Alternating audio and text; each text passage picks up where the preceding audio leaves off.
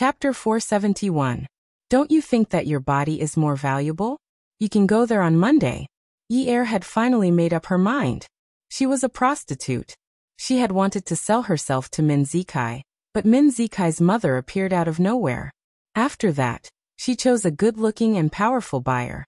Before her brother's matter was settled, she had to follow the buyer's orders.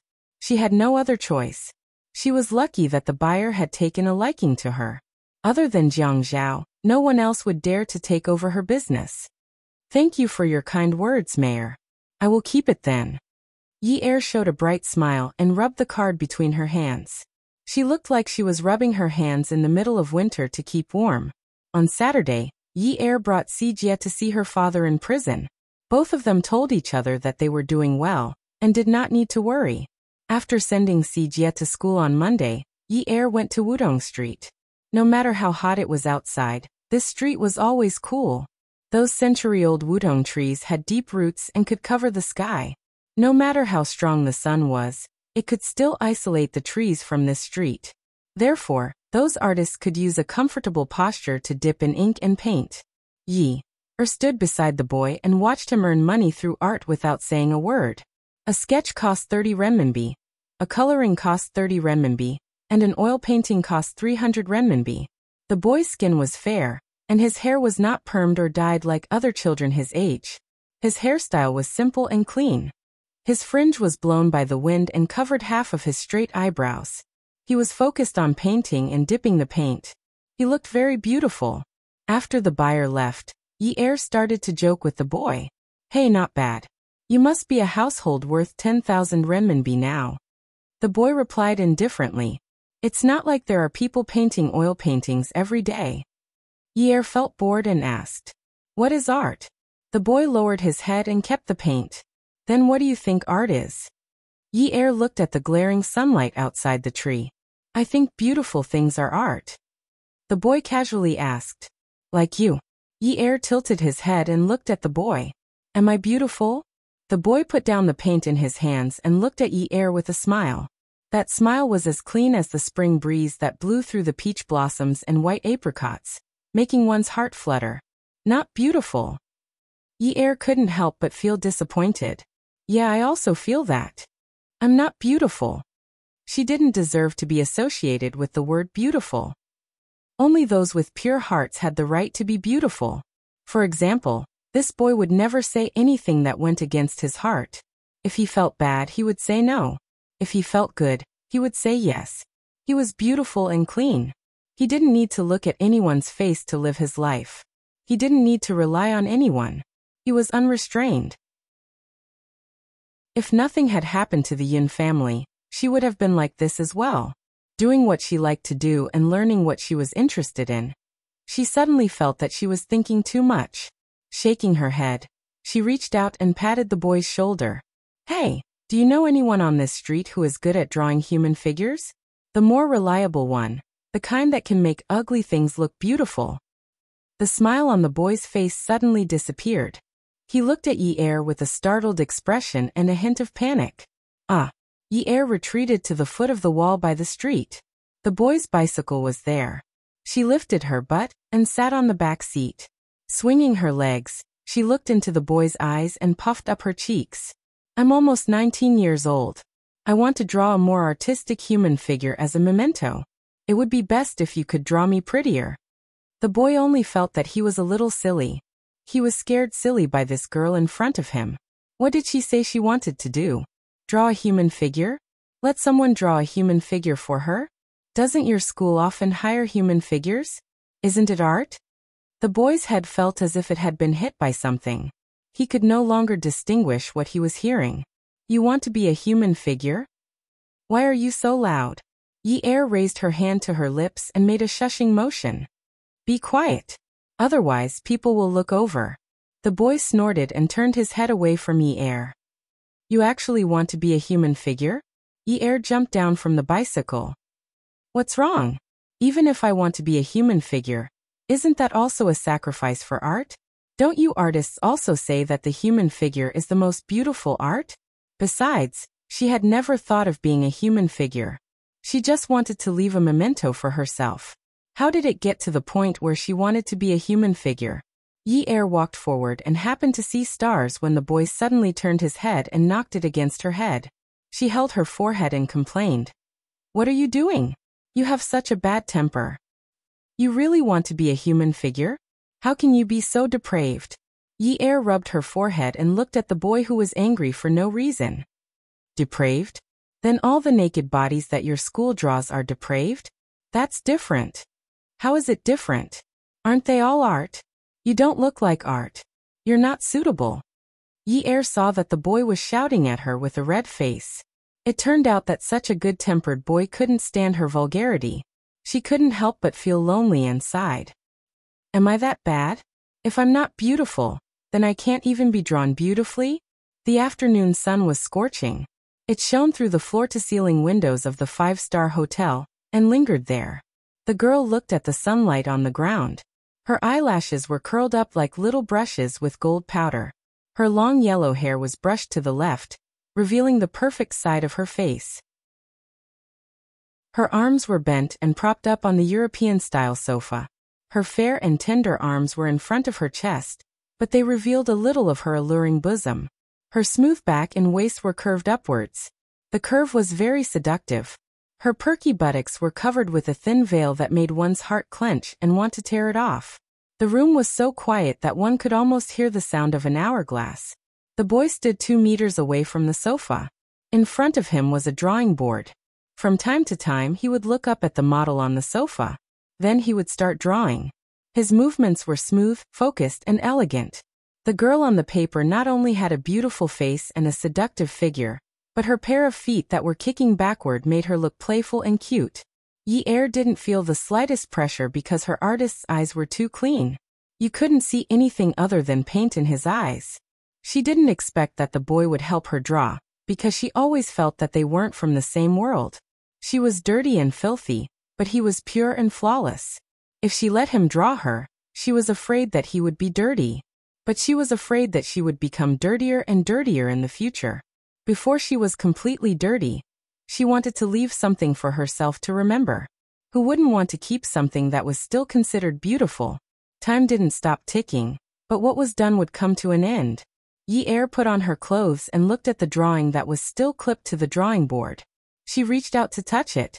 The boy grabbed her hand and flung it away. You haven't done anything yet. What are you touching? Ah. Then what should I do? How can I take it away? The boy didn't look at the drawing or Yi Er. He put away the paintbrush and paint and put them into a tool bag. Take it away. You can take it when it's dry and I'll frame it. Okay then. I'll go to Wutong Street to look for you in a few days. The boy kept his head down and busied himself with his work. Okay. You can go first. I'll wait for this drawing to dry before I leave. Otherwise, it'll be a waste of time. Then I'll have to trouble you. Yi Er felt a little guilty. She felt that she had taken advantage of the boy, because she had known him for a long time. When I get the drawing, I'll return the hard-earned money for the hotel room. No need. I'll put it in the drawing. Why aren't you leaving? Okay.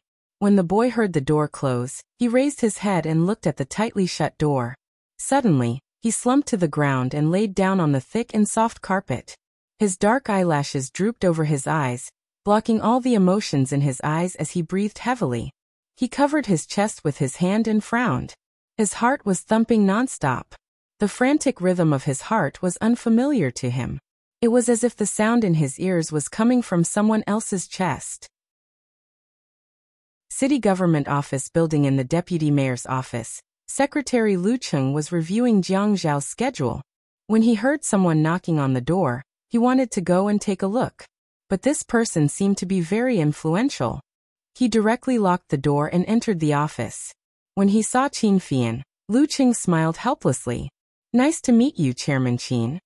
Qin Fian and Lu Cheng were quite close. How many times have I told you? Don't call me Chairman Qin. Call me Fian, Young Master Yan, Chairman Qin, or even Boss Qin. Don't call me Chairman Qin. Lu Cheng shrugged his shoulders. It's all the same. After that, he went to pour a cup of tea for Qin Fian and left the office. Qin Fian took off his suit and turned to hang it on the coat rack. He had an innocent smile on his face. Brother, look at what Lu Qing said. How can it be the same? I'm so single-minded. I'm not a romantic. Haha. Jiang Zhao couldn't help but stop writing. He looked at Qin Fian and placed his elbows on the desk. Fian, when are you going to bring your lover to me? Qin Fian walked to Jiang Zhao's desk and sat down. After all, my sacred love is still not mainstream. For the sake of my future, I think it's better to have an underground relationship. Jiang Zhao stood up, bent over and slapped Qin Fian's butt. I think it's better to put my butt on the chair in front of you. Qin Fian stood up, turned around and sat on the chair. He sighed. You only know how to bully the good people. Really? Jiang Zhao couldn't be bothered with him. He continued to flip through the files seriously. What are you doing here? Brother, what are you arguing about with Yichen? It's nothing. Qin Fian was a sly fox. When he heard Zhuang Yichen nodding but didn't hear the end of it, he felt uncomfortable. Hence, he started to talk nonsense. Is it necessary to do this for a woman? Jiang Zhao raised his head and looked into Qin Fian's eyes. He lowered his head again. What nonsense are you talking about? Qin Fian's intuition told him that there was something going on. He acted as if he was trying to mediate the fight. Actually, it's not necessary. It's just a woman. Brother, we're brothers. You're hurting our friendship over a woman. Attention, Hongcha 866. Chapter 472. Jiang Zhao said, it's not about the woman. Qin Fian was at his wit's end. Was it that difficult to get information out of him? Brother, you're older than Yichen.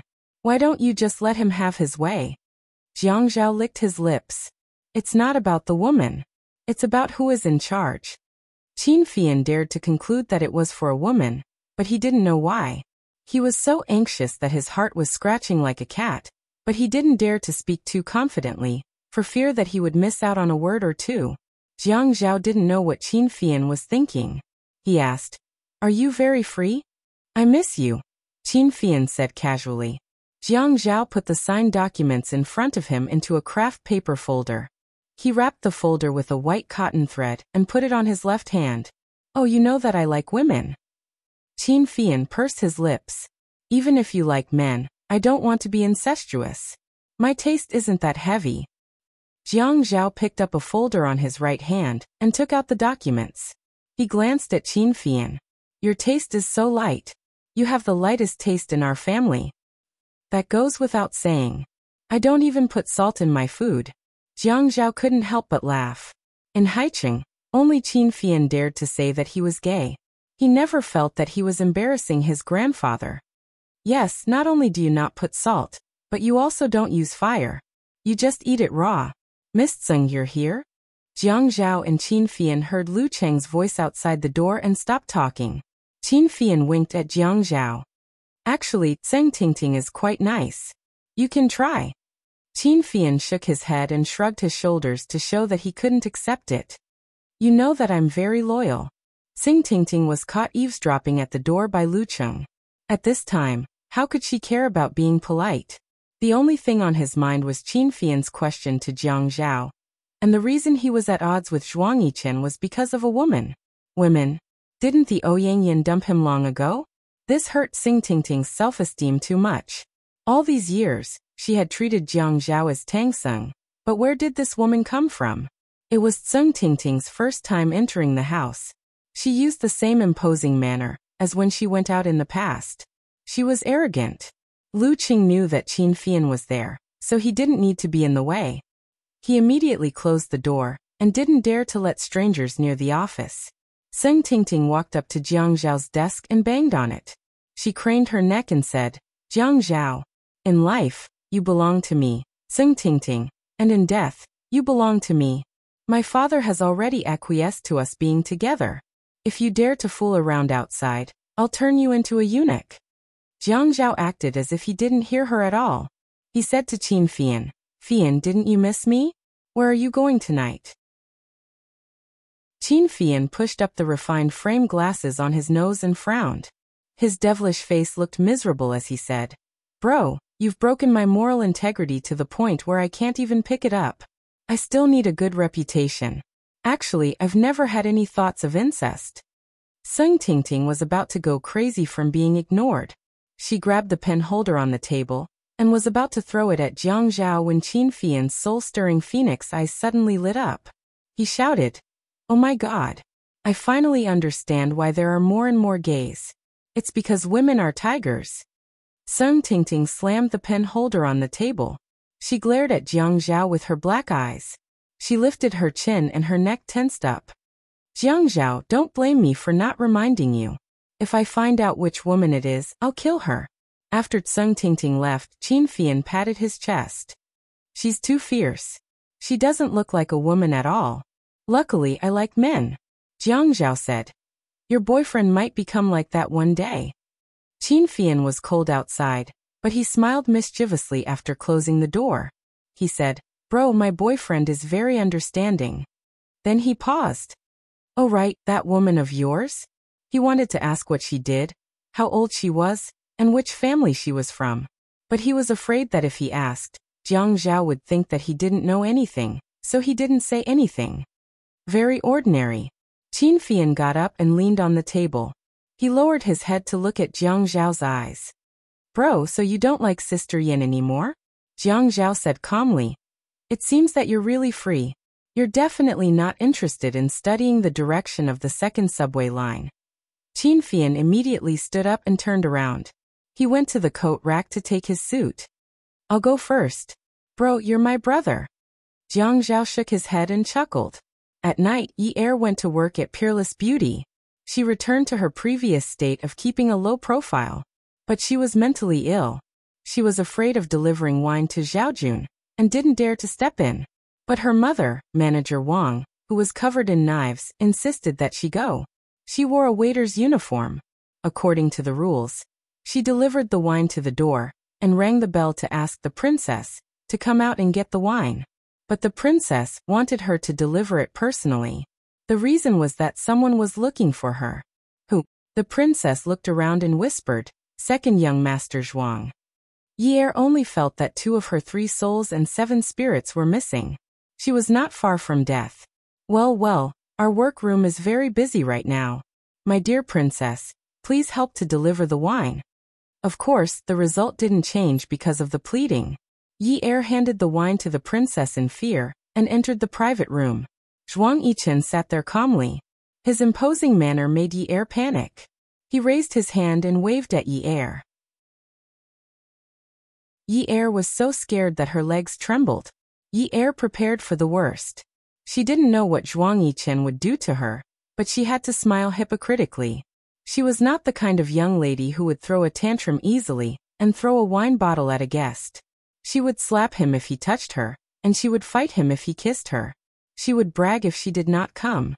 "If you dare to touch me, I will die in front of you." Forget it. If she really thought of herself as so noble, why would she come to this kind of place? Moreover, she wasn't even afraid of death. Why would she be afraid of living shamelessly? In this private room, there was only Zhuang Yichen and the princess. He didn't even call her Miss. Yi Er dared to conclude that Zhaojun was the base of Jiang Zhao's group. It was just that she didn't have the chance to deliver the wine before. "Young Master Chen." Yi Er stood still, bowed politely, and called out timidly, "Sit." Zhuang Yichen said coldly. Yi Er didn't dare to sit. After all, the lighting in the private room wasn't very good. Although she wasn't noble, she was still afraid of being violated by men. "Go and get yourself a leather stool." Yi Er immediately turned around and asked the princess for a short, cylindrical leather stool. She carried it over and sat down across from Zhuang Yichen at the marble table. Zhuang Yichen leaned back, and his broad shoulders sank into the sofa. He spoke first. "What's your relationship with Mayor Jiang?" "Ah." Yi Er pretended to be dumb. "It's not smart to pretend to be dumb. I have nothing to do with him." Zhuang Yichen sneered. "Then Mayor Jiang is really kind." Yi Er was afraid that she had said something wrong, and continued Zhuang Yichen's words. She pretended to be emotional. "Mayor Jiang is really working hard for the country and the people." Zhuang Yichen sneered. "Miss from Yun University, aren't you afraid of meeting someone you know here?" Yi Er didn't mind. If I meet them, I will definitely ask them to come over and take care of business. Young acquaintances will not come to such a private nightclub. Even if they meet uncles, they will not talk about it. They are afraid that she will spread rumors. You are quite open-minded. It's okay. It's just survival of the fittest. Zhuang Yichen chatted with Yi Er casually and texted at the same time. He also didn't ask Yi Er to leave. Yi Er kept looking at the princess bar counter near the entrance. Luckily there were still people around.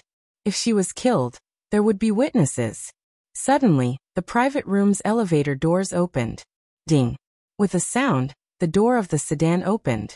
Jiang Zhao's handsome face was gloomy, and there was a kind of travel-worn smell. When he walked towards them, he put on an expressionless face. Yi Chen, you are free, Jiang Zhao said and glanced at Yi Er, who was sitting on the leather stool. Yi Er face-bombed. Of course I am not as busy as Brother Zhao. Zhuang Yichen stood up and gave Jiang Zhao a friendly fist bump. Yi Er's heart was beating like a drum when she heard these two people talking like there was a needle hidden in cotton. Jiang Zhao sat down beside Zhuang Yichen and looked at Yi Er coldly. Why are you sitting here? Do you want to eavesdrop on our conversation? Yi Er was so excited that his heart almost jumped out of his chest. He stood up immediately. Then I shall not disturb you. Young Master Chen Mayor Jiang, please take your time. Then he ran away. Zhuang Yichen looked at the door of the private room after the girl ran out and closed it. He poured a glass of wine for Jiang Zhao and smiled. Brother Zhao, why are you in such a hurry? I told you that I only want her to have a drink here. You still don't believe me? Jiang Zhao's expression was unreadable. He tapped the side of the wine glass, indicating that it was enough. You're thinking too much. Zhuang Yichen stared at the leather stool Yi Er had sat on and did not say anything for a long time. He leisurely swirled the crystal cup in his hand. The amber liquid inside sparkled under the dim light. After a while he tilted his head to look at Jiang Zhao. His brows relaxed, but he could not hide the seriousness in them. He slowly said, Brother Zhao, I want to play a game of chess with you. Jiang Zhao looked at Zhuang Yichen and narrowed his eyes. He frowned when he saw the smile on Zhuang Yichen's face. Zhuang Yichen asked the princess to leave the private room. He knew that Jiang Zhao had always been conservative with his words and would not leave any room for gossip. He would not casually make a promise to express his attitude. He only needed to start and see if Jiang Zhao was interested. You know the reason why no one dares to not touch Yin Hongwei's case. He is just a scapegoat. Jiang Zhao nodded. Yes, the government is like a magnetic field. It's the same principle as the business world. It has its own balance. When it comes to scapegoats, there's only the beginning and not the end. Yin Hongwei is involved in this more or less because of himself. He is on the wrong team. The magnetic field needs to be reshuffled. It is reasonable for him to be the first to be involved. Yes, that makes sense. Zhuang Yichen bent down and reached out to pick up an exquisite steel cigarette case with a dragon totem on the marble table. With a little pressure from his fingers, the lid of the case opened. There was only one cigarette inside. He closed the lid and threw it on the table. He sat up straight and held the crystal glass, but did not touch it. No one dares to touch Yin Hongwei's case, but we don't know who the big boss is. Brother Zhao, don't you know? Attention Songshu 566. Chapter 473. Zhuang Yichen's tone had always been unhurried. Whether it was him or Jiang Zhao, they were used to this way of speaking. They were able to express their intentions, stabilize their aura, and not let others steal their true thoughts. They left room for leeway and could also test others. Jiang Zhao's sudden anxiety when he first stepped out of the elevator disappeared without a trace.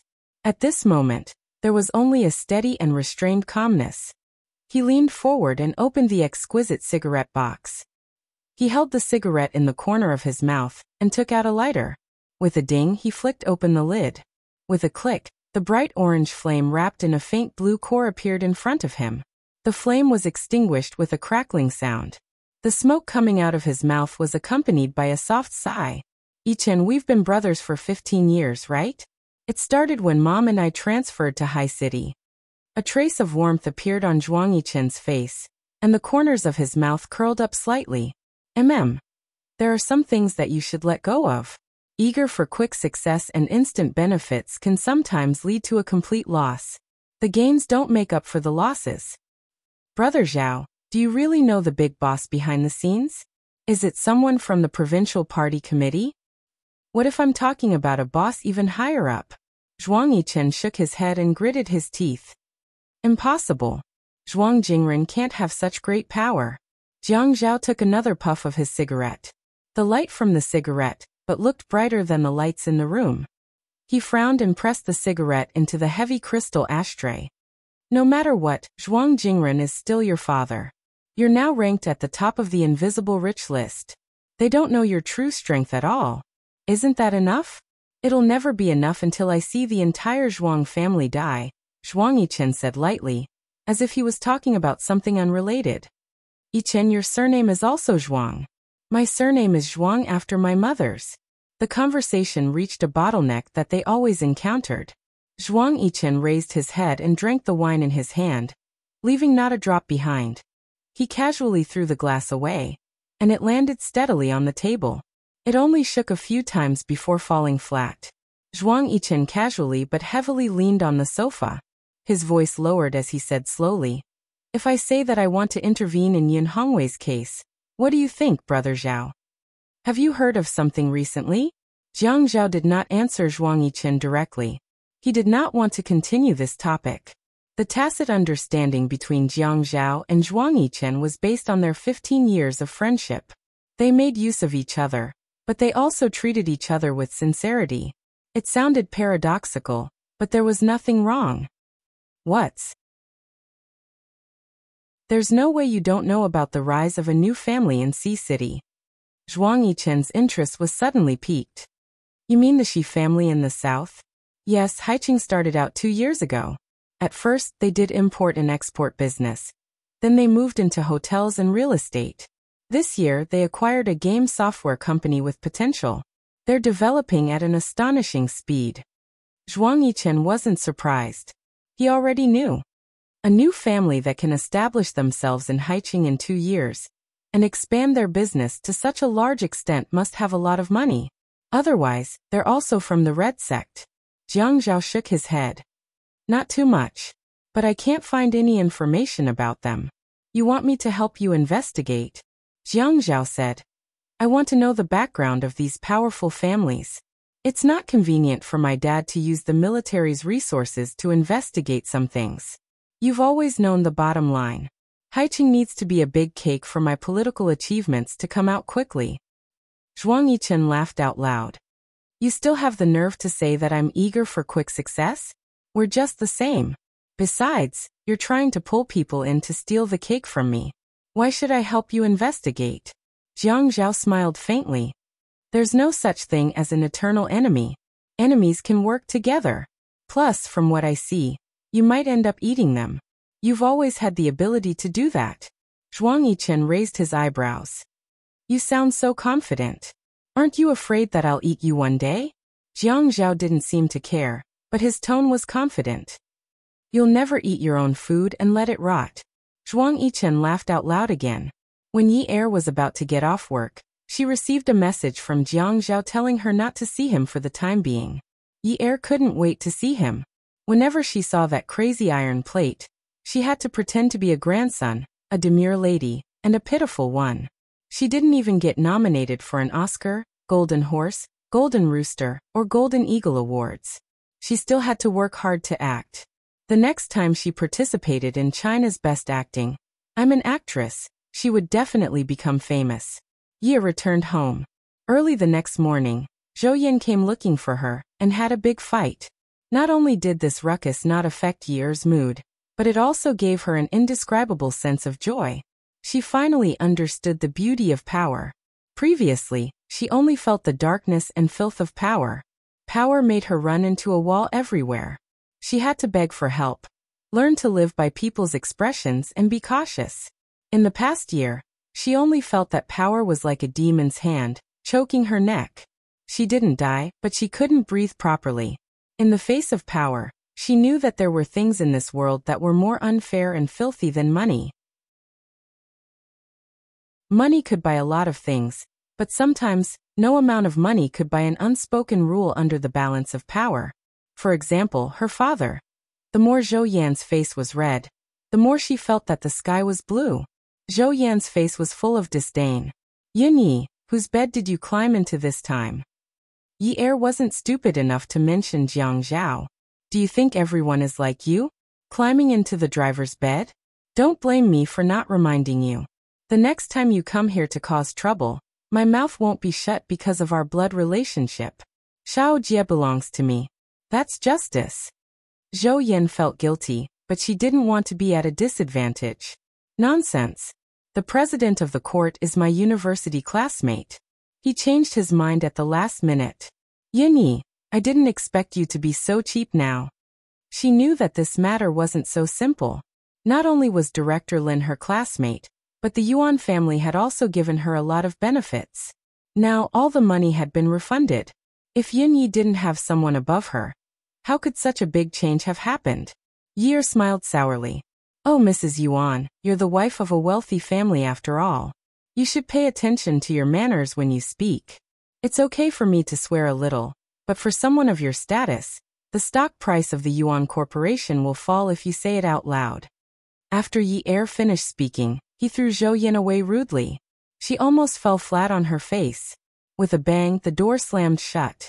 Zhou Yan was locked outside. No matter how much she slammed the door and cursed, Yi Er ignored her. Ever since Yi Er found out that her brother's matter had been resolved, she was relieved. She knew that she couldn't mention her father in front of Jiang Zhao.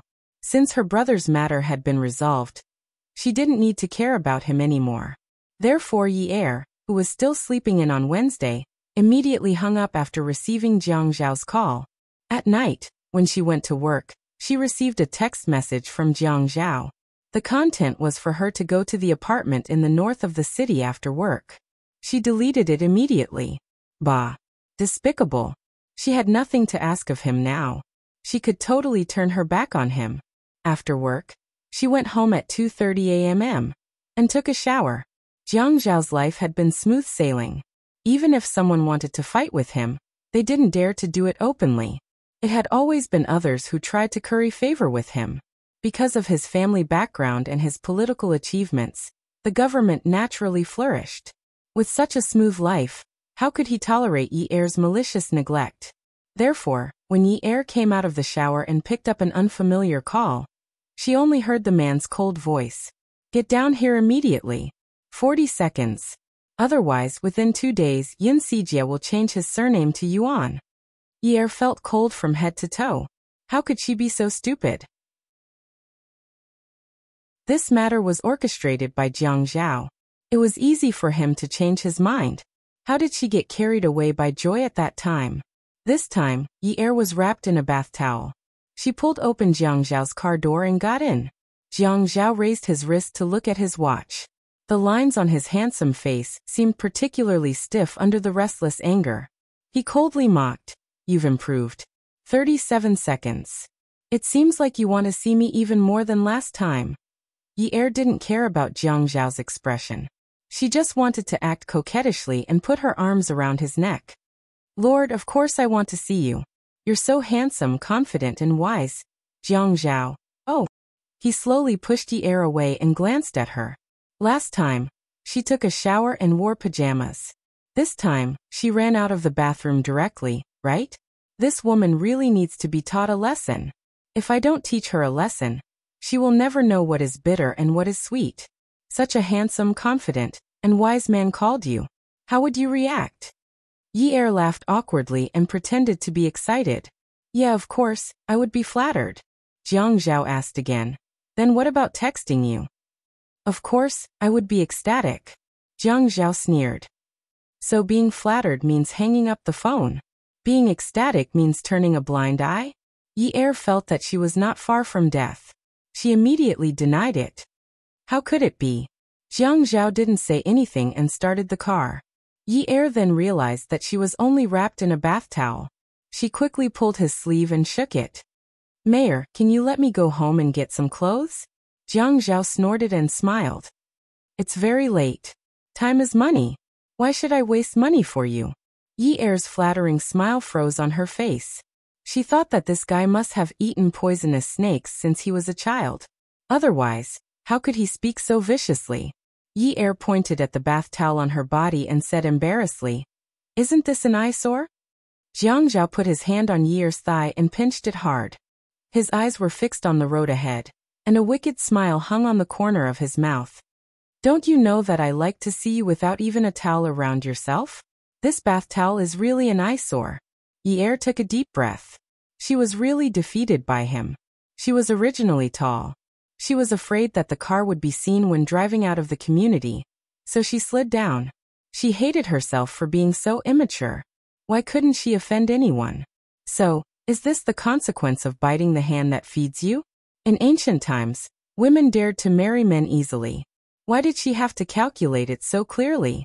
Now, she was not afraid of what he would do to her when she went to the apartment in the north of the city. Anyway, it was not the first time. At most, it would be the same old tricks. She was worried about how she would come back tomorrow. Would she take a taxi out of the community wrapped in a bath towel? Why was Jiang Zhao so stubborn? Was he not afraid that she would go out and say that they were in a relationship? The more she thought about it, the more scared she felt. How strong was his heart? She was now the daughter of an economic criminal. Wasn't his stance a little too cold and indifferent? Awesome novel, Xingwu 799.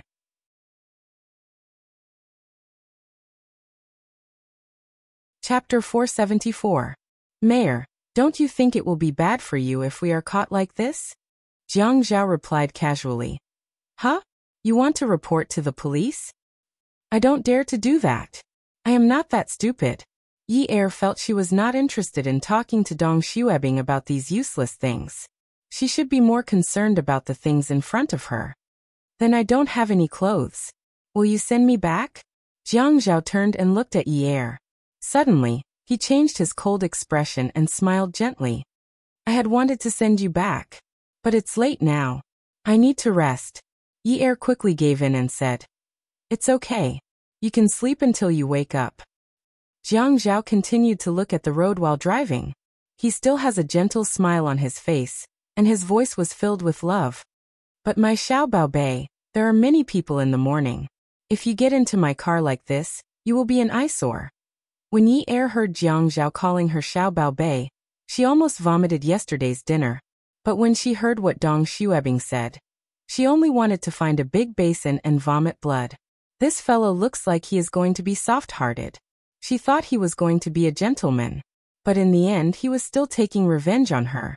She was thinking about what Jiang Zhao would do. When they first met, she tried to threaten him. This will not work. If this fellow could threaten her, she would not be raped by him. When they met at the nightclub, they were at loggerheads. This will not work either. If he could threaten her, she would not be forced to drink vodka.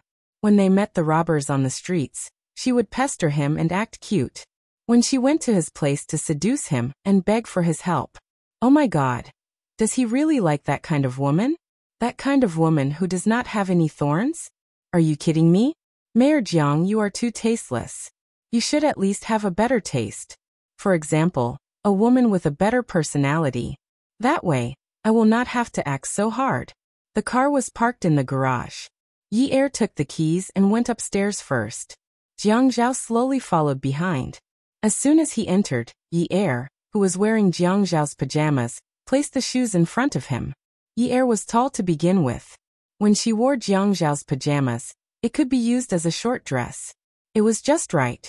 When she looked at Jiang Zhao, she smiled brightly and said in a coquettish voice, Zhao, shall I cook something for you? It's already so late. You must be hungry. I'm already boiling water. I'll cook some noodles for you. Without giving Jiang Zhao a chance to refuse, Yi Er dashed into the kitchen at the speed of a 100-meter dash. Jiang Zhao was 100% sure that the areas covered by his shirt were already covered with countless goosebumps, and they were even spreading to other areas beyond his neck. The goosebumps had already risen to his throat, and he wanted to quickly find a corner to shake off this mushy, bloody and scalp-numbing thing. It was 2F** King disgusting. Yi Er did not care if Jiang Zhao was disgusting or not. She ran to the kitchen and almost vomited. She pretended to slap herself. Ah Zhao. She wanted to take a pair of scissors and cut her tongue. How could she call him that? It was too disgusting. When an arrogant man was angry because someone had crossed his bottom line and was waiting for an opportunity to take revenge, he met a thick-skinned woman who only knows how to act cute and coquettishly. What kind of scene would this be? Jiang Zhao finally got rid of the goosebumps. But he stood at the same spot and did not know what to do.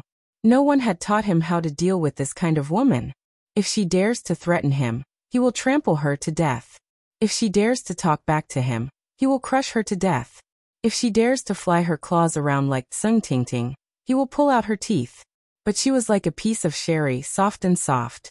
You can knead and pinch her, and she will let you do as you please. If you pinch her too hard, she will even reveal a variety of fruit sandwiches. It's so disgusting. Jiang Zhao held his forehead and walked to the kitchen. He opened the glass door and looked at the woman with her long, white legs. Jiang Zhao looked at the woman who was cooking noodles. It was such a waste to cook noodles with such a seductive scene.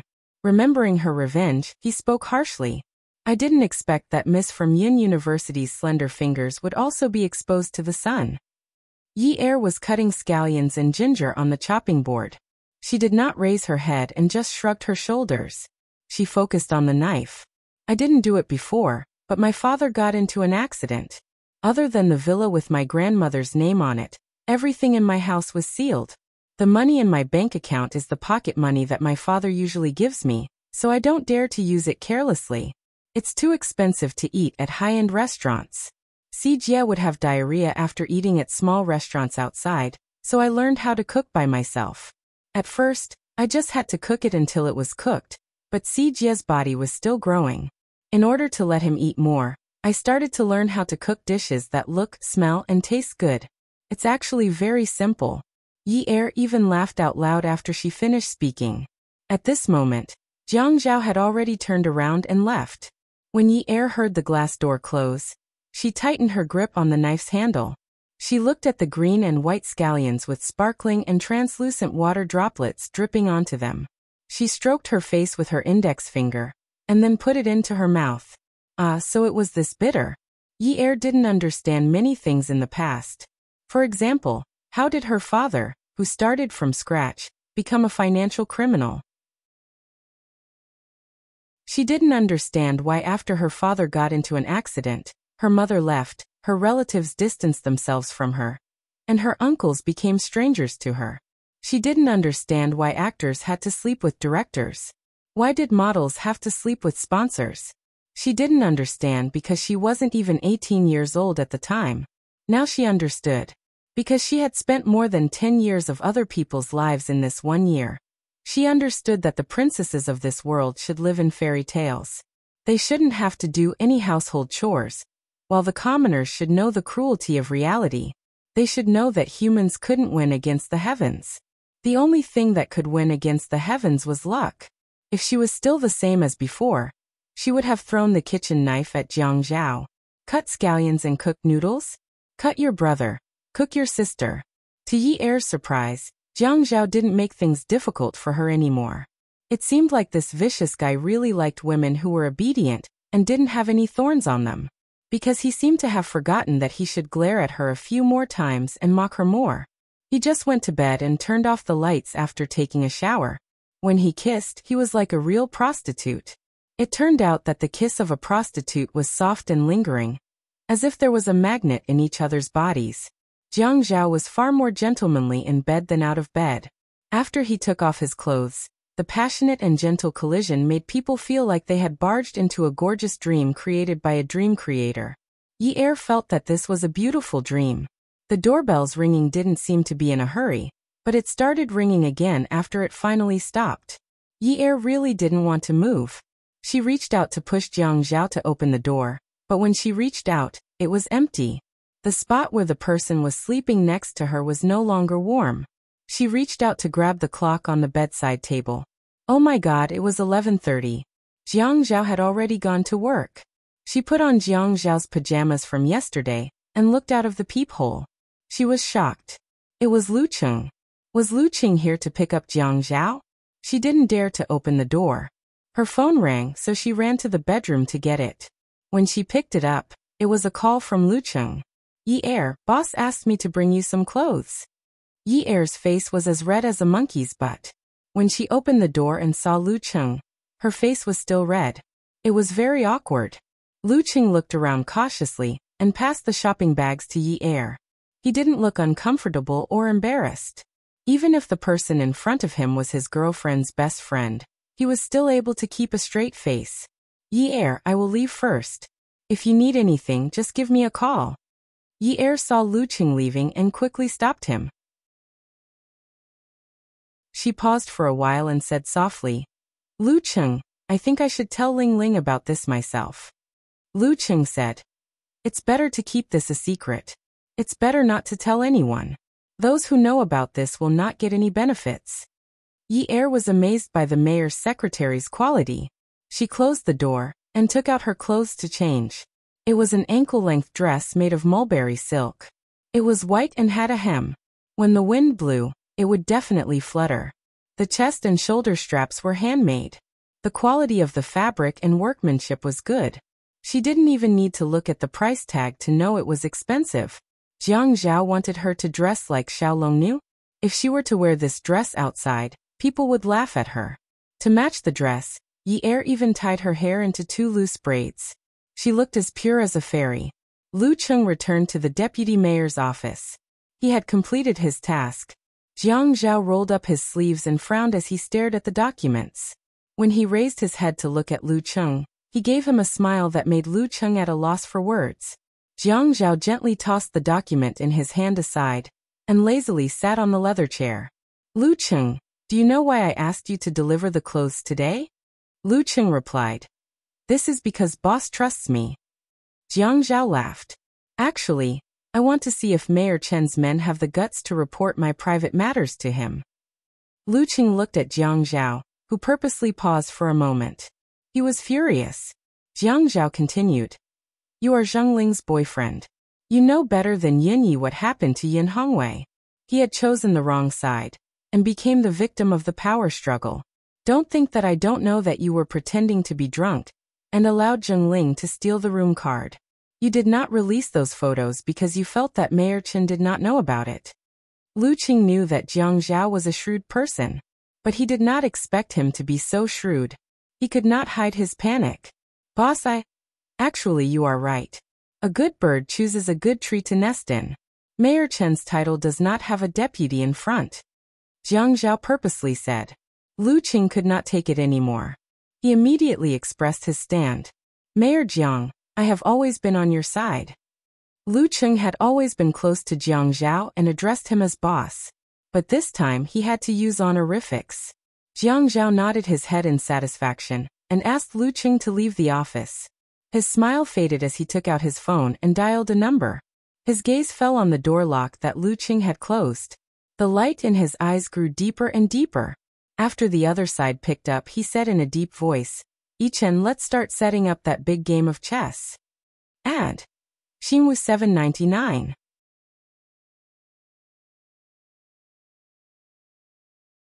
Chapter 475. Jiang Zhao hung up and received a call from Qin Fian. I know, but Fian, Professor Shen doesn't like people to disturb him. I know Grandpa loves his paintings. Okay, I'll take care of the painting. Okay, I'm hanging up. He leaned over and pressed the extension. Lucheng, check if Professor Shen from the School of Fine Arts has a class this afternoon. Yi Er went to Wudong Art Street in the afternoon to find the boy to pay for the painting. The boy looked at Yi Er's white dress that trailed behind her. Her 2 loose braids looked especially refreshing. He was stunned for a moment. Yi Er explained the purpose of her call, but the boy said, if you want to pay, I'll throw the painting away. Also, you can come and get it tomorrow. I didn't bring it today. The boy looked at Yi Er's helpless expression and smiled. He was smiling because she was always afraid that he would have difficulties in life, but how could his life be troubled by money? I didn't bring the painting. Take me to your school to have fun. Yi Er had taken a break from school and didn't go to university. She was envious of the university life of people her age. The boy was stunned. Where did he go to school? My school? Yi Er pointed at the entrance of the university not far away. Aren't you from the School of Fine Arts? University was really a good place to fall in love. On the benches under the shade of the trees, by the artificial lake sparkling under the sunlight, and by the winding paths leading to a secluded place, there were couples everywhere. They were around the same age, a perfect match. On the thick and soft lawn, a young man and a young woman were lying on their hands. The boy looked at the sky and suddenly wanted to know more about her. He asked softly, "How old are you?" Yi said, 19. "Where did you study?" "I took a break in my 3rd year of high school." The boy was silent for a while. "What's your name?" "Yin. Yin. The boy murmured softly and stretched out his hand. His slender fingers were slightly translucent as if the sun had penetrated through them. He opened his palm and looked up through the gaps between his fingers. Yi was a white cloud in the sky. "It's a very nice name." "Oh, is that so? My brother always says that my name is tacky." "How could that be?" "Look at the clouds in the sky, they're beautiful."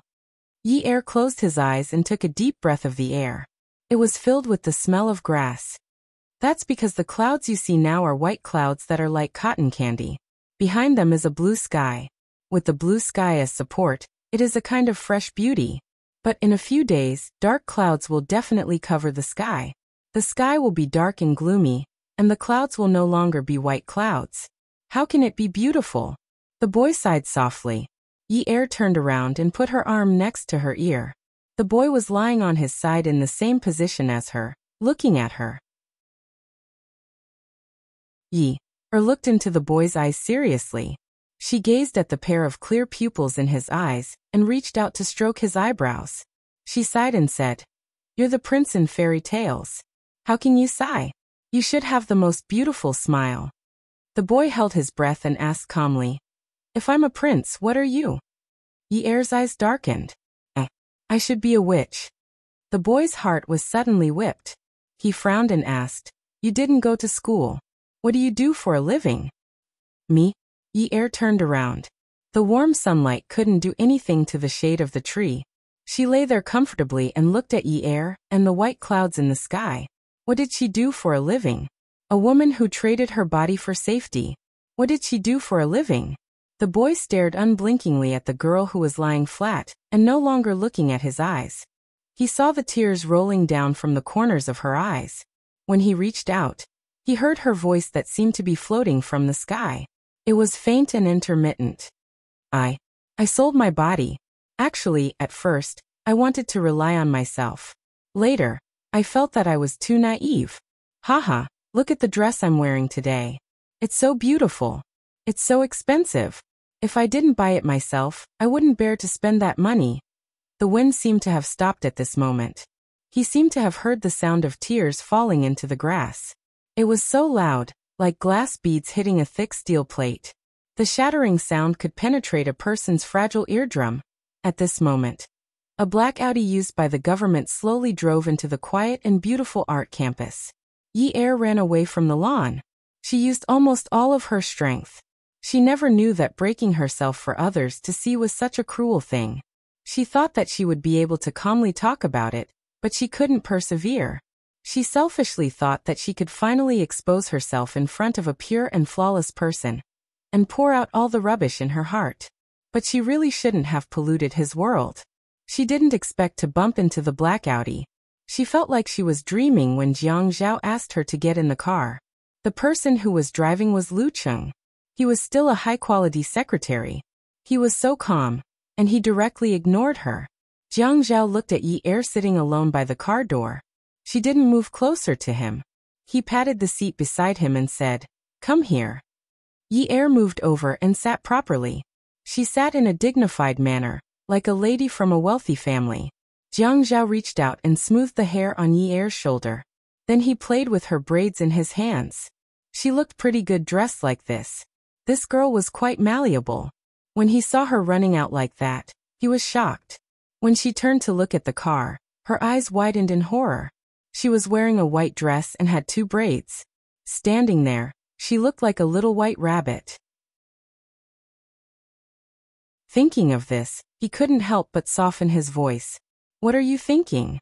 The car on campus is driving so slowly, but you can still hit it. You're really something. Yi Er didn't care that the driver was Lu Cheng. She shamelessly burrowed into Jiang Zhao's arms. She buried her face in his chest and hugged his waist. She didn't want to explain anything to him. She hated arguing with him. I missed you. Lu Cheng drove. He didn't look at the rearview mirror. He looked straight ahead seriously. He knew that he was the one who was suffering the most in the car. Jiang Zhao specially brought him, a spy with him. He knew the most intimate things. If it was in the past, when he had just started working with Jiang Zhao, he would definitely have other thoughts. But now, he knew Jiang Zhao's methods better than anyone else. Not only could he not mention this to anyone, he might even have to cover it up for them. If there were any rumors outside, he would be the one who would end up the most miserable. Jiang Zhao sat in the car. With others around, even if he was naked, he still had a gentlemanly demeanor. He would never touch and caress a woman in front of others as if he had never seen a woman before. Even though he really wanted to eat the rabbit in his arms. He pulled Yi Er's hand from around his waist and placed it on his lap. He patted it gently. What do you want to eat tonight? Yi Er sat up. She held on to Jiang Zhao's arm and leaned on his shoulder. I still have to go to work tonight. I'll just eat something later. What I mean is, you'll have dinner with me tonight. What do you want to eat? Yi Er was speechless. Was she that stupid? Of course, she knew what he meant. Did she not make herself clear enough? She didn't want to have dinner with him. What I mean is, Chinese food or Western food? Jiang Zhao's voice was cold. When he tilted his head to look at Yi Er, his jaw dropped. His questioning tone was full of charisma. Yi Er glared at Jiang Zhao. This damned man. Was he trying to pull out all the thorns on her body? Did she look like she needed to be taught a lesson? She was angry and refused to listen to him. Malatang. Lu Cheng, book a private room for Tosh tonight, Jiang Zhao instructed calmly. Then he looked down and fiddled with the little hand in his palm. Indian food. Yi Er sighed. She knew that Jiang Zhao was constantly reminding her not to fight with him. Otherwise, she would regret it and wouldn't even have the chance to choose again. But why should she listen to him? Was he going to use his official methods on her now?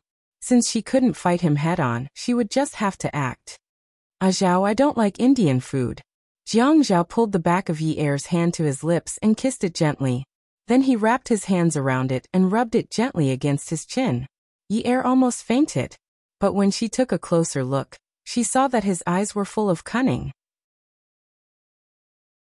When he looked at Yi Er and smiled, he purposely seduced Yi Er's soul, making her shiver. His tone was as if he was pampering and forgiving a young girl. He was really considerate. But I like to eat it. But don't worry. Since you like to eat malatang, I'll get someone to pack a portion for you. Even if you want to eat 10 or 100 portions, I'll get someone to send it to you. Yi Er was so angry that she was bleeding internally. She was going to eat Indian food at a high-end restaurant like Taj. And he was going to pack a portion of malatang for her? What was this? What was this? 100 portions? Was he trying to eat her to death? How could he think of this? Ah, this crazy man. Sorry to disturb you. Did you see a girl? She's very pretty. She's wearing a white dress that reaches her ankles. Her hair is tied in 2 braids and is dyed chestnut. She's so tall. Excuse me, did you see a girl running over from that side? When the boy came back to his senses, Yunyi had already been blown away by the wind. He asked and gestured to the people he met, but he didn't know if it was because he didn't express himself clearly enough, or did they really not see her before? He didn't believe that this person would just vanish from the face of the earth like that. The decoration of the high-end Indian restaurant was far more impactful than the taste of the food. It felt like they had entered a house made of gold. Everything was golden and gorgeous. Sitting at her seat, Yi Er looked at the malatang that had been packed in front of her. Then she looked at Jiang Zhao's elegant movements as he chewed and swallowed slowly. She felt that eating this meal felt like a year. Jiang Zhao acted as if he had seen Yi Er by accident and asked, "Why aren't you eating? Does this malatang not taste good? Or you can tell me the address and I'll get someone to buy it." Yi Er glared at Jiang Zhao with hidden bitterness. If she glared at him, she would get pregnant with twins. Come over here. The table was a big round table. Yi Er and Jiang Zhao were like the cowherd and the weaver girl. separated by a Milky Way. At this moment, Jiang Zhao waved at her, so she tactfully went over to him. Gigai. Jiang Zhao used the napkin in front of him to gently wipe the corners of his mouth. Before Yi sat down, he pulled her to sit on his lap and hugged her. He rested his chin on her shoulder and spoke as if he was coaxing a child. Today's malatang doesn't taste that good. Why don't we eat some Indian food? Yi bit her lip. This jerk. The man held her in his arms and put on a pair of disposable gloves. He peeled off the tender meat of the grilled prawn and fed it to her. Is it spicy? Yi ate with relish. No. This kind of treatment was hard to come by. She pointed at the curry crab and said, dip it in the curry. Jiang Zhao's movements were not affected at all as he peeled the prawn with the woman in his arms. He dipped the peeled prawn in the curry and fed it to the woman. He said slowly, I've found a better school for your brother. If you agree, you can transfer him to another school. Since you're with me, I can't mistreat you. She was with him just like that? Was he addicted to sleeping with her? Yi couldn't swallow the prawn in her mouth. Jiang Zhao picked up the glass of water in front of him and fed her. He kissed her on the cheek and said, you can't look for those old foxes who know too much about the dark side of the world for your dad. The more power they have, the more they won't interfere. I'll give you a clue. A girl who's still in her second year at the media college. Do you know what newborn calves are not afraid of tigers means? Awesome novel Xinwu 799.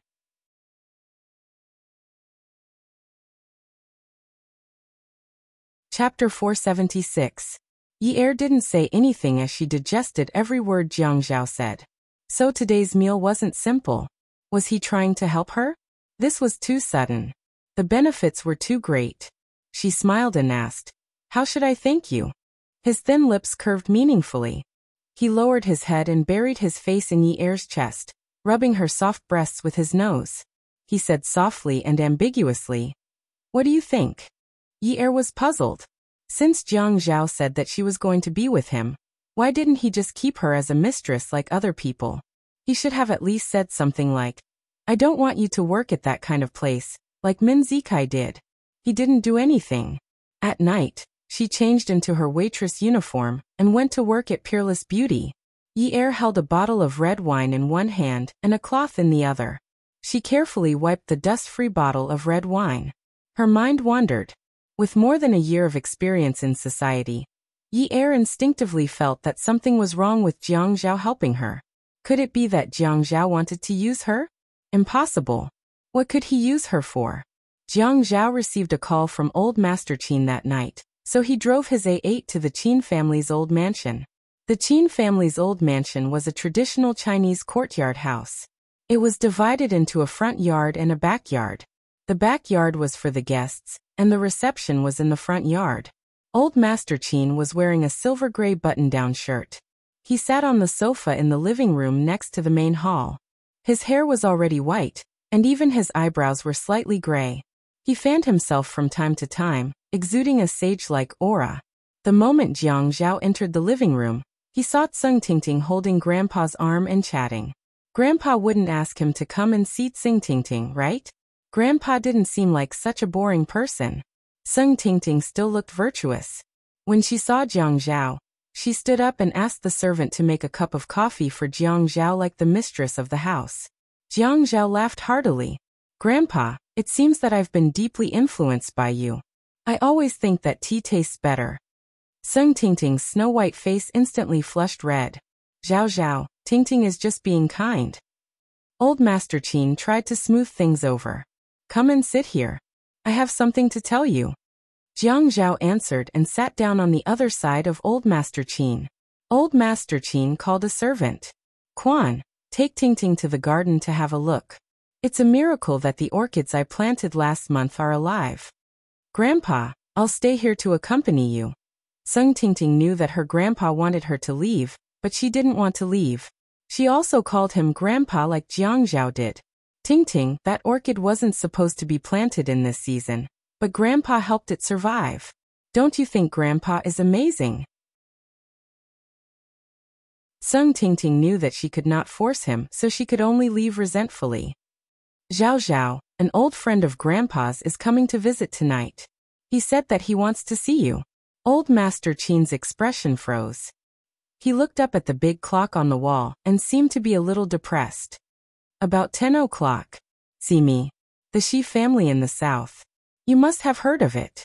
Jiang Zhao frowned slightly. The Shi family in the south? Grandpa's old friend?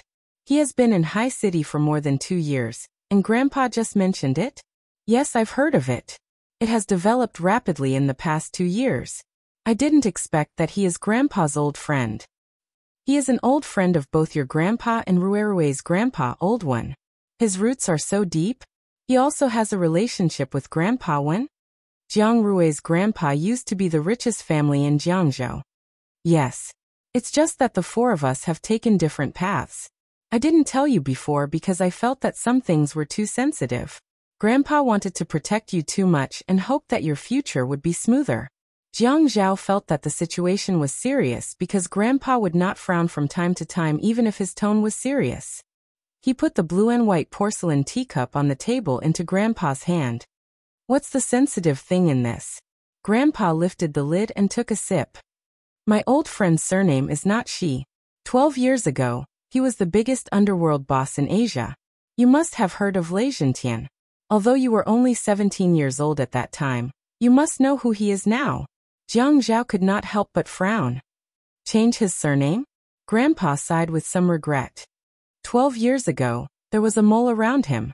The enemy killed the Lei family. In the end, only he and his grandson survived. He was also afraid of cutting off the bloodline of the Lei family, so he changed his surname and tried to clear his name. But even if he didn't say it, I also know that such a big underworld force can't be completely cut off. I've already used the excuse that you have something to do and rejected him many times. But Zhao Zhao, when your grandfather was young, he was also a hot-blooded and righteous man. In the past, we were friends who had gone through life and death together. We can't just refuse to see each other just because you said so. You can only grasp the propriety of this. Moreover, in the path of politics, you have to deal with different people. Yes, Grandpa, I understand. At this moment, a car horn sounded outside the mansion. After a while, the butler, Uncle Wu, walked over and said respectfully, "Old master, the guests have arrived." Jiang Zhao got up and helped Grandpa out of the living room. They stepped out of the main hall and walked on the bluestone path towards the main door. The red lacquered door of the old Chinese-style mansion opened with a creak. 3 people walked in. The old man in the lead was full of energy. On his left was a burly man in a suit who carried a few expensive gift boxes. The handsome young man on the right was particularly outstanding. He had a beautiful and fair face, a slender figure that didn't seem frail, and his eyes were clear and untainted, as if he wasn't tainted by the secular world. The leading old man walked to old Master Qin's side and patted his shoulder heroically. His voice was loud and clear. "Old Qin, you've also started to dress like this and pretend to be refined. Look at you, I've learned bad things from you. Remember to call me old Mr. Shi." Haha. Grandpa Qin was not angry. "Old Mr. Shi? You're still so rude even after learning so much. Don't tell others that I'm your teacher." Jiang Zhao and the young man stood at the side and laughed. The young man bowed politely to Grandpa Qin. "Hello, Grandpa Qin." Grandpa Qin quickly helped the young man up and looked at old man Shi. "Old Shi, this is Unwu, right?" The more he looked, the more satisfied he was. Look, this is more like what I taught." Jiang Zhao also bowed to old man Shi.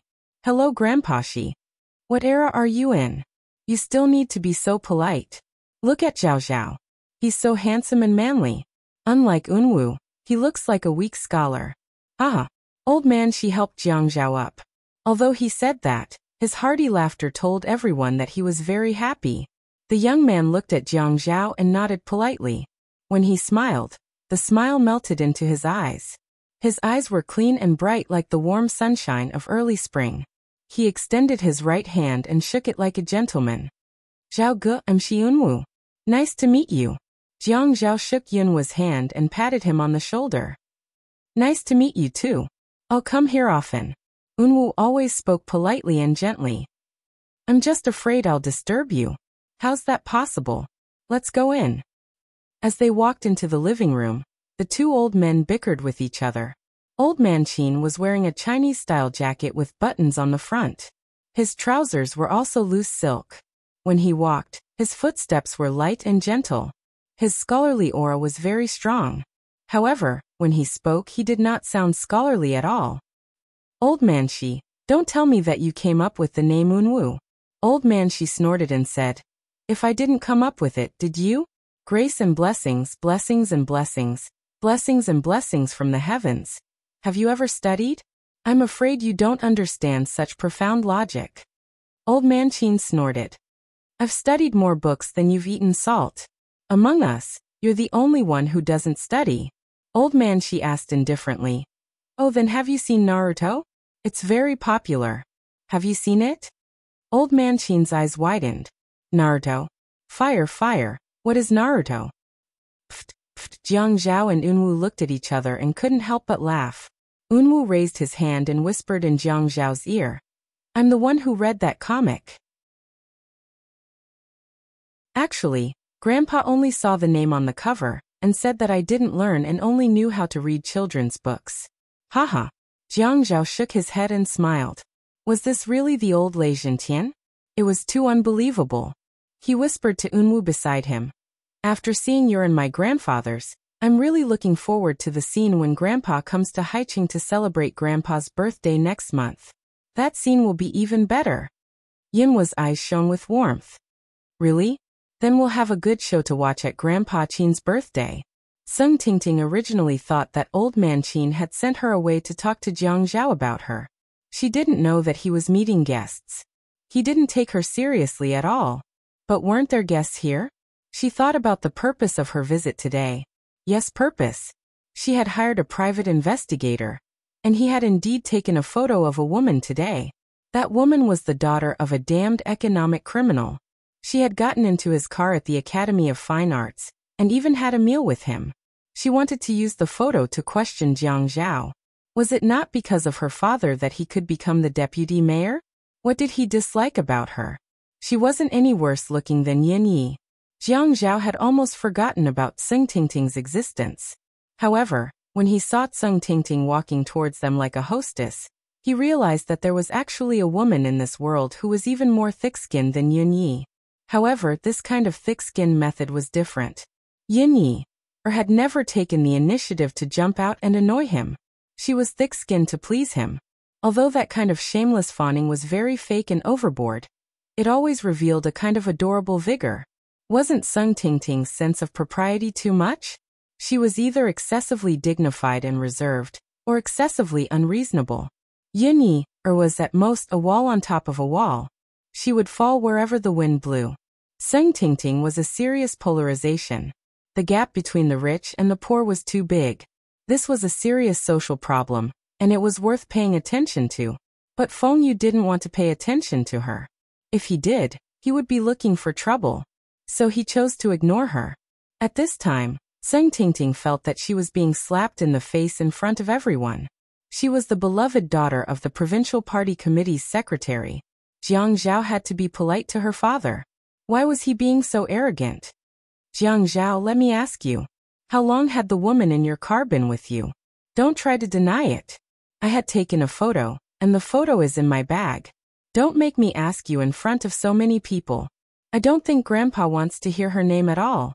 Sung Tingting stood on her tiptoes and whispered into Jiang Zhao's ear. Jiang Zhao's face turned cold. He avoided everyone's gaze and glared at Sung Tingting.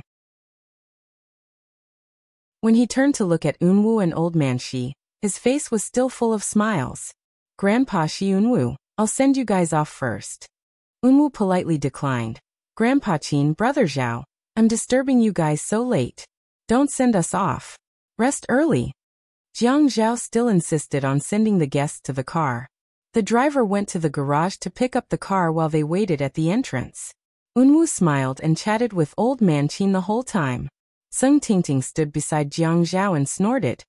Who does Yin Yi think she is? I've warned you before, be careful that I don't kill her. When Jiang Zhao and Unwu heard this, they both turned to look at her. Add Songshu 566.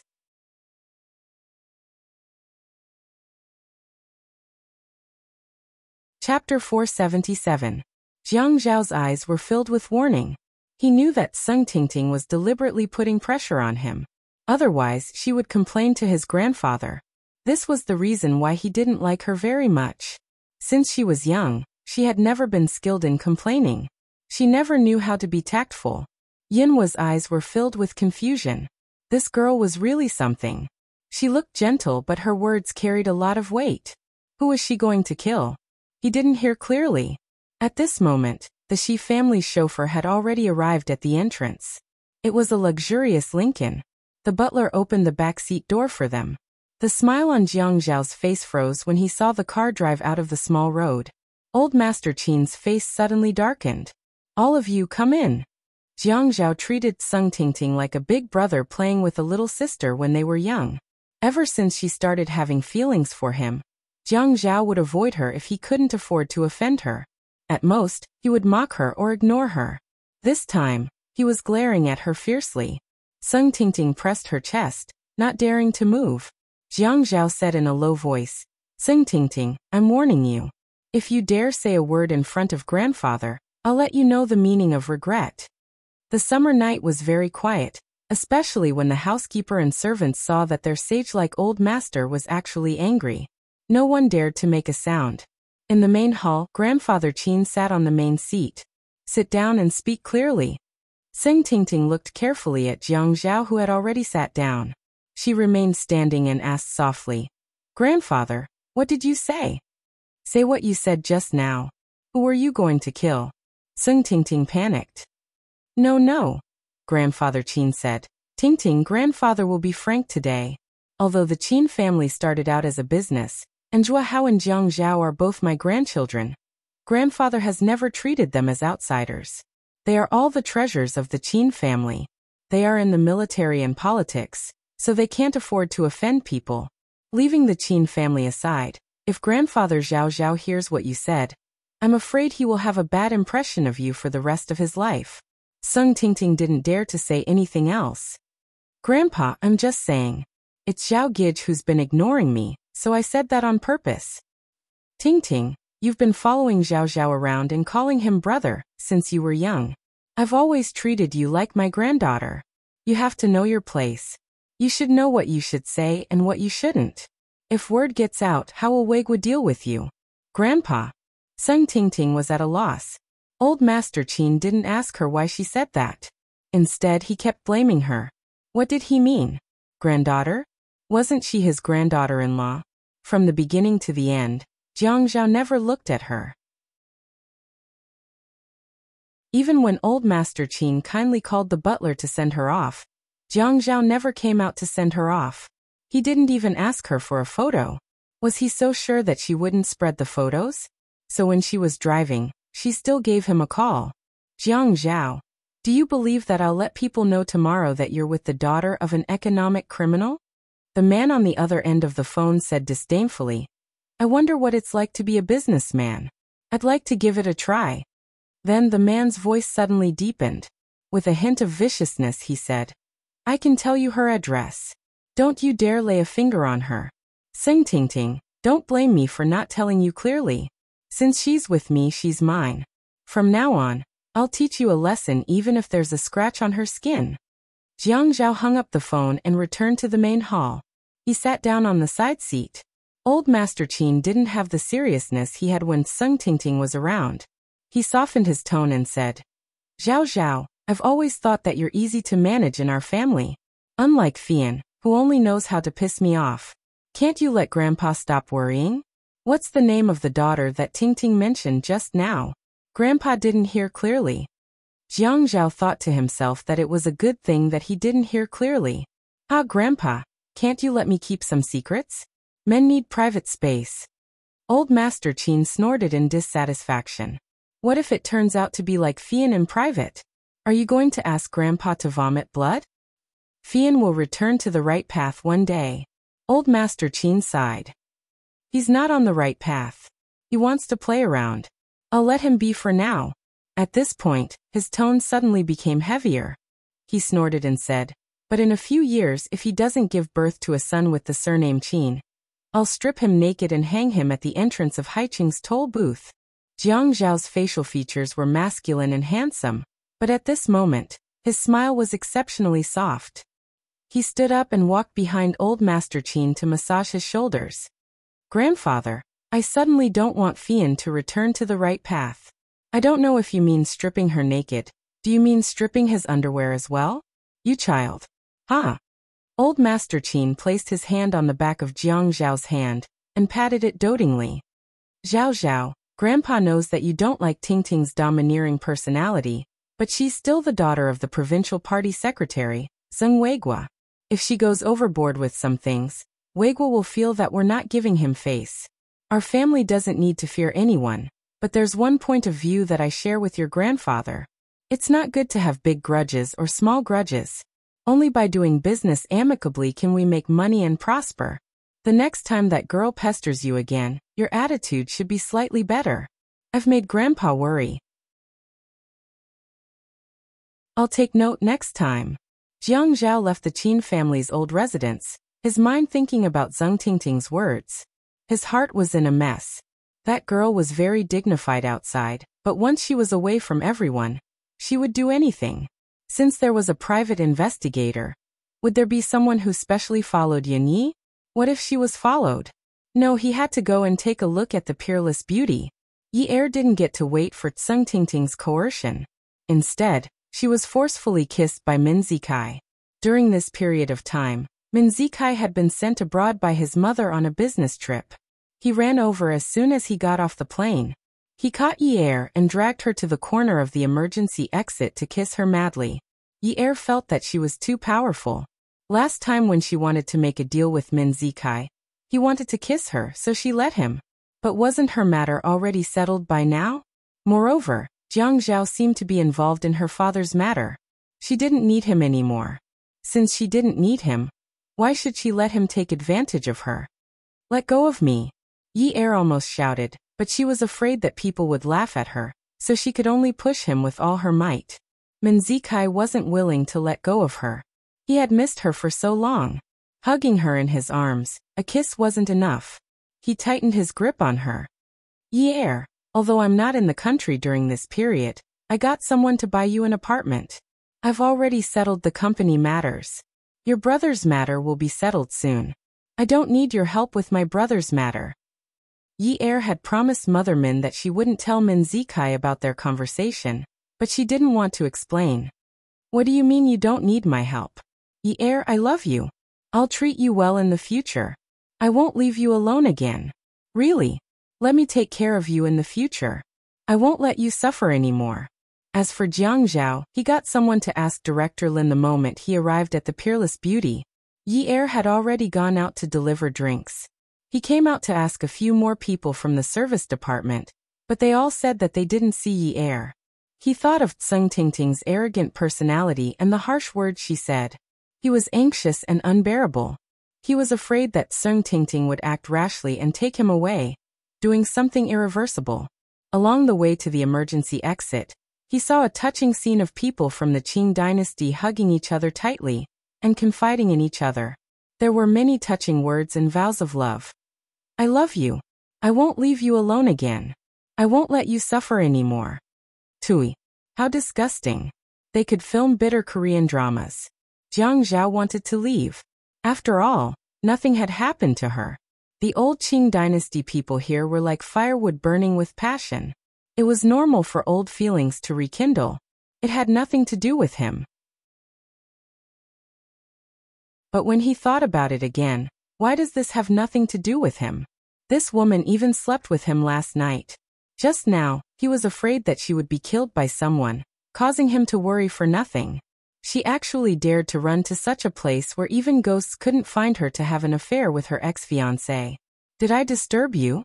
Jiang Zhao immediately got rid of the dark clouds on his face and put on a fake gentlemanly smile. He stood beside the wooden door and looked handsome. When Yi Er heard Jiang Zhao's voice, she panicked and almost lost her balance. Min Zikai hugged Yi Er and turned around. He was also surprised to see Jiang Zhao. How could he forget who was the one who carried his fiancée up to the 6th floor that night? Also, Yi Er had told him that they had gone on a date. Min Zikai was handsome and looked gentle. But when he looked at Jiang Zhao, there was hatred in his eyes. So, Deputy Mayor Jiang Zhao also came to this kind of place to observe the situation? Actually, other people would not call Jiang Zhao deputy, unless the mayor was in front of them. But Min Zikai purposely called him deputy. It was obvious that he was provoking him. But Jiang Zhao did not mind. He was a deputy mayor. But the most important thing was that none of the deputy mayors were younger than him. So he did not feel uncomfortable. What he was angry about now was Yin Yi, that damn woman, still dared to stay in Min Zikai's arms. Yi Er could sense the murderous look in Jiang Zhao's eyes. Although she had only met him a few times, they had been intimate before. She was good at observing people's facial expressions. How could she not know that Jiang Zhao was angry? If this young master was angry, she would be the one in trouble. Yi Er analyzed herself clearly. She had multiple personalities and multiple personalities. When she met a wolf like Jiang Zhao, she had to hold her breath and pretend to be dead to escape. When she met a boy who liked to draw, she could act like an innocent girl without any pressure. When she met Min Zikai, she could throw a tantrum and do whatever she wanted. Anyway, he would listen to her. Taking advantage of Min Zikai's distraction, she pushed him hard and jumped out of his arms. She ran past Jiang Zhao and ran. Jiang Zhao saw Min Zikai was about to chase after Yi Er, and he grabbed Min Zikai's shoulder forcefully. But there was a smile on his face. Young Master Min, I had just met Mrs. Min 2 days ago. She is very worried about you. Min Zikai's face changed. He shook off Jiang Zhao's hand and massaged his shoulders. Deputy Mayor Jiang, you don't need to worry about me. After saying that, he turned to leave. Ad Xinwu 799.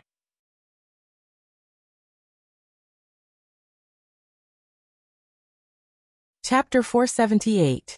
Jiang Zhao patted his cufflinks and said calmly, seems like I am overthinking. I wonder what Mayor Chen will do when he finds out that family Min is still messing with the Yun family? Min Zikai gritted his teeth and turned to look at Jiang Zhao. His eyes darkened as he said, are you threatening me? Jiang Zhao had been treating everyone nicely since the start of the conversation. Young Master Min, you misunderstood me. I am not threatening you. I am just reminding you. Min Zikai said, I will take care of Yi Er's matters. No one can threaten me. Jiang Zhao clapped his hands. So young Master Min is such a great person. You are even willing to abandon your family for a woman. It's fine if you are the only one suffering. But why do you want to implicate your family? It's hard to imagine what will happen if Mr. and Mrs. Min go to jail. Min Zikai could tell that Jiang Zhao was his love rival. Deputy Mayor Jiang, you are in a good mood. What does family Min and Yi Er have to do with you? You are an outsider. You are not related to family Min or Yi Er. Why do you have to worry about this? Jiang Zhao's face darkened, and his smile disappeared. Sorry to disturb you. It's such a pity that I am about to witness the downfall of a big family. Jiang Zhao left Min Zikai behind and called Zhuang Yichen. Zhuang Yichen happened to be at Zhaojun. Jiang Zhao entered the private room and sat down an arm's length away from Zhuang Yichen. He poured himself a glass of water and gulped it down. Zhuang Yichen joked. Why don't I fire Miss from Yin University, so that our mayor won't have to stay up all night waiting for someone to warm his bed? Jiang Zhao thought that it was impossible to hide this matter from Zhuang Yichen, so he said lightly, no need. Just tell her to get off work before 11 every day. Zhuang Yichen glared at Jiang Zhao. You're too oppressive. What time does the nightclub open? She gets off work before 11 o'clock. Why don't you ask me to pay her directly? It's too much for me to support your woman. Jiang Zhao snorted. My salary is too little, and you have a lot of money. It's not right if you don't help me take care of my woman. Zhuang Yichen snorted. Why don't you tell me how much you can get from the Qin Group's shares every year? And what about the 2 companies that are not registered under your name? I'm a miser. I don't want to take a single cent, okay? Jiang Zhao thought back to the Shi family members he met at the Qin family's estate and sighed. I'm here because I have something I need your help with. 12 years ago, the head of Asia's underworld, Lei Zhentian, disappeared into thin air. These are the secrets of the underworld. I'm sure you'll be able to find out soon. You want me to help you take care of your woman. and you want me to help you investigate this matter. I think it's really necessary to cut ties with you. Jiang Zhao had already stood up. He took a small box from the princess bar and put a key and a community access card into the box. He glanced at Zhuang Yichen and said angrily, "After cutting ties with me, you want to be with Fei Yan? You're such a fickle man." "Ha! Forget it. I'll just live with you. Fei Yan's taste is too strong. I'm afraid I'm not good enough for him." Jiang Zhao laughed. Smart people understand when you think about it. There's no limit to communication. Zhuang Yichen couldn't help but laugh. "You're shameless." When Yi Er received the small box from her mother, Manager Wang, she was lying on the table doing statistics. She opened the box and knew that it was sent by Jiang Zhao. Jiang Zhao likes her? At least he likes her body now. But what if one day he doesn't like her anymore? Will he still help her with her father's matter? Seeing that Manager Wang still hadn't left, Yi Er's mind turned. The best person to grasp a man's mind was a woman who had been through hardships. She put the box on the table and put on a sweet smile. She stepped forward and took Manager Wang's arm. "Sister Wang, I want to ask you something." Manager Wang's eyes were sharp. Last time when Yi Er fainted after drinking, it was the mayor who personally sent her to the hospital. Just now, the higher-up said that in the future, Yi Er could get off work at 10:30. Such special treatment. There must be something strange. It was not appropriate for anyone to ask about the background. Yi Er finally expressed her goodwill. She heaved a sigh of relief. "Go ahead." Yi Er looked around and asked softly, "How do you make a man work for you wholeheartedly?" Manager Wang was overjoyed when she heard this. She almost taught her everything. "Make him fall in love with you while he is still fresh. But it's too extravagant to talk about love with a man. It's more reliable for a woman to ask for something practical while she is still young." Yi Er listened attentively. Talking about love was too extravagant, but she didn't believe it. Wang Daji had already turned the tables on the goddess, Dong Jia. She Yin Yi was once a fair, rich, and beautiful woman. She couldn't possibly lose to Wang Daji, right? She must get Jiang Zhao. Today was the earliest day that Yi had ever gotten off work, and it would always be at 10:30 p.m. in the future. She knew that this was all arranged by Jiang Zhao. She went home and packed 2 sets of clothes, then took a taxi to the apartment in the north of the city. After taking a shower, when she got into bed, Jiang Zhao was already asleep. Yi tore off the towel on her body and hugged him from behind. Her chest was pressed against his broad back, and her soft little hands were on his chest. Her little mouth landed on the back of his neck, and she called out softly, "Ah Zhao." Jiang Zhao was a very vigilant person. When Yi Er came back, he was already awake. He was angry at what he saw at the exit. He wanted to leave her out for a while.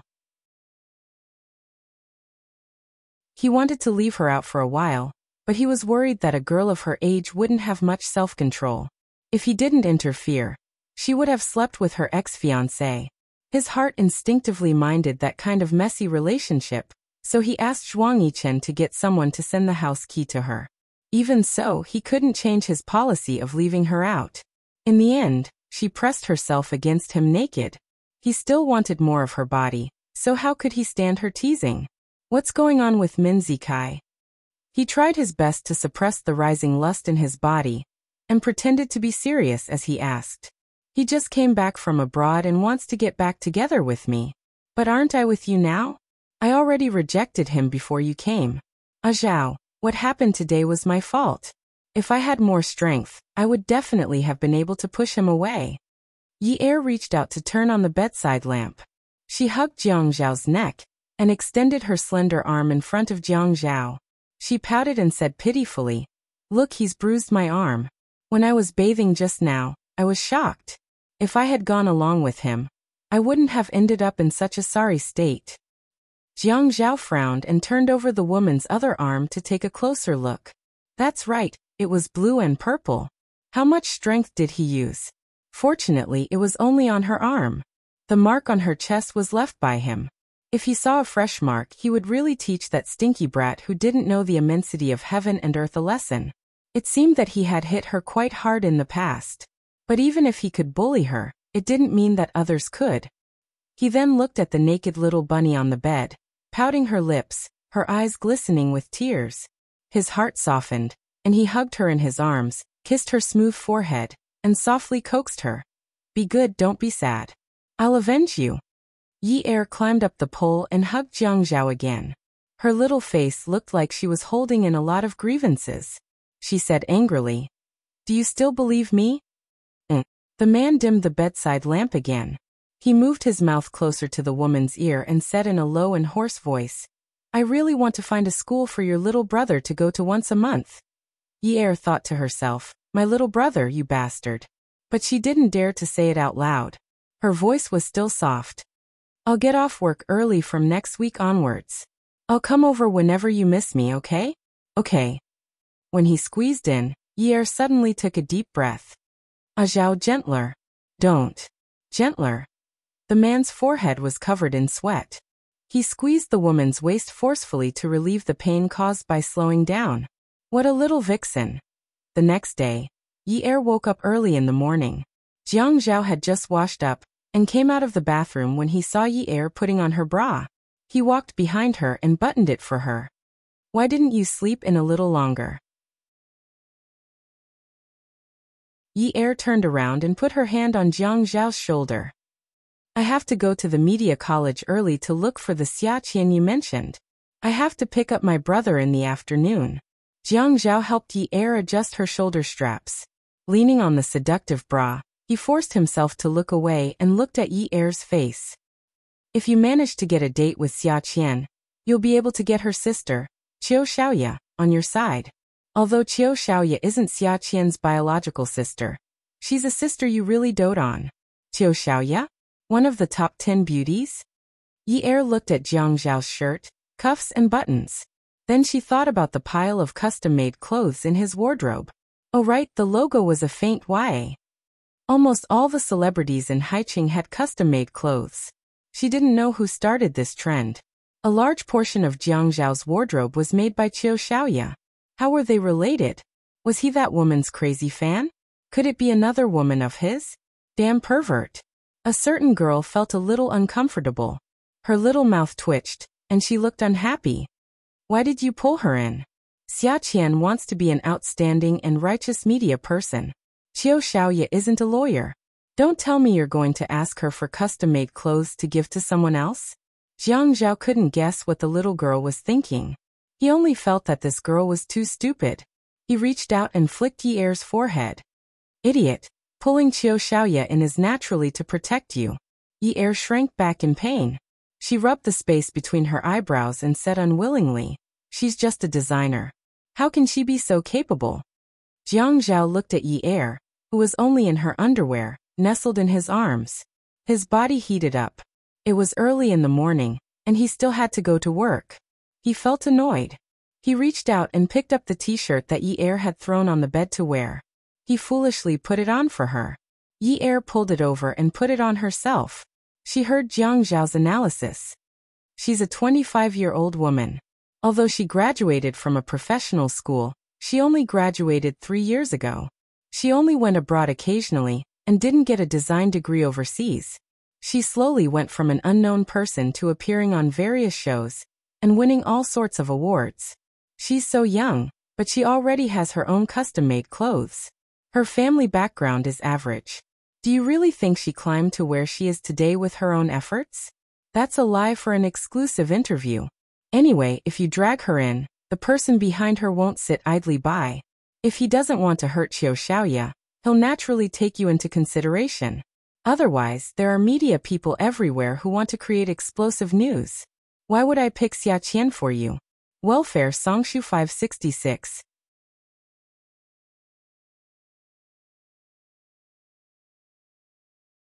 Chapter 479. Yi Er immediately dismissed the idea that Qiu Xiaoya was Jiang Zhao's woman. Although she knew that Jiang Zhao was right, she couldn't help but feel a little disappointed. Why couldn't the man behind her just sit back and do nothing? He was also in the same bed as her. Why could he control the situation calmly from the side and not stand up to help her? Why did he want her to go around asking others for help? At first, she just wanted him to be by her side to give her pointers, so that she wouldn't go off on the wrong path again. Now, she felt more and more that she needed a man by her side. Their way of thinking was exceptionally rational. She was clearly at a loss, but when the man gave her pointers, she would be enlightened, even though she had already received the benefits she deserved. But now she was starting to feel unsatisfied. Yi Er and Xia Qian's first meeting was quite pleasant. According to Jiang Zhao, she provided Xia Qian with several newsworthy events. Xia Qian was very grateful to her. After dating for more than a month, the two of them often met. Xia Qian, with her pear flower permed hair, looked beautiful and pure, but she couldn't speak. If she did, her true nature would be exposed. Perhaps they were all young children, and could play together easily. Zheng Ling was too precocious and would consider many things. She felt completely different from Xia Qian. Yi Er felt that if she was the cloud in the sky, then Xia Qian was the rising sun in the summer. She was full of vitality and gave people the feeling that it was almost noon and she was going to explode. She was full of passion for life and hope for the future. Her positive attitude towards life infected Yi Er all the time. When Xia Qian told Yi Er that she wanted to go to a nightclub to experience life, Yi Er was stunned. Xia Qian told Yi Er again that she wanted to go to a nightclub to experience the life of a rich woman and a gigolo. When Yi Er heard that, she was dumbfounded. She didn't have any experience, but she was a loyal person. So she said, "I'll invite you tomorrow after I get my salary, okay?" If she wanted to invite her friend to a gigolo, the PR fee had to be paid to Jiang Zhao at night. But it would be too embarrassing to say this in public. Xia Qian said confidently, "Why would I need you to treat me? My sister has a lot of money. She's definitely more familiar with those places than we are. I'll call her later and ask her to take us there." Yi Er finally knew that Jiang Zhao did not lie to her. Her younger sister wanted to experience being a male prostitute, and as her older sister, she readily agreed. This was not pampering, this was simply spoiling. At night, Yi Er officially asked for leave, but he didn't dare to go to Peerless Beauty. Most importantly, he was afraid that Jiang Zhao would find out that Peerless Beauty was his base. Night fell, and neon lights rose into the sky. When Yi Er saw the real-life version of Qiu Xiaoya, he suddenly felt that he and Xia Qian were too rural. Although his clothes were a little old, they were still high-end brands. Big-name items wouldn't go out of style so easily. It wouldn't be a problem for him to wear the clothes he bought a year or two ago. Needless to say, the mint green dress she wore today was elegant and classy. Jiang Zhao was a generous man. He always gave her clothes, and they were all branded goods that were dignified and appropriate. But was Qiu Xiaoya out to kill her and Xia Qian, these two idiots? Shouldn't a gigolo be more low-key? Did she have to dress like a celebrity who was going to walk the red carpet at Nausicaa's Golden Girls? She held a shiny silver handbag and wore a small black dress with a bare back. It was definitely a high-end 3D cut. Her short black hair was 2 centimeters below her ears, revealing her beautiful swan neck. The dress revealed her slender legs, and the black heels that were at least 10 centimeters tall brought out the aura of a queen.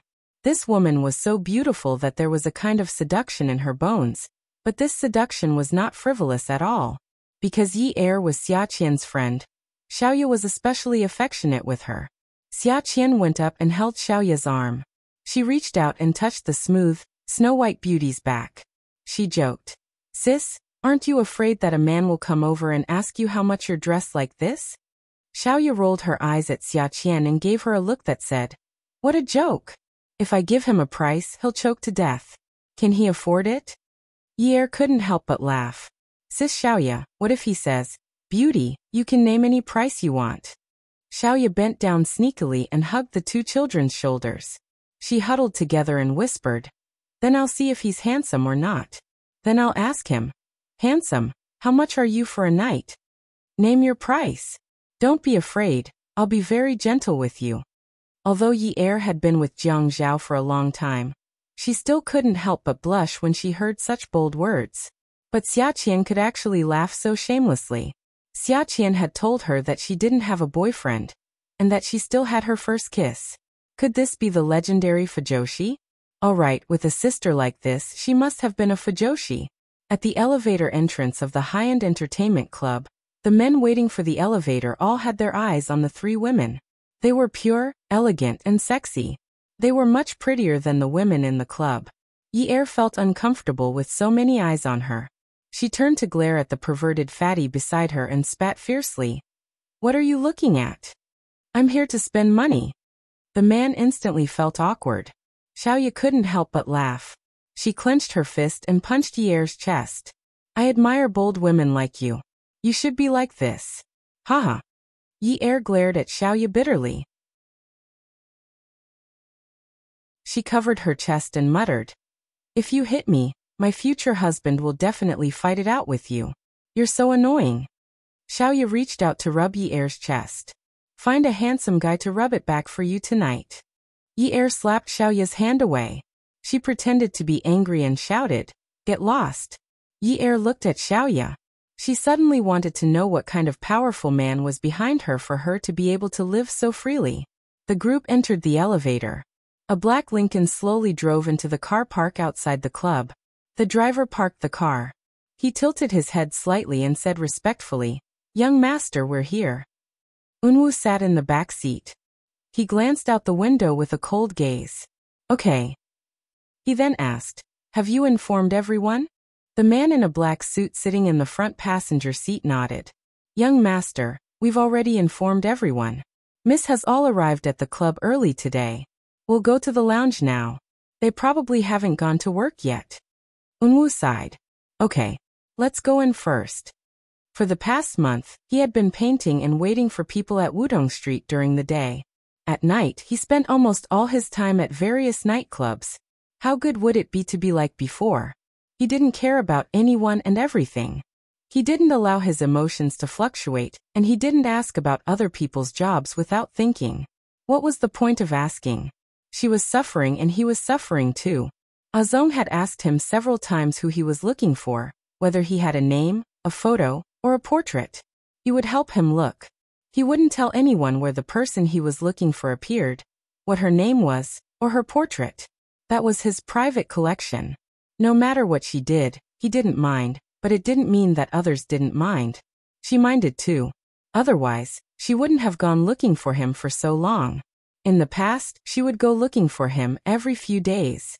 It was because he knew about her unbearable past that she didn't want her painting anymore. She threw him away just like that and never appeared again. Every time he arrived at the club, he would go in to look for her himself. He wouldn't let anyone follow him. He wouldn't let anyone around him watch her leave the lounge of such a place.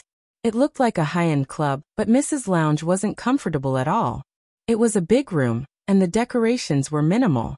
There were benches for resting, and the glamorous figures shuttling between luxury rooms didn't exist here. All kinds of women sat in indecent positions. There was no such thing as the most lewd jokes, only more lewd. Occasionally, she would be impulsive and curse a few times. Unwoo had stood at such a door countless times.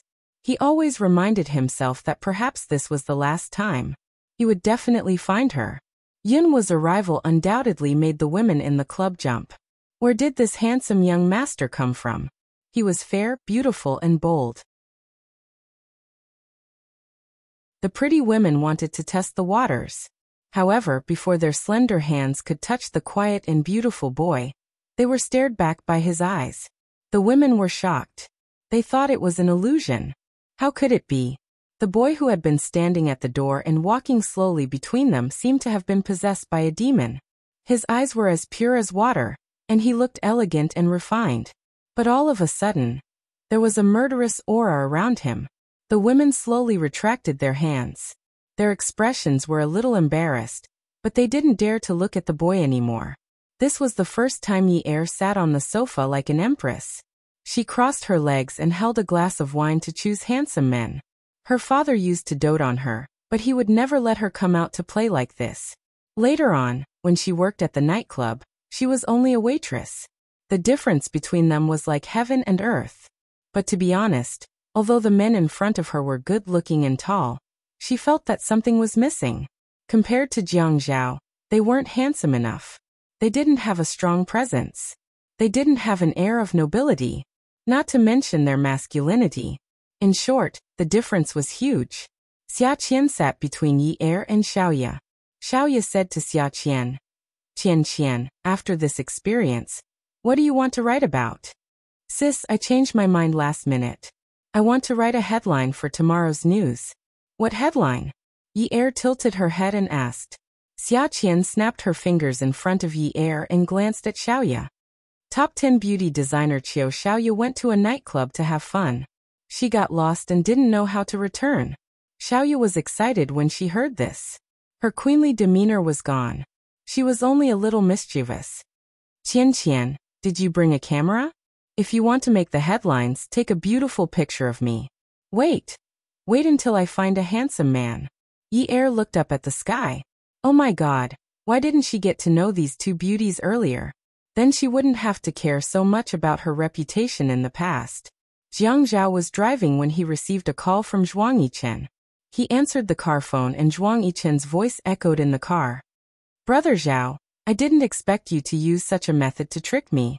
Jiang Zhao rested his palms on the steering wheel and tapped his fingers on it. Haha, Yichen, this is also a requirement of the game of chess. Zhuang Yichen's voice sounded like he couldn't hide his laughter. Although I don't know how you found out about Xiaoya, there's something you might not know. Her relationship with me has expired. She's now with her first love, Kang Yiyun.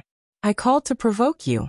Xiaoya is now leading her sister and Yun Yi to Golden Dynasty to find male prostitutes. She's almost done drinking. Beauty novel Xinwu 799.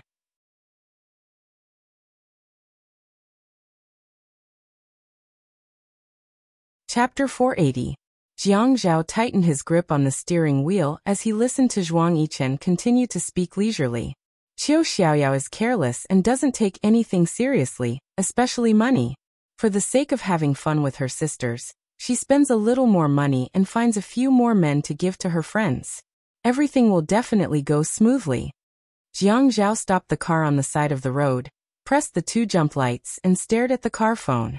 After a few seconds of calming down, he said faintly, Then let them have fun today. Yun Yi only needs to find someone who dares to poke the hornet's nest. Since it's a game of chess, of course, we can't destroy the chess pieces at will. Zhuang Yichen said coldly and quickly, Goodbye. Then he hung up the phone. Jiang Zhao looked at the streetlights in front of him and raised his hand to press between his eyebrows. He grabbed the phone and dialed Yi Er's number. The number you have dialed is not in the service area. Please wait. Yin Yi, or you really don't know the difference between life and death.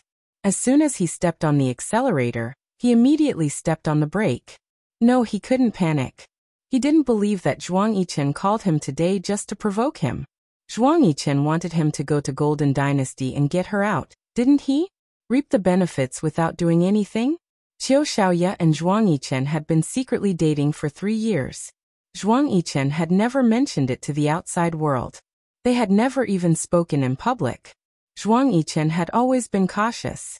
He never let the enemy catch his weakness, even if it wasn't a weakness. However, Zhuang Yichen had never mentioned Xiaoya to him, just as he would never take the initiative to mention Yi Er to anyone. Although he and Zhuang Yichen were buddies, he had helped Zhuang Yichen a lot, and Zhuang Yichen had also helped him clear a lot of obstacles. It could be said that they treated each other with sincerity, but when it came to benefits, they were very clear about it. Neither of them was willing to leave an opening for the other. Their cooperation had always been mutually beneficial. Zhuang Yichen had always been ruthless and merciless. If he wanted to use Yin Hongwei's matter to topple the Zhuang family, he was afraid that Yi Er would be implicated. When the time came, he would not be able to bear the consequences. He could ignore the others, but he could not bear to do that to Yi Er. It was not easy to get hold of Xiaoya. Zhuang Yichen would think twice before making a move, and he could also protect Yi Er. However, today's blunder made him uneasy. Jiang Zhao could not get through to Yi Er's phone, and there was no news from Zhuang Yichen. He felt that he could not sit still any longer. He went to Peerless Beauty because no one knew that the boss behind the scenes was Zhuang Yichen. They also did not know that the deputy mayor and Zhuang Yichen were secretly in contact. The private room was directly connected to the garage, and it was very secretive of their relationship. But even at such a luxurious place, he had never ordered a woman to sit at the bar, including Zhuang Yichen. He was the boss of that place, and he had never ordered a woman to sit at the bar. Zhuang Yichen knew that Qiu Yelan had applied for leave today, and he thought that Qiu Yelan would go to Qingbei condominium earlier to accompany him. This damn woman. If she dared to fool around with other men behind his back, he would skin her alive. But Qiu Yelan was only 19 years old. How could she resist the temptation of the outside world? Qiu Yelan was still young, and she was curious about everything. She was King looking for trouble for him all day long. Jiang Zhao's handsome face was gloomy. He gritted his teeth and stepped on the accelerator again. Unwu came out of Mrs. Lounge at Golden Dynasty. He could only feel disappointed again. He had also asked Mrs. Mother, but no one had started the audition yet. He had also received a notice last night that Miss did not have to pay the audition fee today. Today was the day when everyone was present. With both hands in his pockets, Unwu sighed habitually. His bodyguard, Azong, hurried over. "Young master, how is it?" Unwu said calmly, "It's fine. How many entertainment venues have we not been to in Haicheng? In the past month, we have been to hotels, discos, slow bars, small bars, clubs and nightclubs. There are about 4 or 5 of them. Do you want to take a look at the brothels in the suburbs?" Unwu felt that his patience had been worn down bit by bit over the past month. If he continued to wear it down, it would be completely broken. He lowered his head, closed his eyes, and raised his hand to rub his temples. After visiting these 4 or 5 places, we will go to the suburbs." Azong said worriedly. "Young master, if old master sends people to look for us, it will be much faster. Do you want to?" Unwu immediately interrupted. His temper was still as good as before.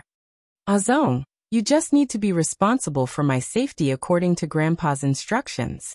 You don't have to report anything else to him. Go back. Grandpa will ask about our whereabouts again in a while." Yi Er felt that she was not even as good as Xia Qian.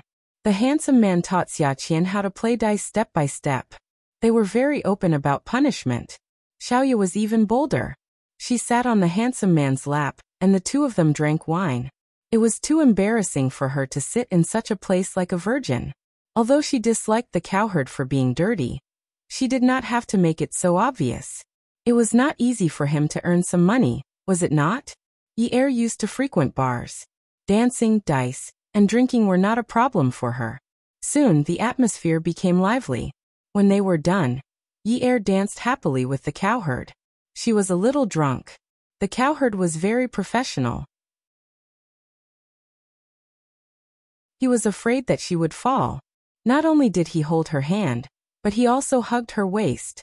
The guests were having a great time, but no one knew that there was a hidden camera installed in their private room. Jiang Zhao did not know about it at first. It was only when Zhuang Yichen's peerless beauty started to play that he realized that these bosses were too unscrupulous. Zhuang Yichen looked at the surveillance screen. His cold and handsome face did not change.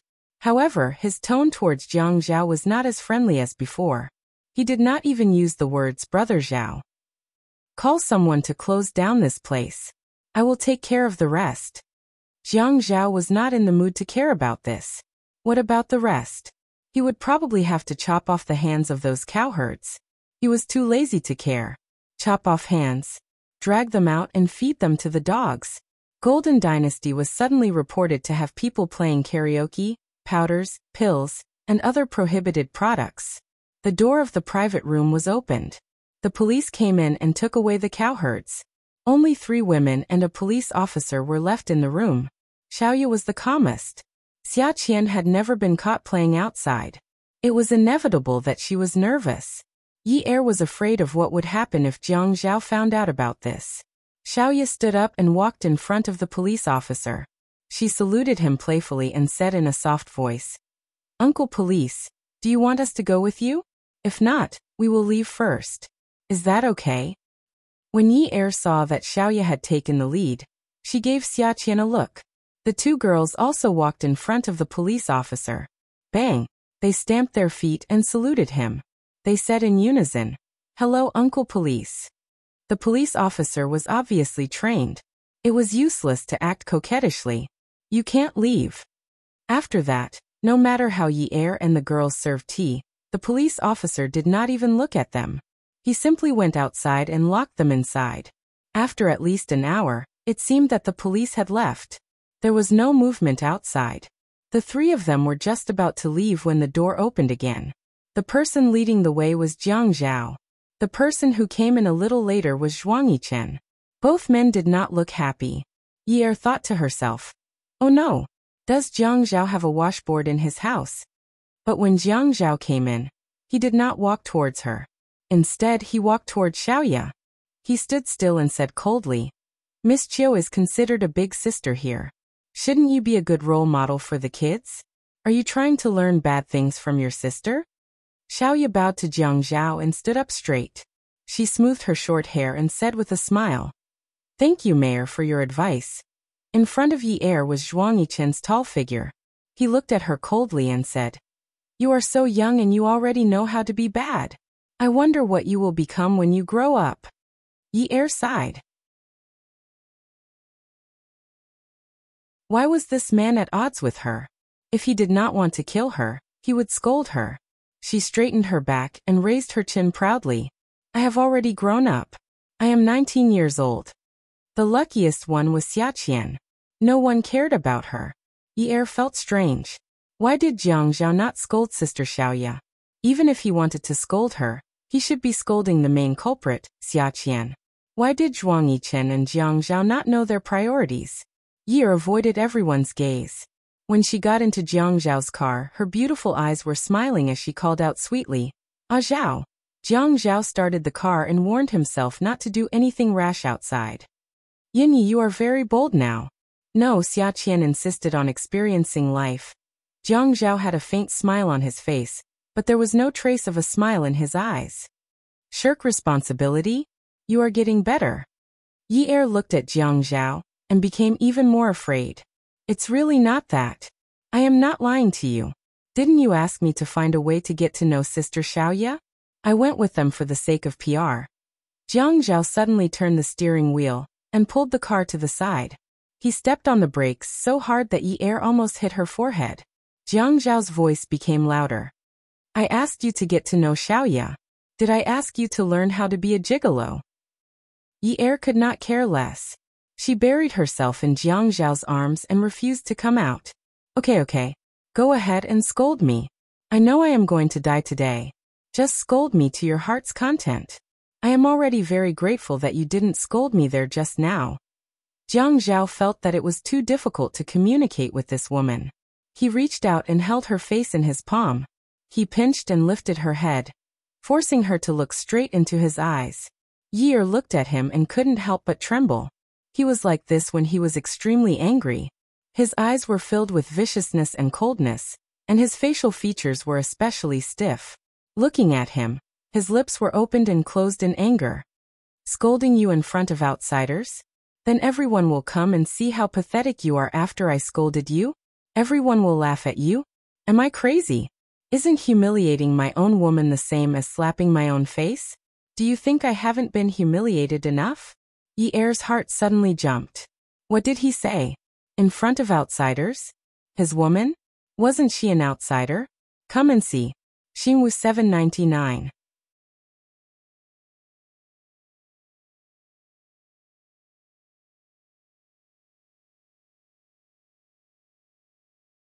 Jiang Zhao only hated when this woman would learn more. She was much more experienced than her peers, but once she fell into the hands of a scheming person, she was like a little white rabbit, waiting to be slaughtered. At that time, he was afraid that she would talk too much because she was young, so he didn't tell her about the relationship between Qiu Xiaoya and Zhuang Yichen. He didn't expect that this relationship would still be exposed. What if Zhuang Yichen warned Qiu Xiaoya not to let them interact with each other? If he didn't drag Xiaqian into this and Qiu Xiaoya wasn't involved in Xiaqian's matter, would Zhuang Yichen sacrifice Yi Er as well? But with Zhuang Yichen's suspicious personality, it seemed like he wouldn't tell anyone about himself. If he told Qiu Xiaoya to be wary of Yi Er, then it would be obvious that he was telling Qiu Xiaoya something obscure. Qiu Xiaoya had been with him for so many years, so it would be easier for her to understand him. Yi Er suddenly remembered something. She flipped over and sat up. She looked at Jiang Zhao in surprise. Sister Xiaoya is Zhuang Yichen's woman? Jiang Zhao pulled Yi Er into his arms again. You're not too stupid, Yi Er said. Oh. No wonder Jiang Zhao and Zhuang Yichen were so similar. Did they feel that it was embarrassing to scold their own woman in front of outsiders? Did they think that scolding someone else's woman was enough to vent their anger? What a freak. But she could say that Zhuang Yichen was a freak, but she didn't dare to say that this man was a freak, because she couldn't afford to be hurt. I was wondering what I did to offend him. Did he think that I was the one who took Sister Xiaoya to fool around? I feel so wronged. Xia Qian was the one who suggested this. She said that she wanted to experience life, so that she could have a deeper understanding of society. Jiang Zhao curled his finger and knocked Yi Er on the head. Seeing Yi Er frowning, he rubbed her head. Anyway, no matter who's right or wrong, you should reflect on yourself. But don't mention anything about them to anyone. It seems like Xia Qian doesn't know either. From now on, you must learn to stuff everything you see or hear into your stomach. Otherwise, Zhuang Yichen might find a chance to kill you in the future since he didn't kill you last time. Yi Er hurriedly covered her mouth and pretended to be frightened as she burrowed into Jiang Zhao's arms. She knew that Jiang Zhao would never let Zhuang Yichen do that. She also knew that Jiang Zhao liked her to be this way. He liked her to be a little weak, a little stupid, and a little innocent. So she had been acting the way he liked. She had to get him. Her goal wasn't just to get her brother. She also wanted her father to be released from prison safely. So if she wanted him to continue caring about her matters, she couldn't let him lose interest in her. Zhao you. Like me, don't you? Yi Er had been waiting for the man's deep and mellow voice, but all she heard was even breathing beside her ear. But this kind of breathing, in her ears, meant that he didn't want to answer her stupid question, and chose to pretend to be asleep, leaving her with a way out. To Jiang Zhao, he liked a life with rules and regulations, and it was best if these rules and regulations were set by him. Even if he didn't set them, he would use his own methods and abilities to achieve a tacit understanding. His philosophy had always been that only the strong could work with him. For example, Zhuang Yichen had a strong background in abilities, and he was calm and wise. When working with someone like that, he could get twice the results with half the effort and wouldn't lower his own standards. But when it came to women, he liked gentle, pleasant, generous, and decent women. That way he could lower his guard and feel more relaxed when interacting with them. His original intention wasn't to remove all of Yi Er's thorns. It was just that in the beginning, because of her stubbornness, he had conquered her out of revenge and suppressed her perverse personality. But Yi Er was someone who knew how to survive. In different environments, she could always find a way to live that suited her. Jiang Zhao felt that Yi Er was very sensible. Sometimes this kind of precociousness made people feel bad. He always wondered if he should treat her a little better. She was still so young, but she followed him like this. Yi Er was woken up in the middle of the night by the tossing and turning. Her instincts told her that Jiang Zhao was awake again, and was definitely going to do something big with her. In her days, she just habitually catered to him. Her two legs wrapped around his waist, and with her eyes closed, she hooked her arms around his neck. Then, she raised her head to find his mouth to kiss. Slap. Her butt was slapped so hard that even Zhou Gong was scared away. She opened her eyes wide and looked at Jiang Zhaojing, who was lying on top of her. What was going on? He didn't strip her naked like before. Instead, he wore a shirt around her neck. Little fox, I say, you haven't reached the age of a wolf yet. Why are you so thirsty?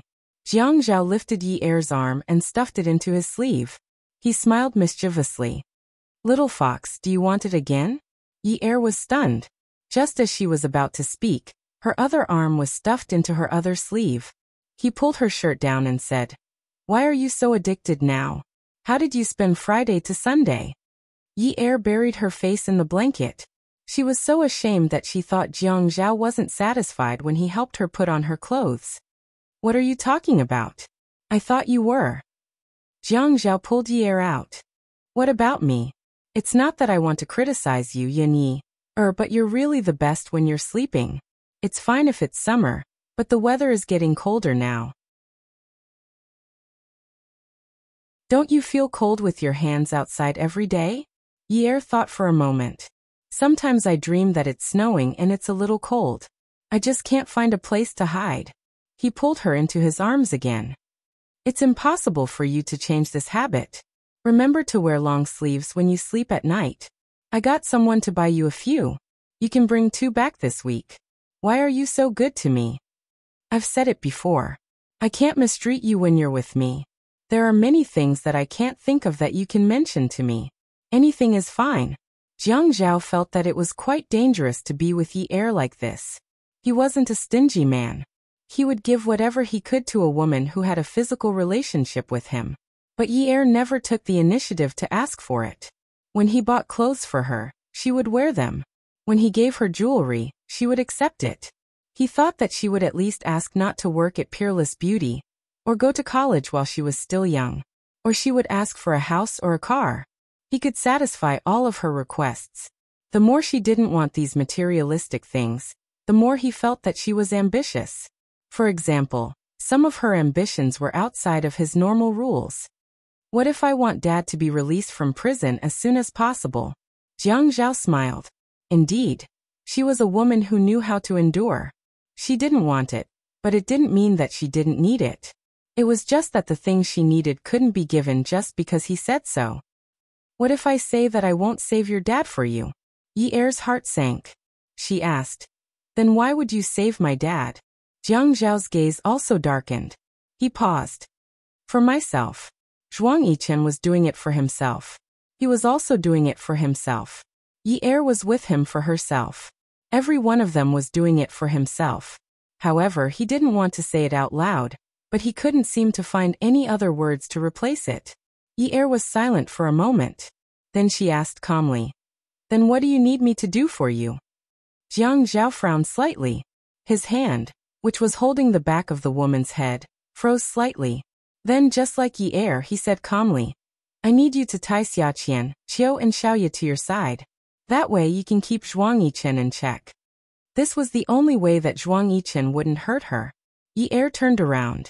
With her back facing Jiang Zhao, she gently exhaled the air in her chest. She didn't dare to make a sound. She didn't want him to hear her emotions. No wonder he took a liking to her, and gave her pointers. It was because she was also a pawn in his game. Everything was so coincidental. Perhaps her father's incident happened to be part of his game, and was the key to bringing down the other party. She really wanted to say that it was fate. To hell with fate. No wonder he wanted to get to know Xiaqian and Xiaoye. Xiaqian worked in the media and was a child. She was impulsive and didn't consider the big picture when she did things. She only knew how to uphold justice and could cause a lot of trouble. Welfare Songshu 566.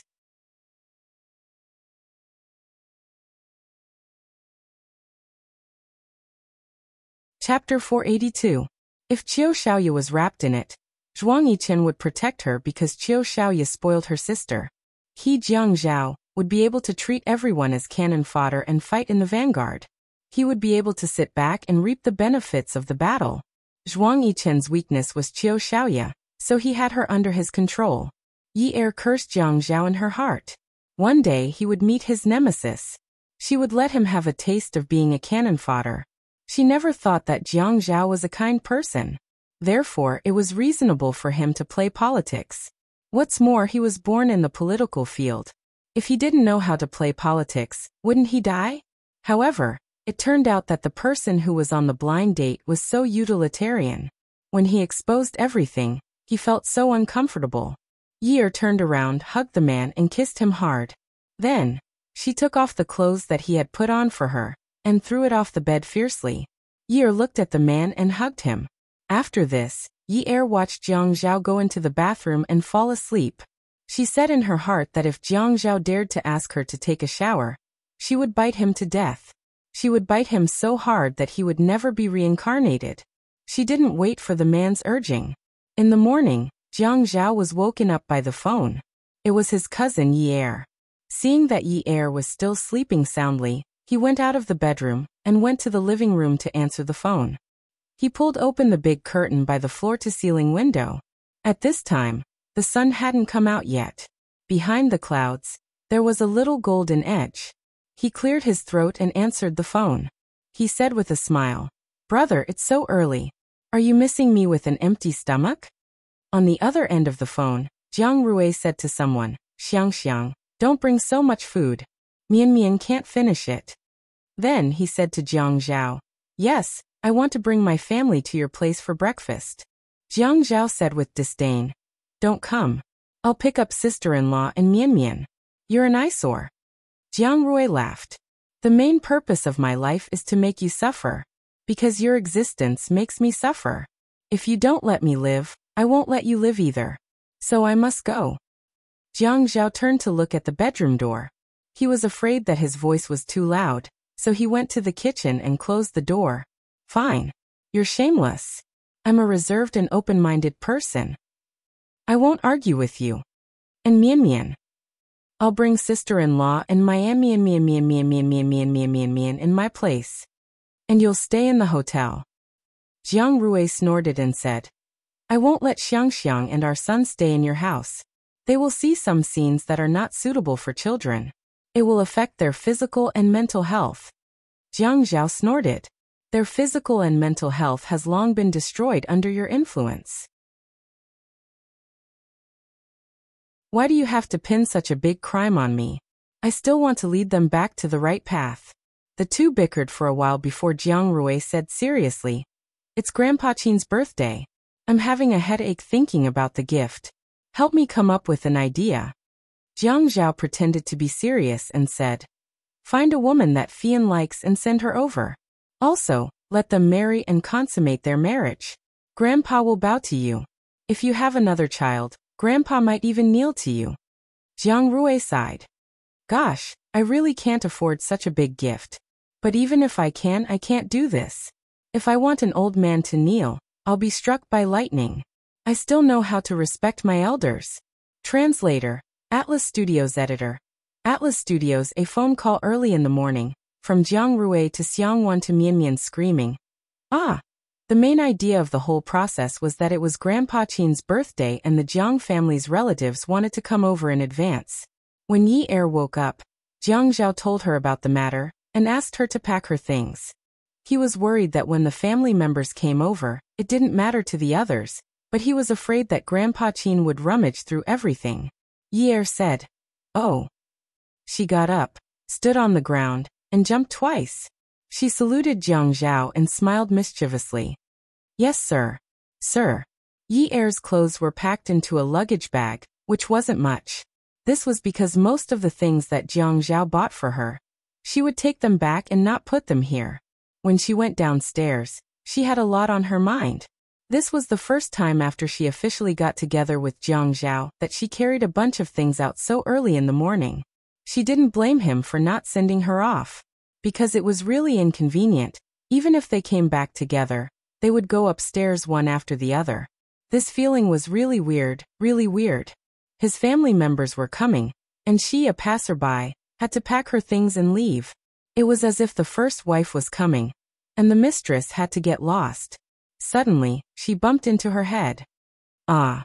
At the same time, there were two screams and a series of bangs. One of the screams was from Yi Er, and the other was from the woman she had knocked to the ground. Yi Er sat on the ground with her hands supporting her on the asphalt ground. It was a little painful. There were a few boxes scattered around the beauty she had knocked down. They were probably placed on top of the luggage bag she was hiding behind. She held the big bouquet of flowers tightly in her hands. She had never seen anyone use white baby's breath and clusters of lilacs to make a bouquet. Was it because it was cheap? There were layers of wrinkled paper wrapped around the bouquet, making Yi Er feel that the paper was much more expensive than the flowers. Yi Er looked at her scraped knee and frowned. She felt that she had been careless and bumped into someone. Without any explanation, she stood up and apologized. Just as she was about to help the beauty up, she heard hurried footsteps behind her. The tall figure had already walked past her and stood in front of her. The autumn morning sun was faint, but it was especially warm and comfortable when it shone on her body. However, Yi Er felt that she should probably wear a sweater today. It was a little cold. The man carefully helped the woman in front of him up. Then he spoke in a voice she was most familiar with. It was low and had a gentleness that she rarely shared. Yan, why are you so careless? Did you hurt yourself? Yi felt abandoned. The man who had been intimate with her all night last night was now helping another woman pick up the scattered items on the ground. It was as if he didn't know her at all. The woman who had been knocked down by Yi stood up and handed the flowers in her hand to Jiang Zhao. She reached out and carefully buttoned a button on Jiang Zhao's shirt. Her voice was very soft, and there was a hint of annoyance at the end. You ran in such a hurry that your shirt wasn't buttoned properly. Why did you run down with your shoes on? With that said, she looked at Yi apologetically and nudged Jiang Zhao. I'm fine. Look at Mississippi. She should be more seriously injured than I am. Yi finally noticed that the woman's hair was like satin. It was black and shiny and was tied loosely at the back of her neck. Her plain mid-sleeve dress was a plain beige color. But her features were like a painting. She didn't have any makeup on her face. It was so light, but it was so beautiful that it made people feel inferior. That's right. Yi suddenly felt inferior. It was precisely in such an environment that she felt inferior. Being young was useless. Some women were able to accumulate a kind of beauty that no one could surpass after experiencing the passage of time. Moreover, she was already very beautiful. Yi didn't even feel like apologizing. Even if that woman was so weak that she stood aloof from worldly affairs, she had a man to take care of her. What was there to apologize for? If apologizing was useful, why would she need a man? All right, she was a low-class woman. Who asked her to be so uneducated? She looked at the woman who had been called Yan. The corners of her mouth stiffened. I'm fine. I'll leave first. Yan. This damn pervert kept calling her little fox. If not, he would call her by her name. Didn't he know that a gentleman's first step was to be friendly to a lady? Her name could also be Yunyan, Xiao Yinyan or Yi Xiao Yi. Was there a problem? Couldn't say it out loud? Bah, he wasn't a gentleman at all. He had always been a pervert. He had chased her away so that other women could move in. They had even brought their luggage over. He actually said that Grandpa was celebrating his birthday, and was afraid that people from Grandpa's side would come over. What a liar. She had only taken 2 steps when Jiang Zhao chased after her, and pulled Yi back. I'll take you to the hospital. Your knee is bleeding. Yi flung Jiang Zhao's hand away. Without saying a word, she walked out of the neighborhood with a cold expression. A thought suddenly appeared in her mind. She couldn't continue this act anymore. Later, she received a message from Jiang Zhao asking her to go to the hospital for a checkup. Otherwise, her wound would get infected. Yi didn't reply. Jiang Zhao pulled her luggage and placed a pile of boxes on top of it before entering the lift. Yan, you're really something. You can even bring so many things over. I took a taxi to the entrance of the neighborhood. The security guard asked me to connect to the house before letting the taxi in. I wanted to give you a surprise, so I walked over myself. Yan stood by the side with a bouquet of flowers in her arms. When she smiled, her eyes seemed to glow. I've been transferred back to the procuratorate. I don't want to stay at home. It's too restrictive. My dad has agreed to it. I haven't found a house yet. Can I stay here with you? Ding. The lift sounded. As long as you think it's convenient. Of course it's convenient. Give me a set of keys. Jiang Zhao nodded and took the keys to open the door. Why did his nose suddenly become so sensitive? The windows were open, but he could still smell the fox's scent. Just now, when he was standing on the balcony, that woman seemed to be blind and fell. She really deserved it. Dong Xuebing ran downstairs and wanted to help her up to apply some ointment. But Ouyangyan came over. Dong Xuebing thought his eyes were playing tricks on him until Ouyangyan smiled at him. Ouyangyan took out a box from her luggage and opened it. She took out a pair of pink cotton slippers and put it on. Second brother, my dad said that if the situation doesn't change, you will be the acting mayor? Jiang Zhao was still thinking about this when Ouyangyan kicked him away. He dragged her luggage to the guest room. The situation is changing every day. How can the situation remain the same? Ouyangyan followed behind. The situation is controlled by someone. Jiang Zhao put the box away and turned around. I'll ask the hourly worker to come over and help you clean up. There is food in the fridge, and there are a lot of business cards outside the fridge. You can also go out to eat. There are 4 cars in the underground garage. I will give you the keys later. You can drive whichever car you like. Walking back to the bedroom, Jiang Zhao opened the wardrobe and picked out a tie for himself. After tying it, he took down his suit from the hanger. Ouyang Yin also walked over, took the suit and stood behind him to open it. Jiang Zhao stretched out his arms and put on his blazer. Ouyang Yin adjusted Jiang Zhao's tie like a virtuous wife. You are too neat sometimes. You don't look like a man. So a sloppy man looks like a man. No. A woman should help you pack up.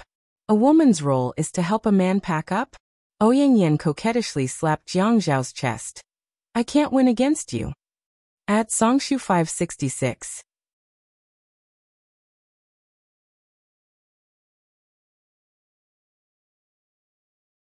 Chapter 483. Seeing that Jiang Zhao was about to leave, Ouyang Yin stopped him. Second brother, I asked Grandpa Qin out for dinner tonight. Grandpa said we should go together. Okay, wait for me to get off work. There was a saying in Haicheng. Rich in the south, rich in the north, chaotic in the west, poor in the east. As the city's construction increased, this disparity seemed to decrease. However, the rich still gathered in the south. This was where the first group of rich people settled down and bought their properties. Every inch of land was worth its weight in gold. 2 years ago, an old man named Shi Zhentian moved into Haicheng. He built the Shi family's main house in the south. In this area, he built a house with mountains and lakes, showing off his family's wealth. When Inyu returned to the Shi residence, Shi Zhentian was sitting on the sofa, watching the news. His face was flushed red, and his physique was sturdier than an ordinary old man. As long as he stood up, he would exude a heroic spirit that resembled a hero and a bandit. Grandpa, Unwu greeted Old Man Shi as usual. Unwu, are you happy today? Old Man Shi saw Unwu and quickly turned off the TV and walked over. I'm fine.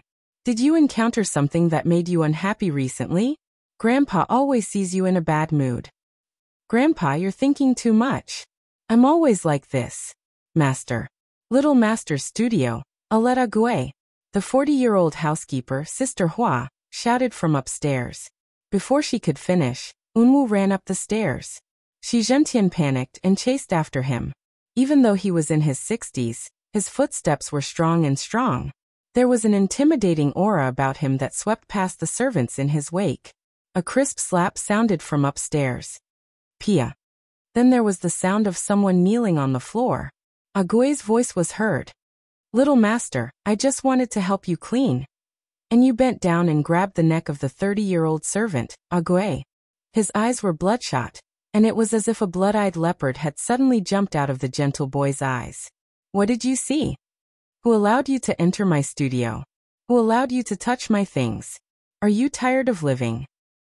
Young Master, I didn't do it on purpose. I just opened the door and didn't go in. Sister Hua was scared out of her wits. When she wanted to stop the fight, she was pushed by Unwu. Her whole body fell to the corridor, and the hair at the back of her head fell out. Shi Zhentian stood behind Unwu. He furrowed his brows and said in a voice as loud as a bell, In the future, you will only clean Yunwu's room if he asks you to. Otherwise, if you anger him again, don't blame me for being ruthless. Master, young master, I won't do it again. I won't do it again. Enyu looked at the crack in the door, closed his eyes, and took a few deep breaths. After a while he said calmly, Ague, you go down. Ague scrambled away when he heard that. Shi Zhentian quickly went up to Unwu and asked anxiously, Unwu, are you feeling unwell? No, I've made Grandpa worry. I'll try my best to control myself next time. Shi Zhentian stroked Yunwu's chest. You lost your temper because the servants provoked you. Relax. Unwu nodded and walked to Sister Hua. He helped her up and tidied her hair.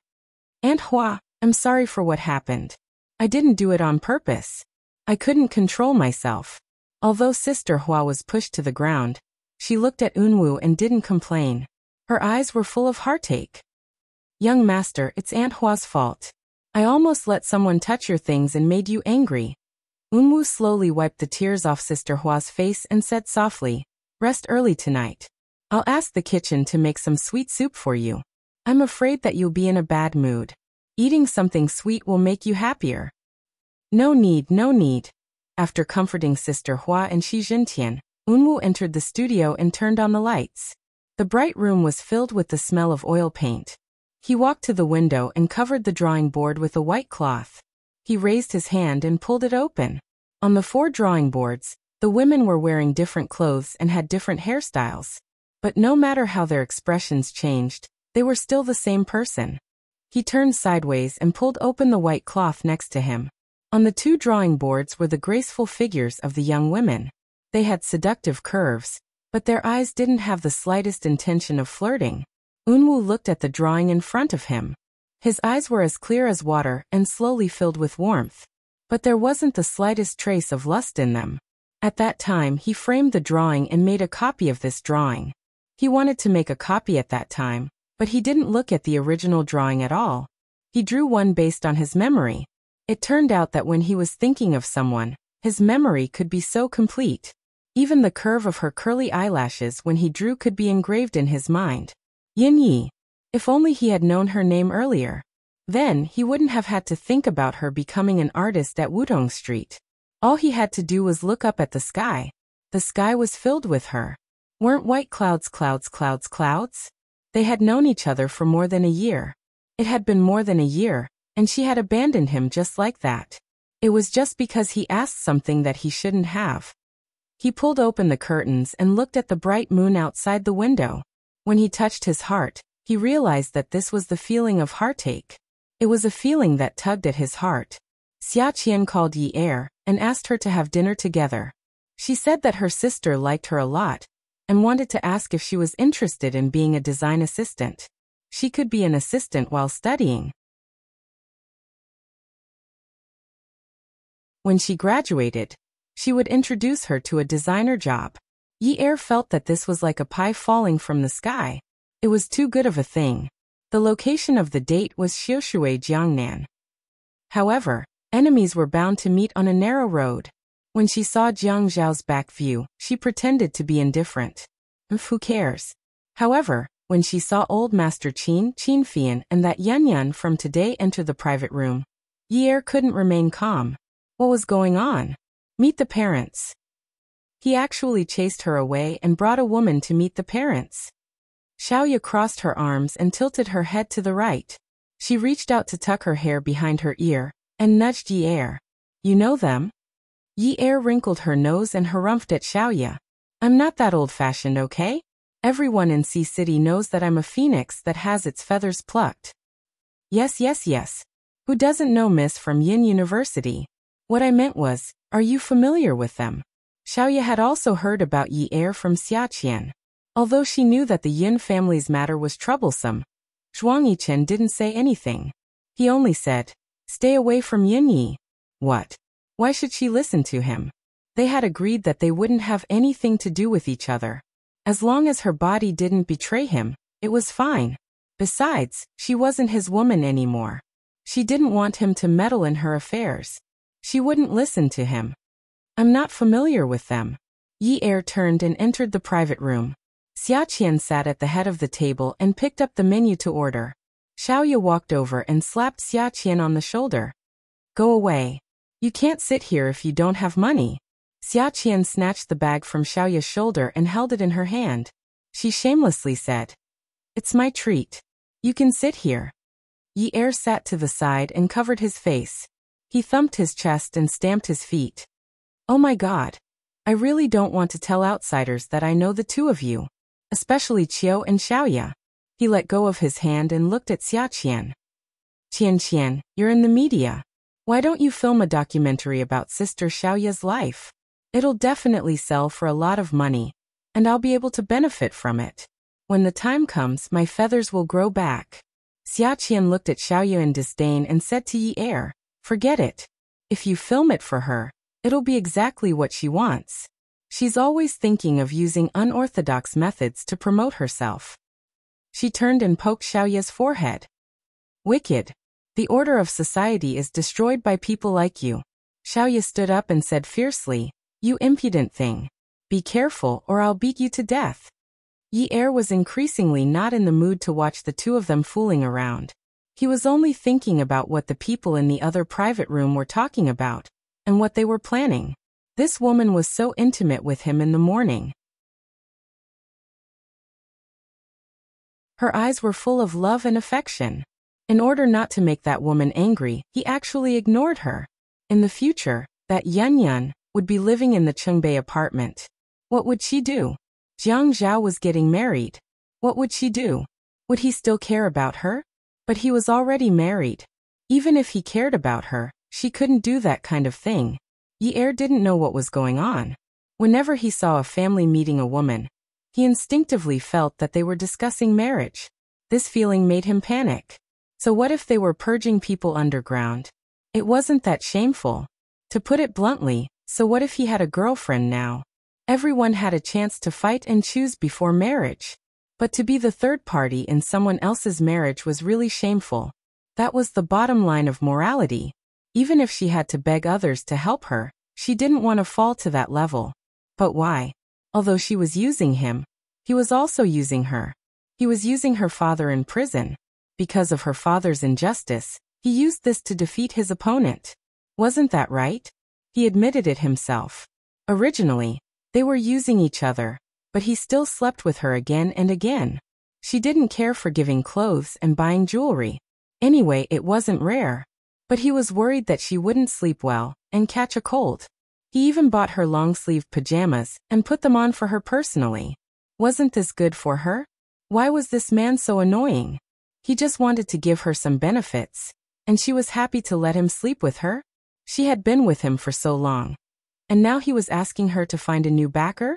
Now that he had played enough, he wanted to just pat her butt and call it a day? Why? She had been watching his face for so long. Suddenly, a woman flew in from another planet and kicked her away just like that? She didn't get any benefits at all. She wouldn't let him play her like that. Even if he wanted to get married, that person could only be her. She would never be the third party outside of marriage. Tuesday happened to be the 15th day of the lunar calendar. It was autumn and the sun was shining. Because old Master Qin's birthday was coming soon, the Jiang family had already come to High City from Jiangzhou. They invited everyone to burn incense at the Panlong Temple to show their sincerity. The Panlong Temple was in a scenic area. A group of people walked slowly and looked at the intoxicating orange, red, and yellow scenery. Such a spectacular group attracted countless people's attention. Not to mention that there were more than 30 people. The handsome men and beautiful women among them made the tourists feel like they were filming an idol drama. Taking a closer look, there were many big shots familiar to the people of High City. Qin Rongfang, the old master of the Qin family, Jiang Liqing, the commander of the southern military region, Qin Rongfang's daughter, Qin Zhen, the boss of Jinzi Investment, Jiang Zhao, the deputy mayor, and Qin Fian, the heir of the Qin family. There were also big shots in Jiangzhou that the people of High City were not familiar with. The old master of the Jiang family, the former commander of the southern military region, and his grandson Jiang Rui, the eldest son of Jiangzhou. Jiang Rui was wearing a casual shirt and casual pants, holding his son Jiang Mian, who was less than 1 year old. The tall, handsome, and rich dad was particularly eye-catching. The woman next to him clapped her hands towards her son and reached out. Mian, can mommy carry you? Let daddy rest. Add. Hongcha 866.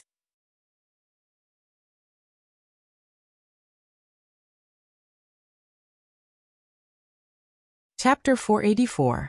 The man looked at his wife affectionately. How heavy is Nianmian? This kind of physical work is not suitable for a woman.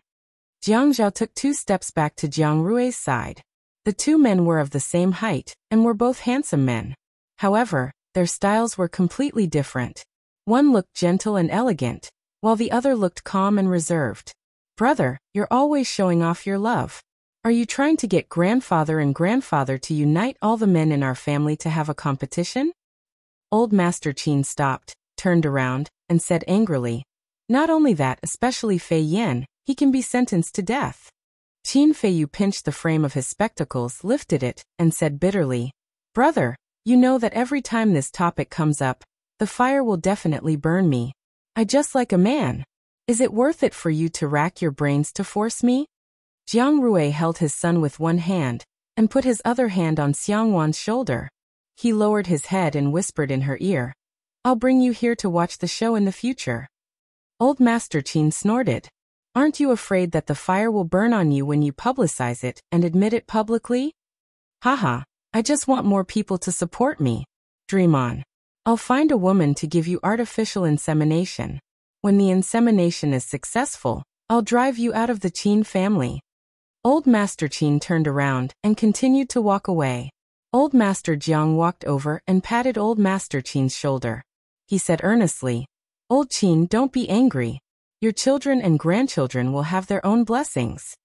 Then he sighed. "Sai, you don't know how annoying it is to have a child in the family. Nianmian is so young, but the family is about to be overturned by him. He only knows how to torture me. Every time he sees me, he'll shout, 'Grandfather, grandfather, carry me.' When I hold him in my arms, his chubby hands will pinch my mouth and rub my face. It's so annoying." Then he laughed. Old Master Qin was so angry that he blew his beard and glared at him. This guy didn't come to persuade him. He obviously wanted to anger him to death. He was angry that he didn't have a grandson to hug. The others were already used to such scenes and only hoped that the show would be more exciting. When Jiang Zhao received a call from Yi Er, he slowed down his steps and waited until the large group of people had left before answering the call. "Hello." He heard Yi Er's soft voice in a crowded place. "Ah Zhao, what are you doing?" The corners of her mouth lifted slightly. "I went to burn incense with my family. I'm walking now. I'm just outside the scenic area. Ah Zhao, I miss you. I'll go and find you today. Be good, don't mess around. After a few days, when all the relatives leave, I'll pick you up. By then don't live there anymore. I'll buy you a new house outside." Jiang Zhao felt that he had become more and more obedient to Yi Er recently. In the past, when she acted coquettishly and acted cute, he only glared at her and did not pursue the matter. Now he actually knew how to coax her. "There's no need for a house. I don't go back to where I live now. Hello, did you miss me?" Jiang Zhao looked at the group in front of him, and the smile on his face widened. Suddenly, another girl's voice sounded. It was very tender and should be about the same age as Yi Er. There was a distance between them and she shouted, "Yi Er, don't use your cell phone when crossing the road." Jiang Zhao frowned and repeated, "Don't use your cell phone when crossing the road." The girl's voice was sweet. Just like before, she always loved to act coquettishly. "Hey, you haven't answered me yet. Did you miss me?" The screeching sound of the car tires skidding across the asphalt road, and the scalp-numbing sound of the brakes, seemed to come from the other side of the sky. It went straight through the phone, and into the man's eardrums. "Ah!" Yi Er screamed. Bam! It was the blunt sound of something hard colliding with something soft. There was a clattering sound in his ears. Yi Er's cell phone must have fallen to the ground. Jiang Zhao frowned again. "Yi Er?" No one answered. Almost at the same time, the girl's voice sounded again. This time, it was a scream and she was even further away. "Oh my God! Yi Er! Car!" Ah! It was chaos on the other end of the phone. Jiang Zhao felt as if a thunderbolt had exploded in his mind. His heart tightened and he staggered. The veins on his forehead were throbbing as he screamed into the phone. "Yunyi!" Jiang Zhao didn't know how loud he screamed. The dozens of people who had walked away all turned around to look at him. When Qin Fian saw the change in Jiang Zhao's expression, he quickly walked over. Although they were usually bickering, as a younger brother, he could tell when something was wrong. He asked seriously, "Bro, what happened? Hurry up. Give this cell phone number to Dad, and let him use the military system to locate it. Hurry up and find out where it is." Jiang Zhao reached out to rub his forehead. He felt as though his legs were filled with lead. He placed the cell phone screen in front of Qin Fian and tried his best to calm down. Calm down, calm down. However, his hands couldn't help but tremble. He tried to breathe in and out to calm himself down, but it was to no avail. The girl's cheerful and joyful voice was still ringing in his ears. Her voice was soft and filled with anticipation. "Ah Zhao, did you miss me? You haven't answered me. Did you miss me? Bro, what's wrong? Hurry up. Why are you talking so much nonsense?" Jiang Zhao looked up and shouted. Qin Fian knew that this was no small matter from his furious expression. He quickly took the cell phone from his brother's hand. Just as Qin Fian turned around, a figure suddenly appeared behind Jiang Zhao and hugged him from behind. Jiang Zhao's back suddenly stiffened. He quickly turned around and immediately grabbed the girl's shoulder. He was so angry that his whole body was trembling. He wanted to strangle her to death. However, before he could hit her, she had already tiptoed, wrapped her arms around his neck, and kissed him deeply. This was big news. The Jiang and Qin families thought that this was big news. From time to time, passers-by would take out their cameras and start taking pictures when they saw such a handsome couple kissing passionately on the street. Jiang Zhao obviously hadn't come back to his senses yet. His trembling breaths hadn't calmed down yet. The familiar soft and fresh smell filled his mouth and nose again. "Yin Yi," he pushed her away fiercely. "Yin Yi, what are you trying to do?" The tall and handsome man was like a lion that was on the verge of going crazy. His gaze that made people's hearts tremble, and the veins on his palm that was tightly gripping the girl's shoulder were telling others that he was unable to restrain his anger. How could she play such a big joke on him? No matter how dazzling Jin Qiu's gaze was, it wouldn't hurt her skin. The rays of light passed through the gaps of the bright red maple leaves and shone into the girl's bright black pupils. It was like the light on the surface of a lake, shining brightly. She looked up at him and ignored his anger. She looked straight into his eyes and raised her head confidently. Her hands cupped around her lips like a trumpet. She bent down and shouted at him loudly and confidently, "Jiang, I want to marry you. I want to marry you." Wow. Dense applause and exclamations rose one after another. Many people gave Yi Er a thumbs up. Who said that only men could propose? Who said that a man had to kneel on one knee before getting married? Who said that women couldn't make vows in public? "I want to marry you. Marry you. Firm and without regrets." Women could also be like this. The young people had started to cheer and shouted in unison. "Be together. Be together. Be together." Although most of the people here were tourists and most of them did not care about the politics of other provinces, the people from Haiqing would also come here to burn incense and petition. Not many people did not know Jiang Zhao. Furthermore, he was a handsome and young deputy mayor. Those who did not watch the news would watch the TV and be infatuated with him. Qin Fian stood there and looked at the girl who proposed to his brother. Then he looked at the girl's profile picture on his personal phone.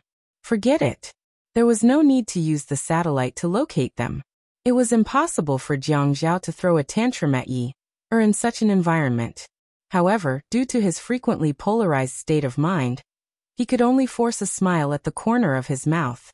At this moment, the elders from the Jiang and Qin families were also nervous. A few seconds after the confession, professional SLR cameras were flashing nonstop. The shutter sounds were also incessant. It was obviously a professional media. Yin Yi asked him to get to know Xia Qian. She did not do her own thing and set him up first. This was a fact that could no longer be covered up. Unless when Jiang Zhao's father, Jiang Liqing, walked over quickly, he pulled Yi Er to the side and said to the crowd calmly and gently, "I'm sorry to disturb everyone. I didn't expect my fiancé to give me such a surprise here." Jiang Liqing had always had a fiery personality. When he heard Jiang Zhao's words to the media, he stopped in his tracks. He did not even have a chance to explain. Qin Rongfang's expression was already stormy. Old Master Jiang didn't know much about the rich people in High City, and he wouldn't casually ask Jiang Zhao about the details of politics. Moreover, he had never seen Yin Yi before. But when he saw his old friend's expression, he knew that things were not good. "What's going on? Old Qin? This girl is not suitable for Zhao Zhao? You have been against it, haven't you?" He looked at his uncle Jiang Liqing and then looked at his grandfather. But he said to Qin Rongfang, "Grandpa of the Qin family also likes to do this kind of thing?"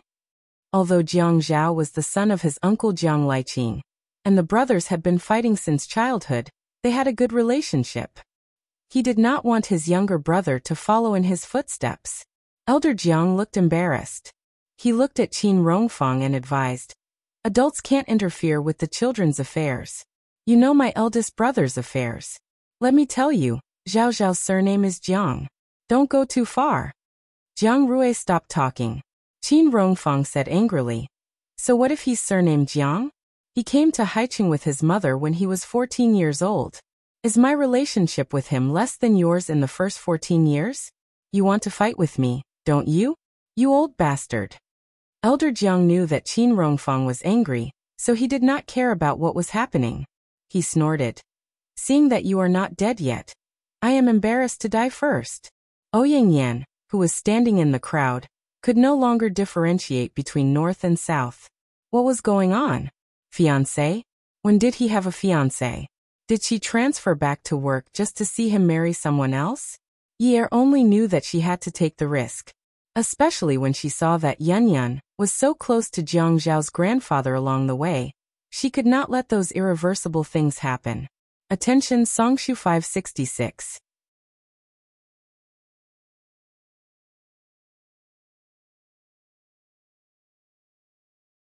Chapter 485. Xia Qian had prepared the recording in advance to see how Jiang Zhao would react to her. If he reacted, it meant that he wasn't so cold-blooded that he didn't care about her life or death. At least, he didn't treat her as a stranger who had nothing to do with him. Since that was the case, she could take a gamble. In front of the media and the public, the Jiang and Qin families had always been friendly and modest. But today they had to stop praying early. The Qin family's mansion was quaint. The main hall and living room were full of people. This was the liveliness Qin Rongfang should have before his birthday, but it wasn't as lively as it should be. No one spoke and looked at the door from time to time, waiting for the main character to appear. In the north of the front yard there was Jiang Zhao's room. Yi Er was pressed against the door by him. Her almond-shaped eyes stared at him without blinking. He laughed coldly. "Yin Yi, you're not going to pretend anymore, are you? You're going to show your claws, aren't you?" Yi Er raised her chin. She was angry at the thought of him chasing her away and marrying another woman. Why? Did he want to kill her for ruining his plan? Yes, after being bullied by you for so long, I can finally hold my head high. Jiang Zhao's teeth were pressed against his cheeks. The lines on his face were tense, and she could hear the sound of his teeth grinding. "I bullied you? What do you want?" "Jiang Zhao, let me tell you. I'm not Yin Yi for you to play with. You promised to save my father. Don't think about breaking your promise." Jiang Zhao smiled bitterly. "For your brother and father, you climbed into my bed. Now that you're afraid that I'll go back on my word, you can't wait to marry me. For your father, you're willing to sacrifice yourself like this?" Yi Er's breathing stopped for 2 seconds. That night when she asked him if he liked her, he pretended to sleep and avoided her. Did he hate that kind of emotional entanglement? But it didn't matter if he didn't love her. After all, they were just using each other. But if he wanted to marry someone else, there was no way. What does that matter? We don't have any feelings for each other. I don't want you to love me, and I don't need to love you. We're not tired. Or if you get my father out, I'll stop bothering you. What do you think? The man slowly loosened his grip on the woman's chin. Even his voice was no longer as hard as before. He exhaled and said, Fine, I'll fulfill your wish." He let go of Yi Er and threw her onto the sofa with all his might. Jiang Zhao reached out to turn off the light, making the room instantly dark. No one could peek at his emotions. With the light in the yard, he walked to the window and lit a cigarette. Yi Er got up from the sofa. She felt a few strands of hair fall on her face. She reached out to tidy them. Her gaze fell on the window, and she couldn't look away. The night sky outside the window was cloudy. The man was wearing a dark blue shirt, and at this time, he blended into the night. Only when he smoked could she see his gloomy expression. When he smoked, he used a lot of force because Yi Er saw the glowing red coals of the cigarette glow for a long time when he inhaled. She really wanted to turn into the smoke and be sucked deep into his lungs by him. His eyes were sore and swollen, and the corners of his eyes hurt a little. He didn't have any feelings for her. Was it so difficult to force him to marry her? He loved someone else. When she saw that Yun's completely dazed expression today, she knew that she had ruined his happiness. He must hate her to death, right? What did it matter? In any case, Mrs. Jiang was now hers. Unless he dared to tell the public that it was a joke for another woman, he wouldn't say or do that. There were many political figures who didn't have a happy marriage, but no one dared to make such a joke. Yi followed Jiang Zhao into the main hall. The wall and ceiling lights were all turned on, and the entire house was dazzlingly bright. Old Master Jiang and Qin Rongfang sat in the main seats of the main hall. After finding out about the Yin family's situation, Old Master Jiang wasn't in the mood to bicker with Qin Rongfang. When Ouyingyan saw Yi today, he knew that this woman was really related to Jiang Zhao. That day, she kept apologizing to Jiang Zhao for bumping into her. But when she saw Jiang Zhao helping her, she changed her attitude. She was obviously jealous. It was rare for Qin Fian to be so serious. Because of this, no one could laugh. Jiang Zhao was the second grandson of the Jiang family, the eldest grandson of the Qin family. He was the son of the commander of the military region, Jiang Liqing. He was also the son of the chairman of Jinqiao Investment, Qin Zhen. He was the deputy mayor of Hai City, and he had registered 2 companies under his mother's name. He had a bright future, and he could bring benefits to his family. With Jiang Zhao around, it was very convenient for Qin Fian to do whatever he wanted. Because his brother was the deputy mayor, even if Jiang Zhao didn't show up, he could still enjoy the privileges brought by his power. Although the Qin family and Jiang Liqing had a lot to do with this, Jiang Zhao had been on the rise for the past 2 years. He could easily get the position of mayor, and he would enter the provincial party committee in the future. No one was willing to see such a person be affected because of a marriage. Yin Yi was the daughter of an economic criminal. Yun Hongwei was once involved in a power struggle and became a sacrificial lamb. At that time, Qin Rongfang knew that Jiang Zhao had stayed in the Qin palace for a night. Later on, he also talked to Jiang Zhao about it.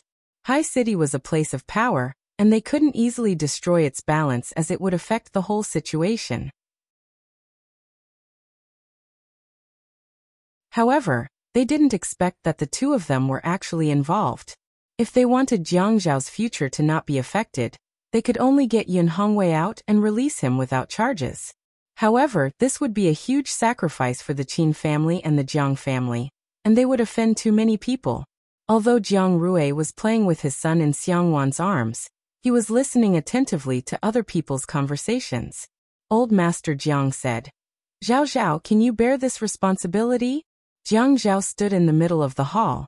His back was stiff, and his voice was low. He didn't answer directly. Let's keep it simple. Yi was silent at the side. When she heard his words, she couldn't help but feel a little moved.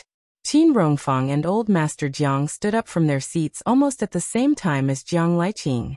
Their purpose was to hold Jiang Liqing's hand, but Old Master Jiang was one step slower than Qin Rongfang. Qin Rongfang held Jiang Liqing's hand in his palm and shouted, "My grandson, if you dare to touch him, I'll fight you to the death. For the past 15 years, I've taken care of the most. What have you ever done? You can try touching him. Qin Zhen hasn't remarried to you yet, and she dares to touch you under my nose. What if she remarries you?" Old Master Jiang also hoped that his eldest son and daughter-in-law would remarry as soon as possible. However, Qin Zhen was good to everyone, and she was still filial to him like how she was to her father-in-law. It was really annoying for her to act like this in front of his eldest son. Jiang Liqing held back his anger and put down his hand. However, he couldn't help but get angry at Jiang Zhao. "You said to keep it simple? Have you ever considered our big family?" Jiang Zhao said lightly, "When my parents divorced, I didn't consider such a big family." Jiang Liqing's stubborn temper had just gone down, and now it was going to rise again. Qin Zhen stood up slowly. Her hair was tied up in a dignified bun at the back of her head. Everyone knew that Qin Rongfang's daughter, Qin Zhen, was a very capable and strong woman. However, her appearance was as gentle as water. She gave birth to Jiang Zhao when she was 20 years old. Although she was almost 50 years old, her charm was as if she was in her 30s. Qin Zhen glanced at Jiang Liqing and said lightly, "In my opinion, if you like her, just marry her. Otherwise, You'll be like some people who marry someone you don't like and regret it for the rest of your life. After you get married, you get drunk and throw tantrums every day. Jiang Liqing was wearing a military uniform. When he saw that his ex-wife had spoken, he immediately lowered his voice. Qinzhen, as long as I oppose it, you support it. As long as I support it, you oppose it. However, the matter of the child is a big matter. You can't go against me so easily. So many years have passed since the things that happened when we were young. Qinzhen said disdainfully. Then show me your support. I want to see if I will go against you. She ignored the dumbfounded Jiang Liqing and walked to Yi Er's side. She pulled him to the guest chair and sat down, allowing Yi Er to stand. The beautiful mother-in-law sitting on the Chinese-style guest chair had the standard sitting posture of a member of a prestigious family. Although her voice was gentle when she spoke to Yi Er, her aura was not weak at all. In my opinion, it's too late to scold anyone. I just want to tell you that as Jiang Zhao's daughter-in-law, there are many things you have to pay attention to. In such a big family, it's necessary to respect the elders. In the past, even if you were the daughter of a rich family, you have to put away those thorns in your temper. No matter how fierce you are, go back to your room, close the door and send it to your husband. Once you're out of your room, you have to be dignified, reserved, generous, and decent. You can't do anything that offends public decency. These shouldn't be difficult, right? Yi Er turned to look at Jiang Zhao, but found that Jiang Zhao was not looking at her. She was a little disappointed. Then she looked at her future mother-in-law and nodded. I'll do it well. Old Master Jiang had experienced what happened to Jiang Rui, so he didn't dare to oppose anyone. He had been traumatized. No matter how heavy his thoughts were, he didn't dare to make a fuss in front of his child.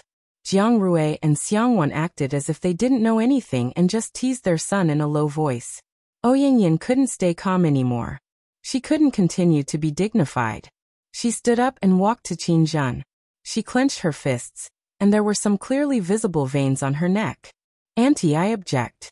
I don't agree with them being together like this. They're not suitable. They can't get married. Qinzhen looked up at Ouyingyan with a faint smile. Oh, she said. Object? What reason? What method? The key is how to persuade the public and the media? Qin Rongfeng doted on his eldest daughter very much. He felt that she was no worse than his son. Although Qinzhen's business was not under the name of the Qin Group, it was still doing well, and had made a name for itself.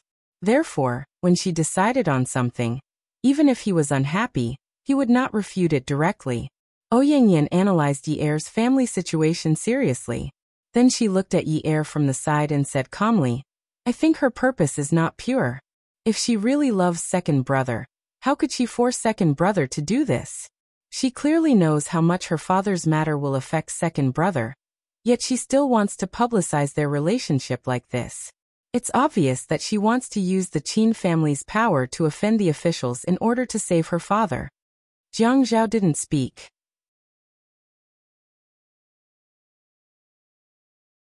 He closed his eyes for a while, and then opened them again. He walked to Yi Er. Yun, whether we love her or not is our business. You don't have to analyze it for everyone. She has been with me for a long time. I should give her a status. So since it's decided, there's no need to discuss it anymore. Jiang Rui stood up and walked over to pat Jiang Zhao's shoulder. We haven't seen each other for a long time. Shall we go for a drink later? He looked at Qin Fian and smiled. Fian together? Qin Fian nodded and said, Of course. Jiang Zhao looked at Yi Er and said to Jiang Rui, Okay, I'll send Yi Er back first. Yi Er heaved a sigh of relief. After Jiang Zhao left with Yi Er, Ouyingyan bit her lips and went to hold Qin Rongfeng's arm. She said sadly, Grandpa Qin, how can second brother like her? They won't be happy. You love second brother the most. How can you let him compromise like this? Grandpa Qin, your objection must be useful. Beauty novel Xinwu 799.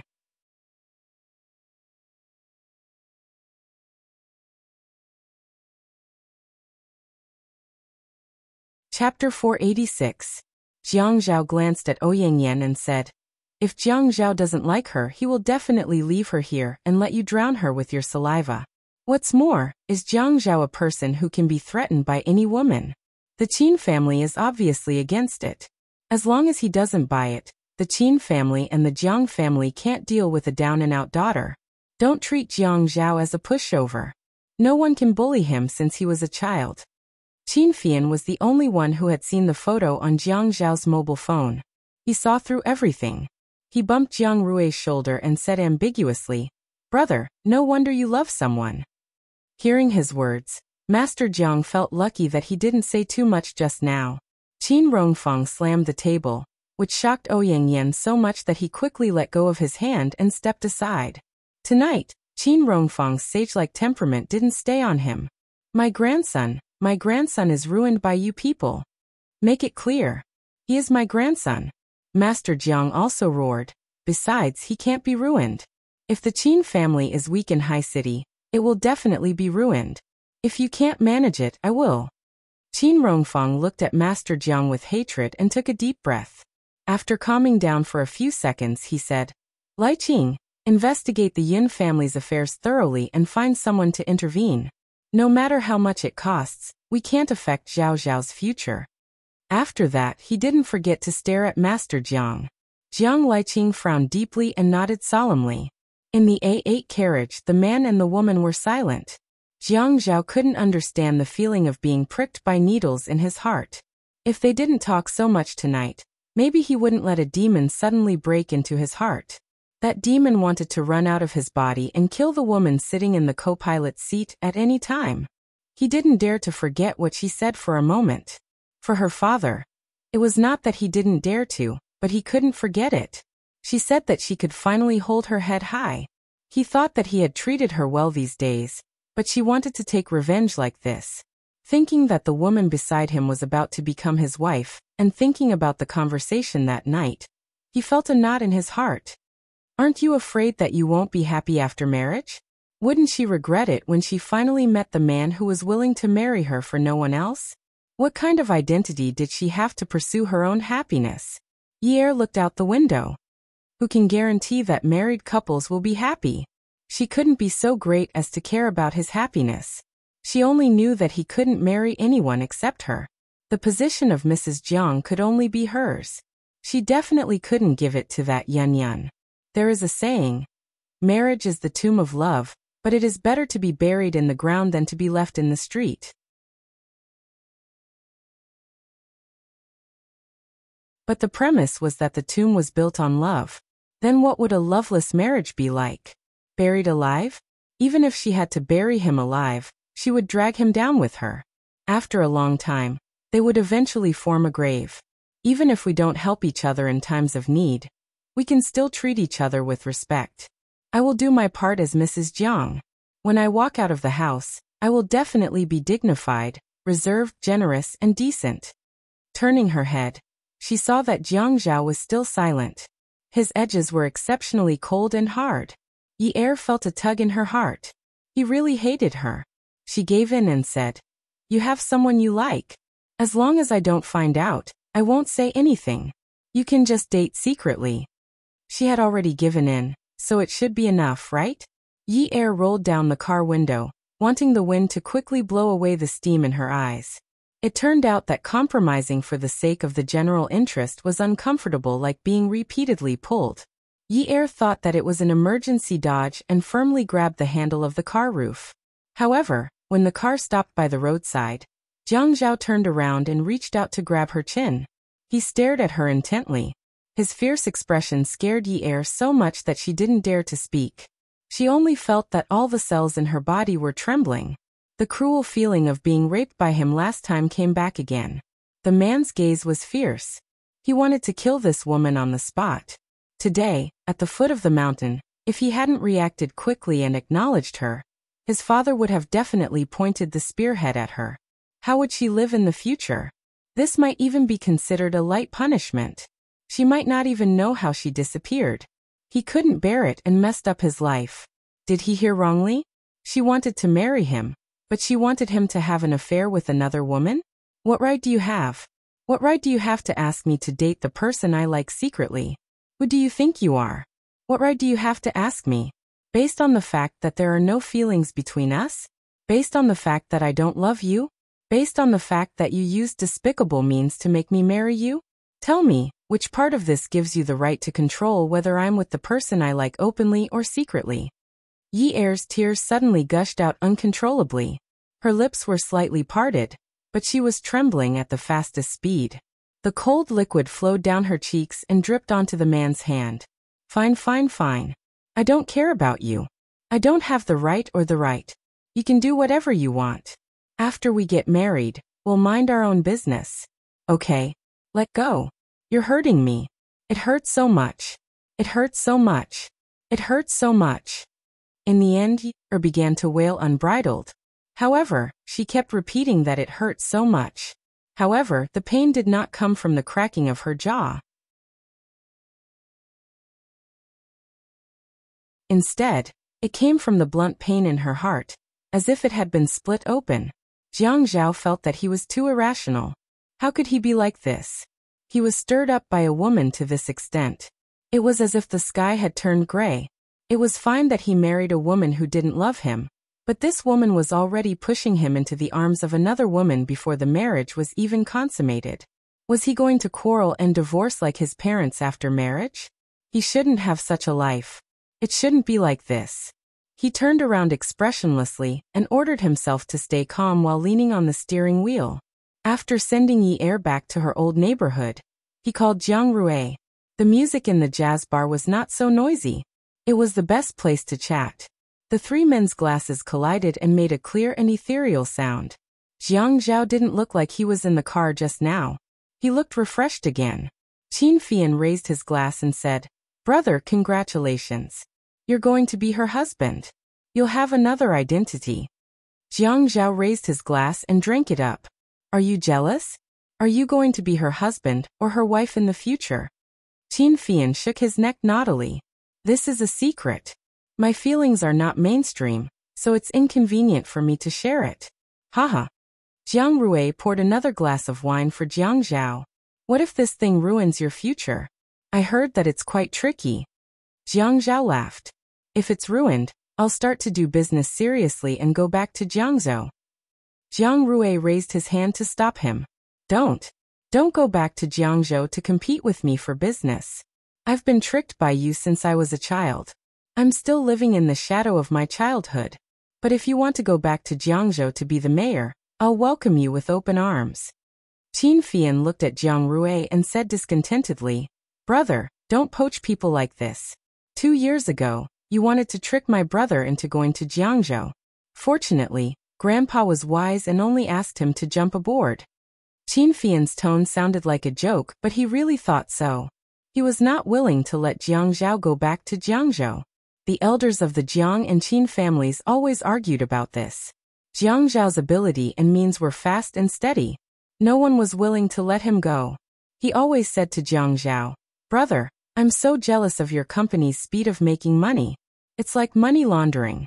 People with resources are indeed different.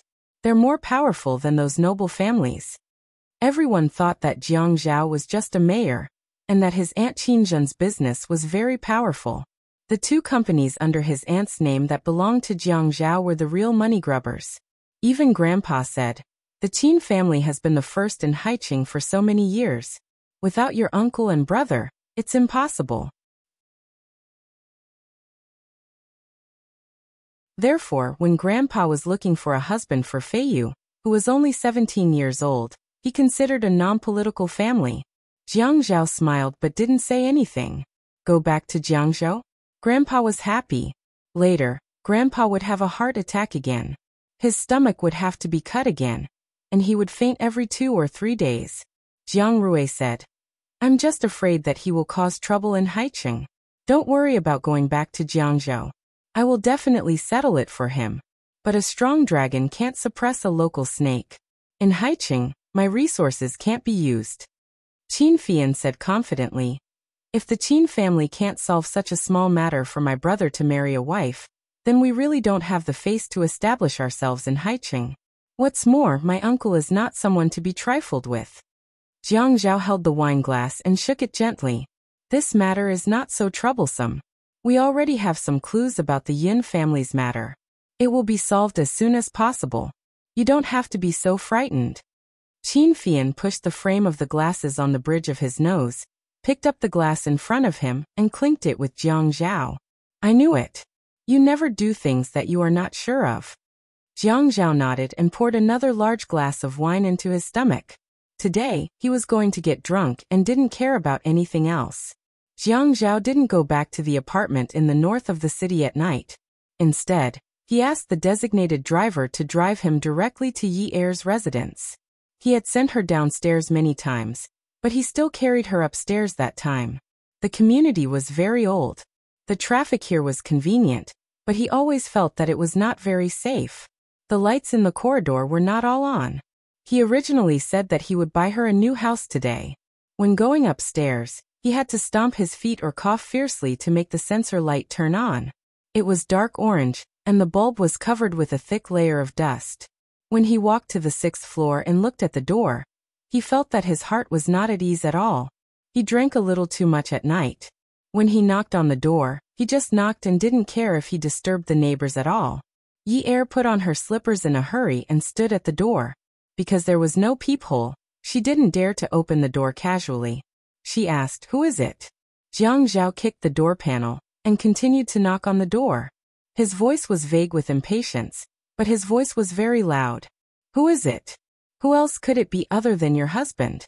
If you don't open the door for your husband, I'll tear it down for you. Do you believe me?" With that said, he kicked the door again. Yi Er burst into laughter and pulled the door open. Jiang Zhao fell straight in. She was so tired from the man's weight that she couldn't stand. He said, "Ah Zhao, wait a moment. I'll close the door first." Jiang Zhao didn't let Yi Er close the door. His legs were very long. With a back kick, he kicked the door shut heavily. Although Yi Er's house was old, it was very clean and tidy. She helped Jiang Zhao to a simple fabric sofa. Yi Er originally wanted to let him lie down for a while, and then help him wash his face. In the end, the sofa was too small. With his height, there was no way he could lie down. He looked ugly sitting there with his long arms and legs. Quickly come and see. Hongcha 866.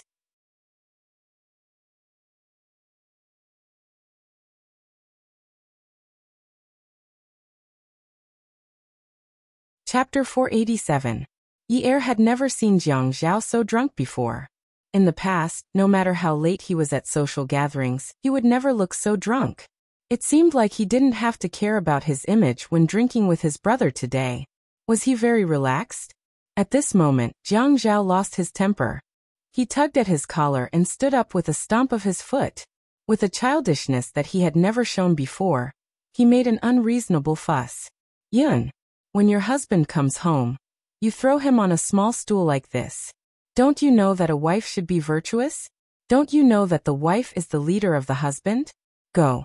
Get me some water. I want to drink water." Yi Er didn't know whether to laugh or cry when she saw his tall and burly figure acting so shamelessly. She was laughing when the man stretched out his long arm and grabbed the woman under his arm and dragged her into the bedroom. Hey, hey, hey. Yi Er was uncomfortable from being sandwiched and almost left the ground. She was afraid that the man would lose his balance after drinking and fall, so she struggled anxiously. Jiang Zhao sensed that this kind of struggle wasn't comfortable at all. He only drank a little and she laughed at him. He didn't even want to do anything now. He just didn't want to sit on that small sofa, but she was already rejecting him? Was the contrast between before and after so big? He knew that her ambition wasn't just to ask him to help her solve her brother's problem. But he never knew that she was in such a hurry. As long as she became his woman openly, she wouldn't have to pretend to be a little white rabbit anymore, right? When he thought of this, the alcohol in his body seemed to have evaporated completely. How did he fall for this silly girl? When he thought of how flustered he was when he misunderstood her car accident, he hated himself for being like this. He hated the woman in front of him, even more for using such a method to test his inner feelings. He bent down and pressed down on the woman's body and started to tear off her clothes. What? Now that you've achieved your goal, you don't want to fulfill your obligations anymore? Even if I have to be intimate with my lover, I want to do it with you. When we're in bed, you can't reject me. Don't you know that you have to pay a price for some things? Ye's heart sank, sinking. Just as it was about to sink to the bottom, she grabbed the man's shirt and pulled herself up. She was starting to regret it. How did things turn out like this? A few days ago, when they were together, even though he was greedy for her body, he had to pretend to be kind on the surface. When he was with her, there were many times when she could feel that he was still full of desire, but he would also take her feelings into consideration. He would give them something that they liked. Recently, he was not as solemn as before. Occasionally, when he handed her a gift, he would say, "Actually, I don't really know how to choose these things. It's hard to grasp a girl's thoughts. Next time, take a card from my drawer and swipe it. Pick something you like." She felt that there were many styles that did not suit her age, but she always felt that the girl he liked should be like that. She should be proper and wear proper clothes. She should never reveal her small waist or her faintly discernible bosom. Therefore, she always abandoned her 19-year-old body and said that she liked it very much. How did he fall from heaven to hell all of a sudden? Their relationship had just taken a turn for the better. How did she end up like this? She gripped his collar so tightly that her hands turned white. "Ah Zhao, since we're getting married, can't we have a better attitude? I'll do my part. I'll be like before and not cause trouble for you, okay? Isn't it good to live a peaceful life?" When the clothes on her body were torn, it would also pull at her muscles and skin. When the strength was used to tear the clothes, it also transmitted all of his hatred to her body. How long had they been together? She had never seen hatred in his eyes. Even when it was the first time, he was taking revenge on her. Revenge with a desire to conquer her. Now it was so obvious that he hated her. He hated her. Ye started to fail again. For the first time in her life, she cried twice in one night because of a man. And every time she cried, her heart hurt as though it was being pierced by nails. But the more she cried, the more he resisted his body's reaction. He patiently teased her until he was satisfied when he saw Ye trembling slightly. Then he gritted his teeth and said hoarsely, "See, this isn't just about duty. Actually, you also want to." Jiang Zhao felt that Ye kept crying because she rejected him. Why? Did she suddenly feel that her bitter days were over, and that she didn't need to be intimate with him anymore? What kind of dream was she having? She had no feelings for him and didn't love him. If they were in bed, if he couldn't even take care of her, how could he? "What are you trying to do? Let's play something more exciting, okay?" Ye's intuition told her that this man was going to play something big today. "No. I'm a traditional and conservative woman." The man laughed and said, "As a young person of the new era, you have to have innovative ideas all the time, don't you think?" Ye realized that Jiang Zhao was adjusting the position for her and shouted, No, I like to stick to the rules." "Yin Yi, are you going to float up into the sky again?" Ah Zhao, call me hubby, don't you know?" Jiang Zhao took a shower and returned to the bed. He covered himself with a thin blanket and looked at the cartoon bedsheets on his body. He nudged Ye, who was already exhausted, and said, "You used this set of bedding for those sexy photos you took last time, right?"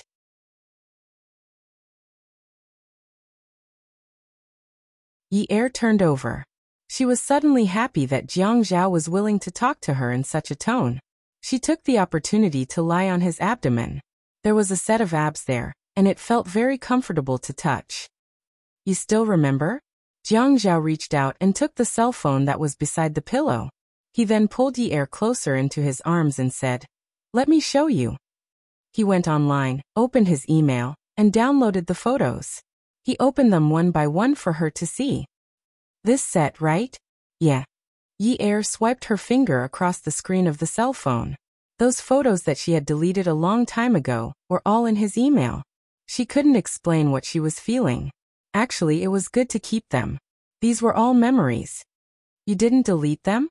Jiang Zhao laughed and said, "I forgot. TSK, I told you that you're a little fox. Look at how you're lying on top of me. You're a vixen." Ye looked at Jiang Zhao's warm smile. It was pretty good. Why was she so stupid? She clearly knew what kind of woman he liked, yet she still argued with him and made him lose his temper. If she had gone along with him like before, he would still treat her well. Didn't Manager Wang say that it was too extravagant to be in a relationship with a man? The more you care about it, the more you lose. Because of the sudden change in Jiang Zhao's attitude, Yi Er slept very well that night. In the morning, Lu Cheng sent Jiang Zhao's clothes over. She changed into them and went to work. Jiang Zhao told her to look for a house and buy a well-renovated one. Someone was living in the apartment in the north of the city, so it couldn't be used as a wedding home. In the future, she couldn't work at Peerless Beauty. She had to look for a profession she liked and then go to school. Yi Er didn't ask anymore. She had already agreed that he could interact with the people from the old Qing dynasty. Since he wanted to raise a canary in the apartment in the north of the city, she was in no position to interfere. Someone once said that if you don't want a man to cheat, you have to squeeze him to death in bed. He wouldn't have the energy to do it outside. So when she woke up in the morning, she seduced him again. She seduced him once. And seduced him again. It was a success. Yi Er went out and prepared to look at the real estate that Jiang Zhao mentioned. Marriage depended on business. Perhaps Jiang Zhao would slowly realize that she actually had some good points. Although she did approach him with ulterior motives in the beginning, now other than ulterior motives, she really wanted to spend the rest of her life with him. He let her decide on the house, which meant that he didn't completely disregard her. She walked downstairs in her high heels and called Xia Qian. Qian, yesterday's matter went very smoothly. Thank you. I'll treat you to wedding candy. Xia Qian's tail was wagging. Yi Er, you're treating your friend like an outsider. We're doing this for the sake of our next generation to have a good life. I won't say thank you, haha. What do you mean by our next generation? Who's going to have a next generation with you? You're so annoying. Yi Er hung up the phone and stood in the neighborhood waiting for a taxi. It was already past rush hour, and there weren't many people on the road, but it was still difficult to get a taxi. Suddenly, a woman behind her called her name. Yin Yi. It was Tseng Tingting. When she saw Yi Er turn around, she couldn't help but explode. She actually only found out in the middle of the night that the Jiang and Qin families were already preparing for Jiang Zhao's wedding. Actually, if this matter was reported by the media, many people in Haiqing would definitely know about it. However, there were people in the military who pressured the mainstream media to withdraw their prepared drafts. But this matter couldn't be kept under wraps. They could only get the wedding done before it blew up. Sung Tingting never imagined that the mantis stalking the cicada would be unaware of the oriole behind it. Yi Er wasn't familiar with Sung Tingting. All she knew was that she was the daughter of the provincial party secretary. Just as she was wondering how Sung Tingting knew her, Sung Tingting raised her hand. Yi Er reacted quickly. If she was slapped in the face in public, wouldn't she be embarrassing Jiang Zhao? She reached out and grabbed Sung Tingting's hand that was about to fly towards her face. Sung Tingting wrestled with her hand and shouted to the side. Hurry up and come over here. Splash it on this shameless person's face. When Yi Er heard the word splash, she was shocked. She saw two burly men coming over from both sides. Each of them was holding a bottle in their hands as they strode towards her. She felt deeply uneasy and thought to herself, this is bad. Yi Er was tall to begin with. Now that she was wearing high heels, she was even taller than Sung Tingting. This made her too big of a target. Luckily, she was a lazy person.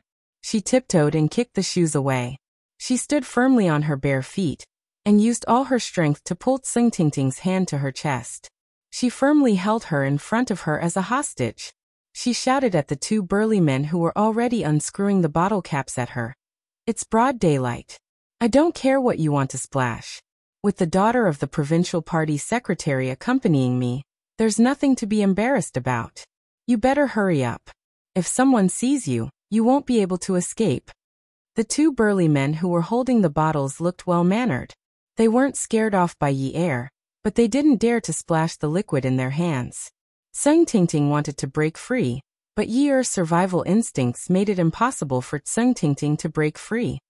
Sung Tingting, if you move around, you'll probably take up a larger portion of the water that they threw at us. You be *TCH. You're so despicable. How dare you use such a method to force Jiang Zhao to marry you? Yi Er sighed in relief. So it was because of Jiang Zhao. She thought she was running around everywhere to help her father, and was being threatened. But it turned out she wasn't. This made things much simpler. Oh, which one of his mistresses are you? Sung Tingting was confused. Mistress? What did you say? You don't even know this? Then you're definitely not his big mistress. You must be his little mistress. His big mistress is still waiting for me to take over.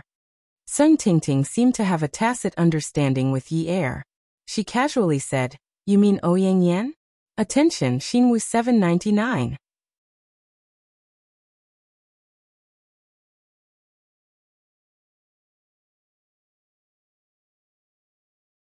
Chapter 488. When Yi Er heard the name Ouyang Yan, he suddenly thought of the name, Yan Yan, that Jiang Zhao mentioned. However, his eyes were still vigilantly looking at the two burly men holding the unknown liquid in their hands. When he spoke into Sung Tingting's ear, he was not flustered at all. Instead, there was a cunning and confident arc. Shouldn't you ask them to leave? The traffic here was good. Although it was already past the rush hour, the traffic was still good.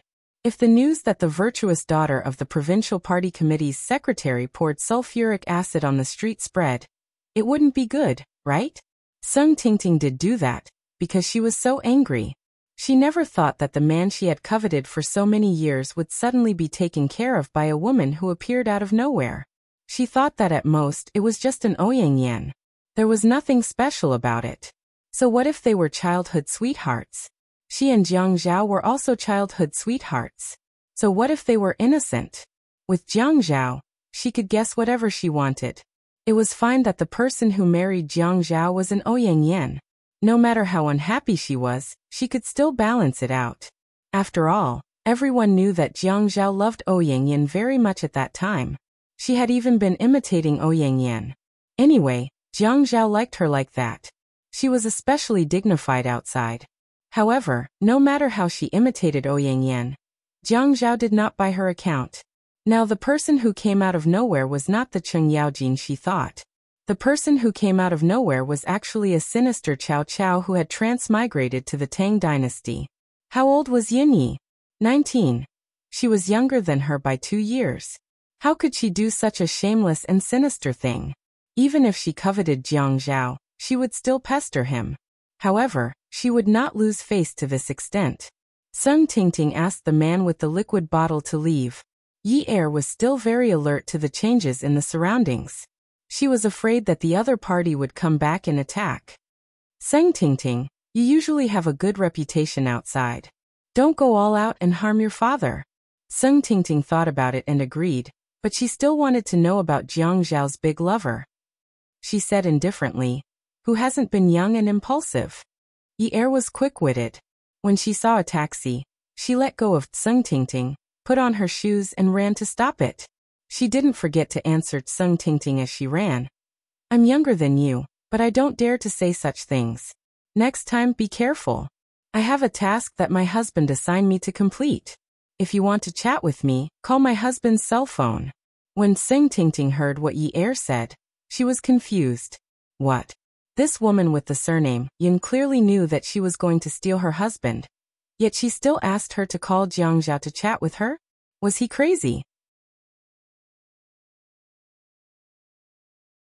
Was his brain flooded with water?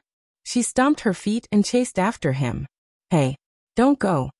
Yi Er closed the car door and told the driver to leave quickly. If I listen to you, my brain must be flooded with water. Yi Er looked at the houses. After a while, Jiang Zhao received a multimedia message. It was a model of the neighborhood, a floor plan of the house, and a photo of the model house. After he looked at it, he replied, Which one do you like? Yi Er said, A room for Sijia will be fine. Jiang Zhao said, Go to 9th mansion. The house in the sky has floor heating and constant temperature. Jiang Zhao felt that in this way, his living space would be bigger and he could live upstairs and downstairs. Otherwise, it would be a little depressing to have another child living in the house. With floor heating, she liked to run around the house barefoot. It wouldn't be cold in the winter. Isn't it expensive? Your husband's money is more than enough to buy the entire 9th mansion. Go. Ye replied okay. She then set off for the 9th mansion, thinking that she had accidentally found herself a rich and overbearing husband. She had to keep a close eye on him. She had to remind herself that her husband liked obedient maids and obedient Yi. Looking at houses was a tiring job. Yi didn't have experience in this area, but she was afraid that Jiang Zhao would say that she was stupid. Basically, while looking at the houses, she searched for things to take note of on Google. If it wasn't the direction, then it was the type of house. She had been to the Qin family before. With one look at that kind of house, she knew that feng shui was very important. Therefore, she paid attention to the location of the living room and the bathroom. She often asked direct and straightforward questions. She even used feng shui professional terms. After looking at 2 more houses, Miss didn't dare to fool her anymore. When she reached home at 4 p.m., her legs were so stiff that she couldn't walk. Jiang Zhao's car was parked there. It was very eye-catching. He opened the car door and got in. Seeing Yi pounding her legs with her little fists the moment she sat down, Jiang Zhao asked, "Are you tired today?" "Yes, a little. It's not very tiring. I think the house today should be good. There's a big lounge on the 2nd floor. I plan to renovate it and turn it into a gym. This way, we can exercise together. Is that okay?" The man bent over sideways. His large hand caressed the woman's calf. It was warm and very comfortable. He slowly and forcefully massaged her calf. "We're going to exercise together and go to the gym? What position do you want to use? Do you have such a strong taste?" Yi's face was bitter. If this man wasn't so cheap, he would be even cuter. So annoying. So embarrassing. "Let's go to the Qin residence for dinner. After dinner, we'll come back." Actually, he had called her in the afternoon to inform her. He called her phone, but it was probably out of battery. He couldn't get through. "You're staying at my place tonight. Aren't you going back to the north of the city? Are you chasing me away?" He had been good to her for less than 20 years. Was she itching for a beating again? Didn't he want to spend the rest of his life with her? He clearly knew that there was a woman living in the north of the city. Why was she asking him to go there? Yi saw that Jiang Zhao's expression was ugly. She waved her hand. No. Fortunately, I washed your clothes today. You'll have a change of clothes tomorrow." Jiang Zhao's heart relaxed. "You don't have to worry about the clothes. I brought some over. Tomorrow is Grandpa's birthday. We have to go early in the morning to get the marriage certificate. Moreover, today is the engagement banquet. The Jiang family doesn't have such a rule. As long as it's the wedding, it'll be fine. However, Grandpa disagrees and insisted on holding it. Although it's rushed, everything is taken care of. Moreover, the guests tonight are all relatives and respected elders. We can't be careless. Coincidentally, it's Grandpa's birthday today. A large portion of them arrived in Sea City yesterday, so it's also complete." "So soon?" Yi exclaimed. This was too unbelievable. They were actually getting engaged today. Only then did she notice that Jiang Zhao's suit was not the one he wore this morning. His tie was also a bright pink. This young man was so handsome. "Don't you want it to be faster?" No. The faster the better." A long delay was fraught with problems. Several female supporting characters wanted to get rid of her as the female lead and climb to the top. She couldn't let her guard down. It was said that women in the new era had to be in the hall and kitchen, kill wooden horses and climb over walls, drive a good car and buy a good house, and fight against mistresses and hooligans. She had no problems in the hall and kitchen. She had a good car and a good house, and she had a husband. Although Jiang Zhao had helped her when she was fighting against hooligans, now that she thought about it, this was called husband and wife of one heart. Their strength could cut through metal, right? However, she couldn't ignore fighting against mistresses. She had to treat it seriously. If she failed, everything before could be overturned. Jiang Zhao brought Yi to change into the gown. He didn't expect that they were going to Qiu Xiaoya's custom-made shop. Qiu Xiaoya looked at Yi with an ambiguous expression. When she saw Jiang Zhao, she turned around and went outside to answer a call. She went over and bumped into Yi's butt. Hello, it's settled? It's settled. We'll register our marriage tomorrow and have the engagement party tonight. Speaking of the engagement party, she didn't even invite her friends. Forget it. She would invite them at the wedding another day.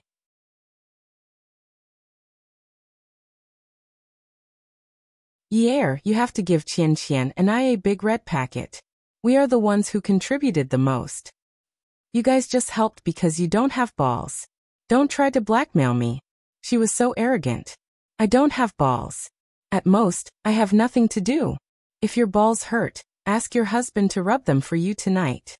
Oh, you've improved in just a few days. You even dare to say such small things? Did the mayor teach you?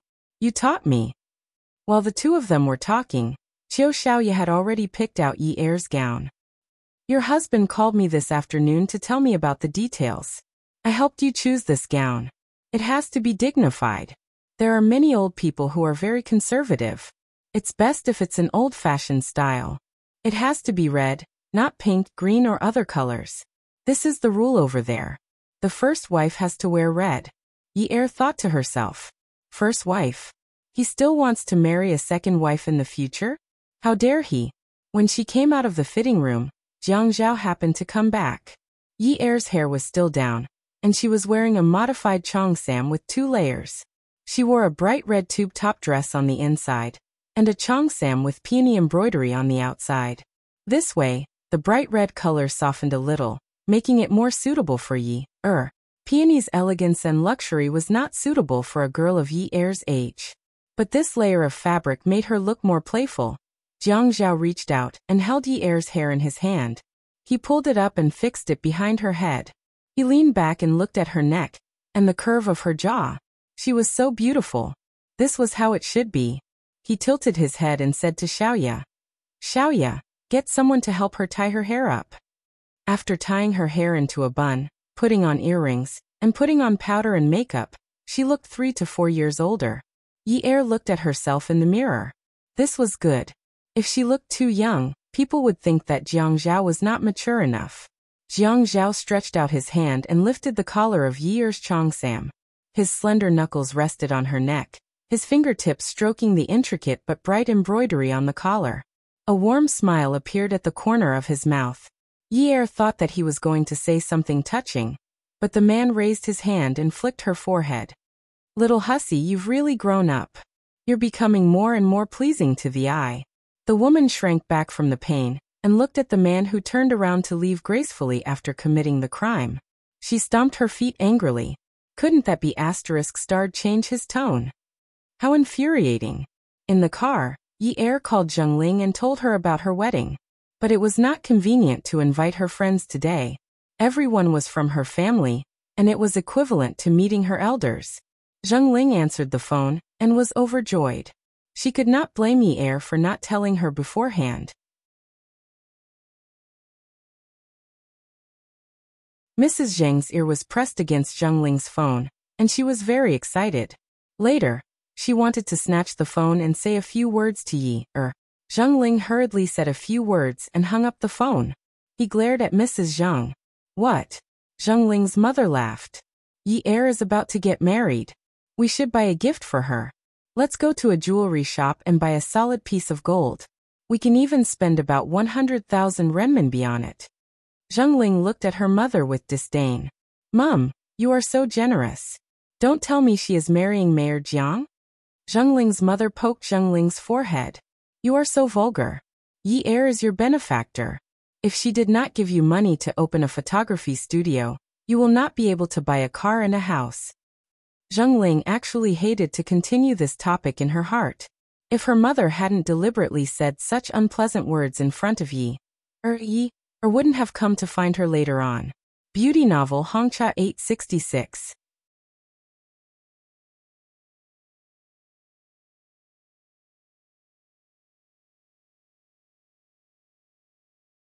Chapter 489.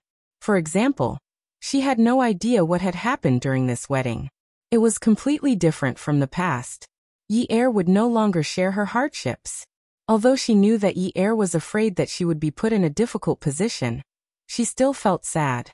Oh Mom, what does this have to do with Yi Er? That's what you earned by scrimping and saving and cooking for my employees. Don't let Yi take all of it. She can't afford it. I'm going home.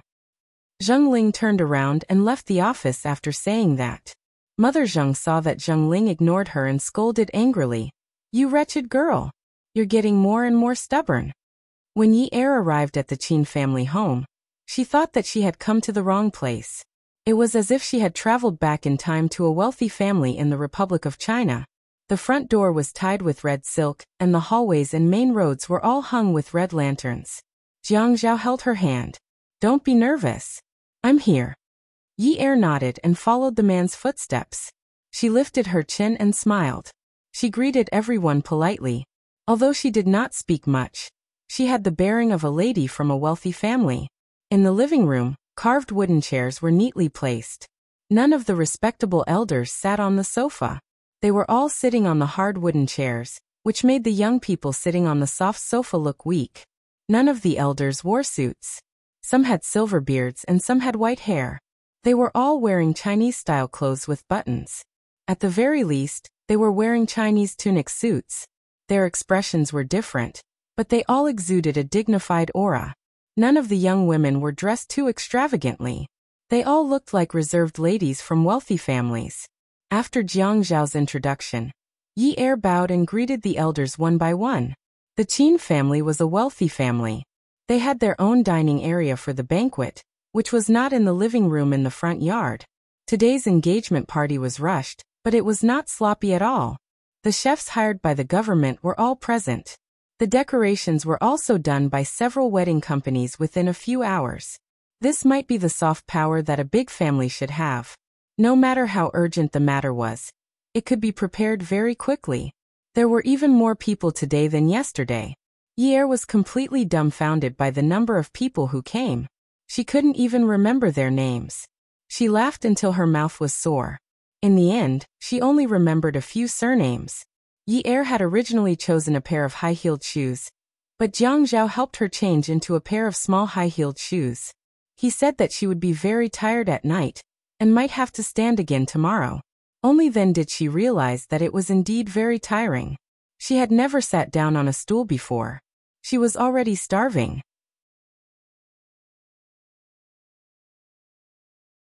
She hadn't even finished toasting, and the walls of her intestines were probably glued together by the table after table. Watching others eat, Yi had the urge to swallow his saliva. After a round of toasts, he said that he wanted to pay his respects to the elders alone. Because many people didn't come to Sea City for many years, they didn't have to wait until morning to pay their respects. Heavens, what kind of rule is this? Is this the old-fashioned society? No one had taught her the rules of paying respects. The Yun family was a nouveau riche, and she was the daughter of a nouveau riche. She didn't need to pay respects. Jiang Zhao told the two old men to bring Yi to his room, and tell her the details of paying respects. She didn't understand. The two old men nodded in agreement, and asked them to go quickly. The moment they returned to Jiang Zhao's room, Yi collapsed on the sofa. Jiang Zhao went out again. Yi pursed her lips bitterly and rubbed her stomach. So pitiful, so pitiful. As the daughter-in-law of a rich family, she had no food to eat. So pitiful. As the daughter of a rich family, she had rice and face. Only then would she be happy. A few minutes later, Jiang Zhao entered the room in his suit. He took a bowl and closed the door behind him. He walked in front of her and pulled up his trousers. He slowly squatted down and helped Yi up. Eat some first. I saw that you were about to faint from hunger outside. Don't starve yourself until you have gastric problems. Rice with abalone juice. Yi was moved to tears. Hubby, you're so nice. You even know to put some rice inside. Jiang Zhao looked at Yi taking big bites and was amused. Slow down. I'm not going to snatch it from you. Yi hurriedly hid the bowl behind her back and snorted. Even if you snatch it from me, I won't give it to you. It's mine. Jiang Zhao reached out and pinched Yi face. Okay. It's yours. It's yours. Yi picked up the spoon and scooped the rice into her mouth. She wanted to say something but was afraid that she would look bad. She reached out and covered her mouth. Her eyes were curved as she mumbled. It's delicious. It's really delicious. As she ate, she thought that as long as she was obedient, Jiang Zhao would treat her quite well. Although he didn't love her, he would still treat her like before. He wouldn't make her suffer.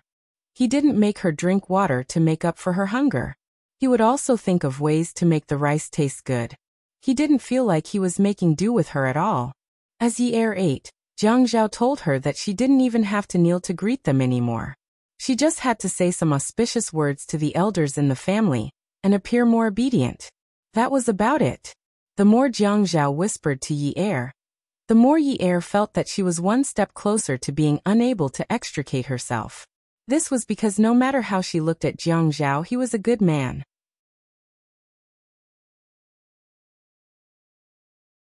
He actually knew how to dote on people. However, she was too much of a bastard and too eager for instant success. She didn't wait for him to fall in love with her before forcing him to marry her. Yi Er clenched her fists in her heart. Yin Yi, you can do it. This man is yours. This husband is yours. She extended the bowl in front of Jiang Zhao. Hubby, I want to eat another bowl. Jiang Zhao turned around and pulled a piece of tissue from the tea machine to wipe Yi Er's mouth. You can't eat anymore. You still have to have night tea with the female guests later. If you don't eat at all, they will think that you don't know how to treat guests well. Yi Er was in despair. Oh my God! There were so many rules that she had never heard of. Which ancestor set them? Jiang Zhao looked at Yi Er's expression and took the bowl from her hand. He placed it on the tea machine and sat down beside her. He pulled out a piece of tissue paper and placed her hand in his. He helped her wipe her hand. Bear with it. Just these 2 days. It'll be fine after a while. Actually, Grandpa wanted to arrange the wedding, but Grandpa vetoed the idea. Compared to the Jiang family, the Qin family had more rules. However, these rules were not usually used.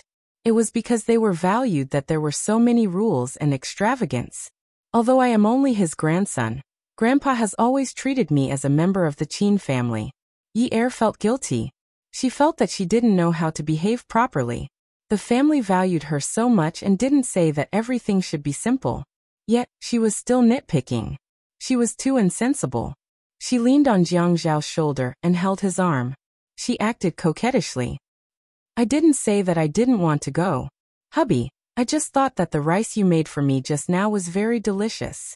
After I have night tea with the female guests, can you make me another bowl? Yes, I'll make you a big bowl. You're annoying. I'm not a pig. I'll raise you like a pig in the future. You're annoying. Pigs eat terrible food. You'll be called a VIP pig in the future. I'll give you abalone wings every day. You're annoying. But you called me a little fox. All right, fox pig. Asterisk. Yi Er went to the restaurant again. The moment she entered, everyone could feel that she was glowing. She smiled at the guests and looked dignified. The butler, Uncle Wu, took the phone and walked to the main seat. He said to the Qin family's old master, Qin Rongfang, Old master, it's old master Shi. Qin Rongfang said, hello. On the other end, Shi Zhentian started to scold him. Old fart, you only told me now that you're getting a granddaughter-in-law. Are you in a hurry to be reincarnated? Qin Rongfang knew that many people would scold him, but he had no choice.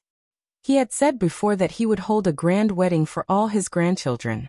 When it came to Zhao Zhao, how could he not hold an engagement party before getting a marriage certificate?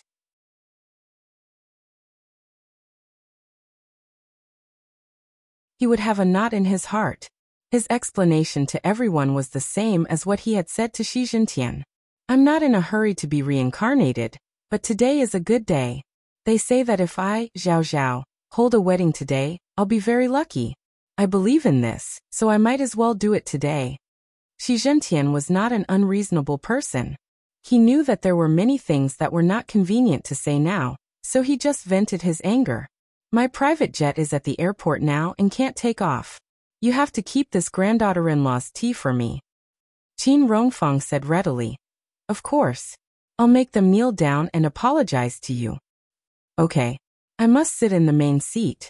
Shi Zhentian was still in the hotel.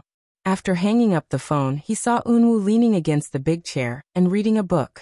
He complained. Old Qin must have encountered some trouble. How can he be in such a hurry to get a granddaughter-in-law? When the fog disperses tomorrow, I must ask him properly when I get back. Unwoo said indifferently. Grandpa, you're worrying too much. We don't have to worry about the Qin family's troubles. We're the ones who are unfamiliar with this place. We were friends in life and death when we were young. How can I not care? But Unwoo, you have to get closer to Fian and Zhao Zhao in the future. I'm old, and the world belongs to you young people. We must have a place on the right path. I know, Grandpa, don't worry. Unwoo said lightly and continued reading. Yi Er greeted her in a daze. Later, her neck and wrists were covered with gold, and she was so tired that she was about to die. Looking at the 10 or 20 golden bracelets on her wrists, and the dozens of golden chains around her neck, Yi Er heaved a sigh of relief. As expected of the daughter of a nouveau riche. Look at her, she's too explosive. The Qin family looked like a large family, but the concept of men being superior to women was still very strong. It could be seen from the difference between male and female guests. No matter how old they were, men and women would not eat at the same table. Qin Jun told Yi Er that it was only in this kind of situation that it would be so obvious. Usually, her family did not care about such formalities.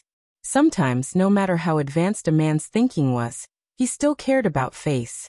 So in this kind of place, no matter how tired, hungry, or thirsty you were, you had to endure it. Otherwise, you would lose your family's man's face. Yi Er listened to Qin Jun's teachings and knew that they were kind words. If her mother-in-law really did not like her, she would not have said these things to her. She nodded obediently and said, Mother, I understand. She did not dare to ask too much, afraid that if she asked something wrong, she would be laughed at. She wanted to ask Jiang Zhao if she could take some jewelry down first. These jewelry were too solid, and her neck was about to break.